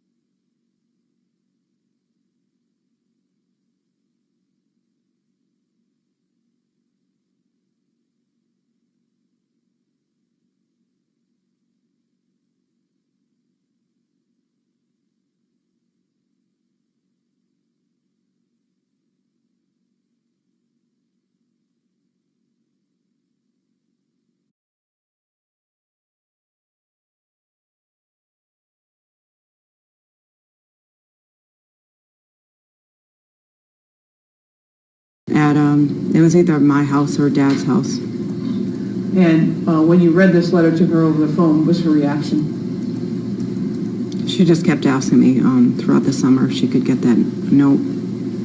And what did you do with the note? I had to give evidence to the police, everything that he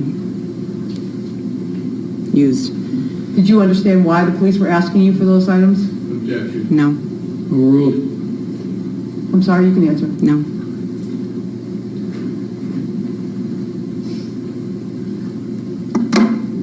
Did she begin, after you read that letter, did she begin asking you constantly for it?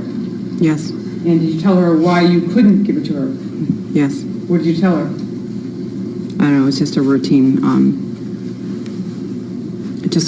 thing, that, just because he died in an open area. Okay.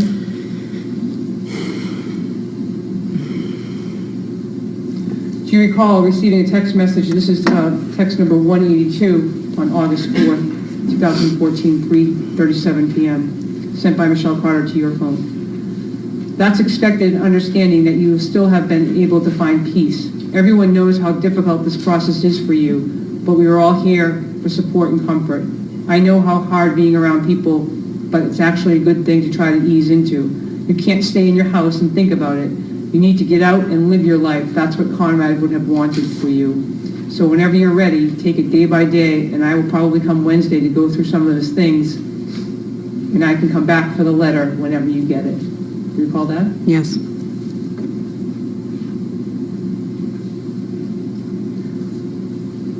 That same day now, text number 178, 531. Just know that he doesn't want you to be like this. I know it's the hardest thing you've ever had to deal with, and something you do not deserve to deal with. And I know the pain you're in, but I know that Conrad doesn't want you to live this way. He would want you to live your life and keep him in your heart, but instead of crying when you think of him, smile instead, because he's always watching over you. He will never really be gone. Live the best life you can for him. All he wants is for you to be happy, or at least try to be. And I understand that it was a good decision to bring his stuff to his dad's. Just let me know. Do you recall that? Yes.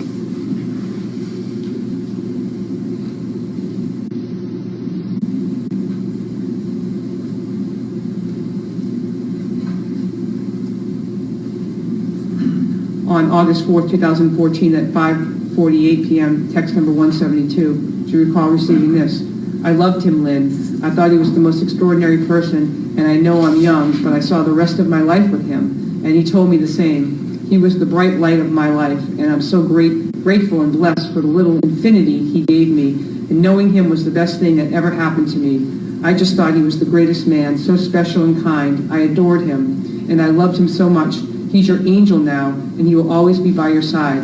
We will carry him in our hearts forever, and your life may not be the same, but maybe you can make something of it. Use it as strength and help for others. Do you recall that? Yes.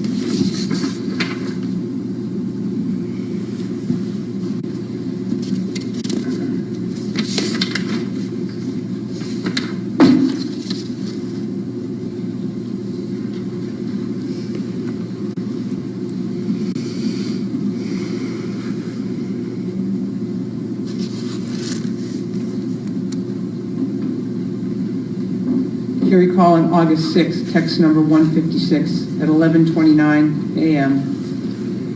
A text message from Michelle Carter's phone to you. Counsel, are these records coming in? Yes, Your Honor. And why are they all being read to me now? Because I think the record needs to be clear. Well, if they're exhibits, they will be a part of the record. Duly noted, Your Honor. If I could just point out one more. Yes.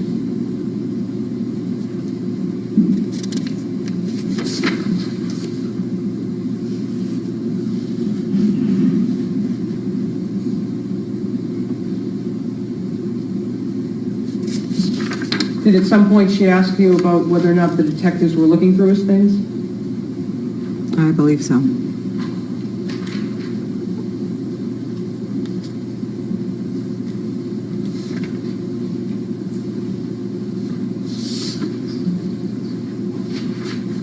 And did she continue to ask you about the letter during the months of August, September, October? Yes. You mean the suicide letter? Yes.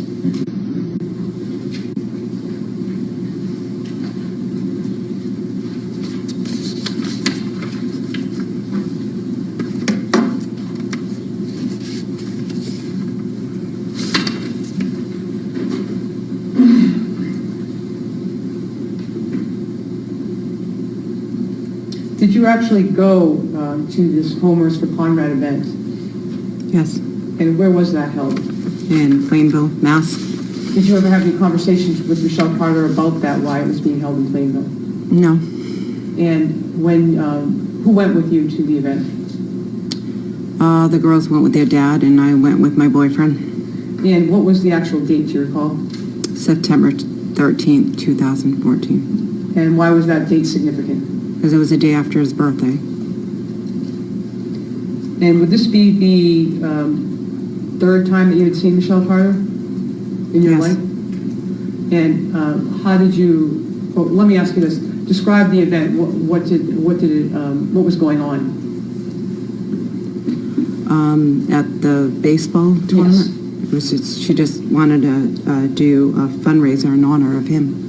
And when you went there, was there a lot of people there? Yes. And how many people would you say were in attendance? I don't know, maybe 6 or 7 teams. And so 6 or 7 teams, multiple people on each team? Mm-hmm. How many people in total, if you had to guess? I don't know, maybe 70. Okay. And were some of them her friends? They were mostly all her friends and family. Okay. And so how did you feel when you were there? I wasn't ready. I mean, I don't know. I mean, but I thought it was nice what she was doing. And again, had she had any conversation with you up in this point, and this is now September 13 of 2014, about being on the phone with your son on the night that he died? No.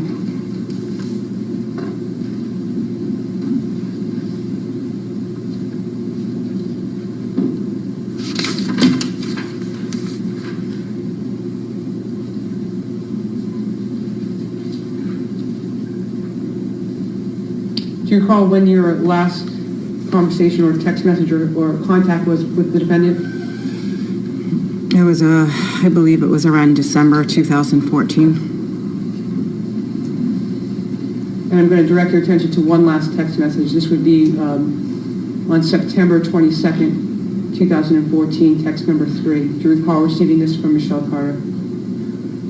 I can't even imagine, but they are such beautiful, amazing girls, Lynn. They have always had a bright future.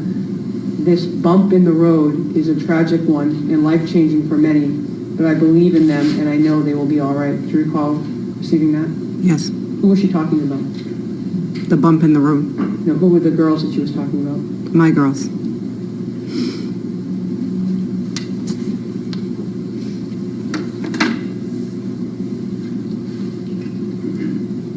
Did you ever give that letter to Michelle? No.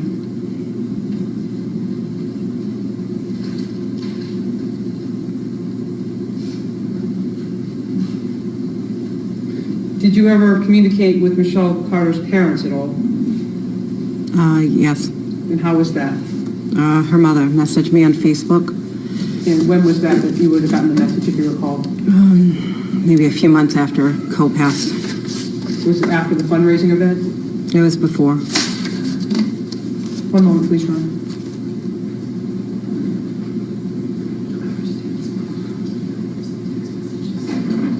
I have no further questions. Your Honor, I'd ask that the disc with those text messages were isolated, just Ms. Roy, the marked for ID. Is there an objection? No. Will be marked as 3, I think? Yes, Judge. All right. Thank you very much. You say you have concluded, Ms. Lynn? Yes, Your Honor. All right, thank you. Mr. Darlow? If you may, be excused for about 2 minutes, Your Honor. All right, we'll take a 5-minute recess. All rise. Please remember that it's still talking on question session. Please sign the cell phone. All right. Okay. Mr. Darlow, you're set to proceed, sir. Yes, thank you very much.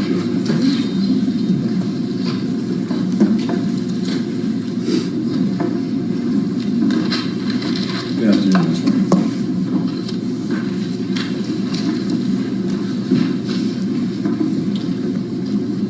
mentioned on your direct testimony, Conrad obtained a captain's license, did he? Yes. And did you say he was happy to have received that captain's license? Yes. And didn't he do that just to please his dad and his dad's family? No. Did you ever tell any police officers or anyone, did you ever tell any police officers he only obtained his captain's license to please his dad?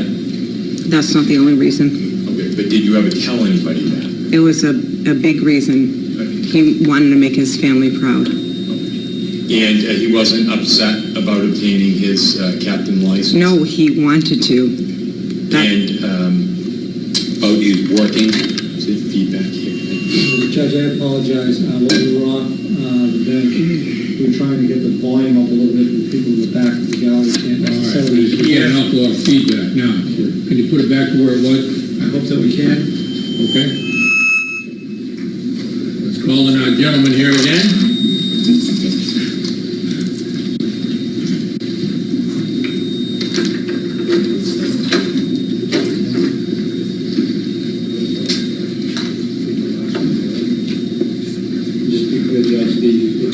If you're sitting in the back and you're not hearing well, there appears to be some seats. You should feel free, even if you're a member of the press, to move a little bit forward. The restrictions as to the press are now different because of the fact we don't have a jury. So if you need to move a little closer, please feel free to do so.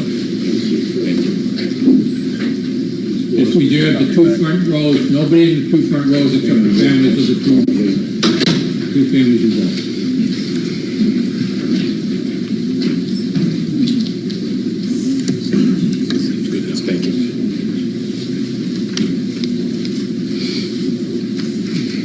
Okay, hopefully that will assist some of you in hearing the testimony and the question.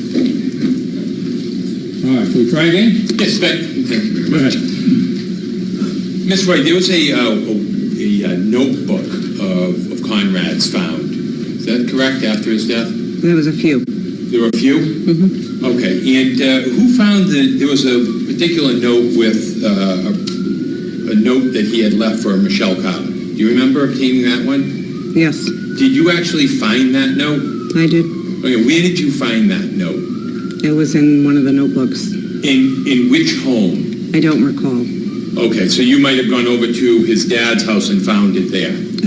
Or perhaps he gave it to me, yes. Perhaps, who gave it to you? His father. Okay, you just have no memory of who actually found it? No. Okay. Is that meaning that's correct, you just have no memory? I have no memory. And did you notice whether or not there were, of the notebooks, any pages ripped out? I don't recall.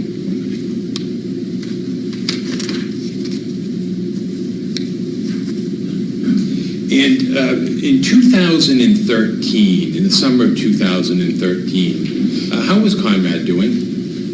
He was working, playing baseball. Did he go in to see a Dr. Brule? That was his pediatrician. Okay. And did you accompany him to Dr. Brule's office? Probably. And isn't it true that Dr. Brule wanted Conrad, your son, to go to an inpatient program at that time? I don't recall. Okay. Do you recall anybody in the summer of 2013 wanting Conrad to go into an inpatient program? He was at a rowing camp, and I don't recall after. He was at a rowing camp in August 2013. I don't recall. Did he come home from the rowing camp at some point? And he left early? Yes. And he then went to see his doctor? He was with his father. I don't remember the events afterwards.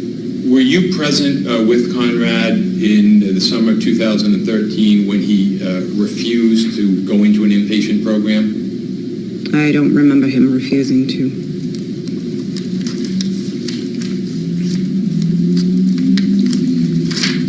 Now, you are a nurse by training, is that correct? Yes. And during the period of time where Conrad, in September of 2011, is that when he first went into a facility? Yes. And they gave him medication as a result of that? Is that when he started his course of treatment? I don't think he took medication at that time. But that was for some suicidal ideation? No, he was having lack of sleep, insomnia, anxiety. And that was after you and your husband split up? It was in the process, yes. And was he good friends with Tom Gamble back then as well? Yes. And has he always remained a close friend, Tom Gamble, that is? Yes. And did you used to see your son and Tom Gamble hang out frequently? Yes. And would it be fair to say they were best friends? Yes. And your son at some point went up and lived in Fitchburg with Tom? Yes. And when was that? 2014. And the beginning of June. The beginning of June of 2014? Yes. And how long did he live with Tom? Less than a week. Okay. And he was planning to go to Fitchburg State? Yes. And Tom was, a year ahead of him in school already at Fitchburg? Yes. And then your son came home?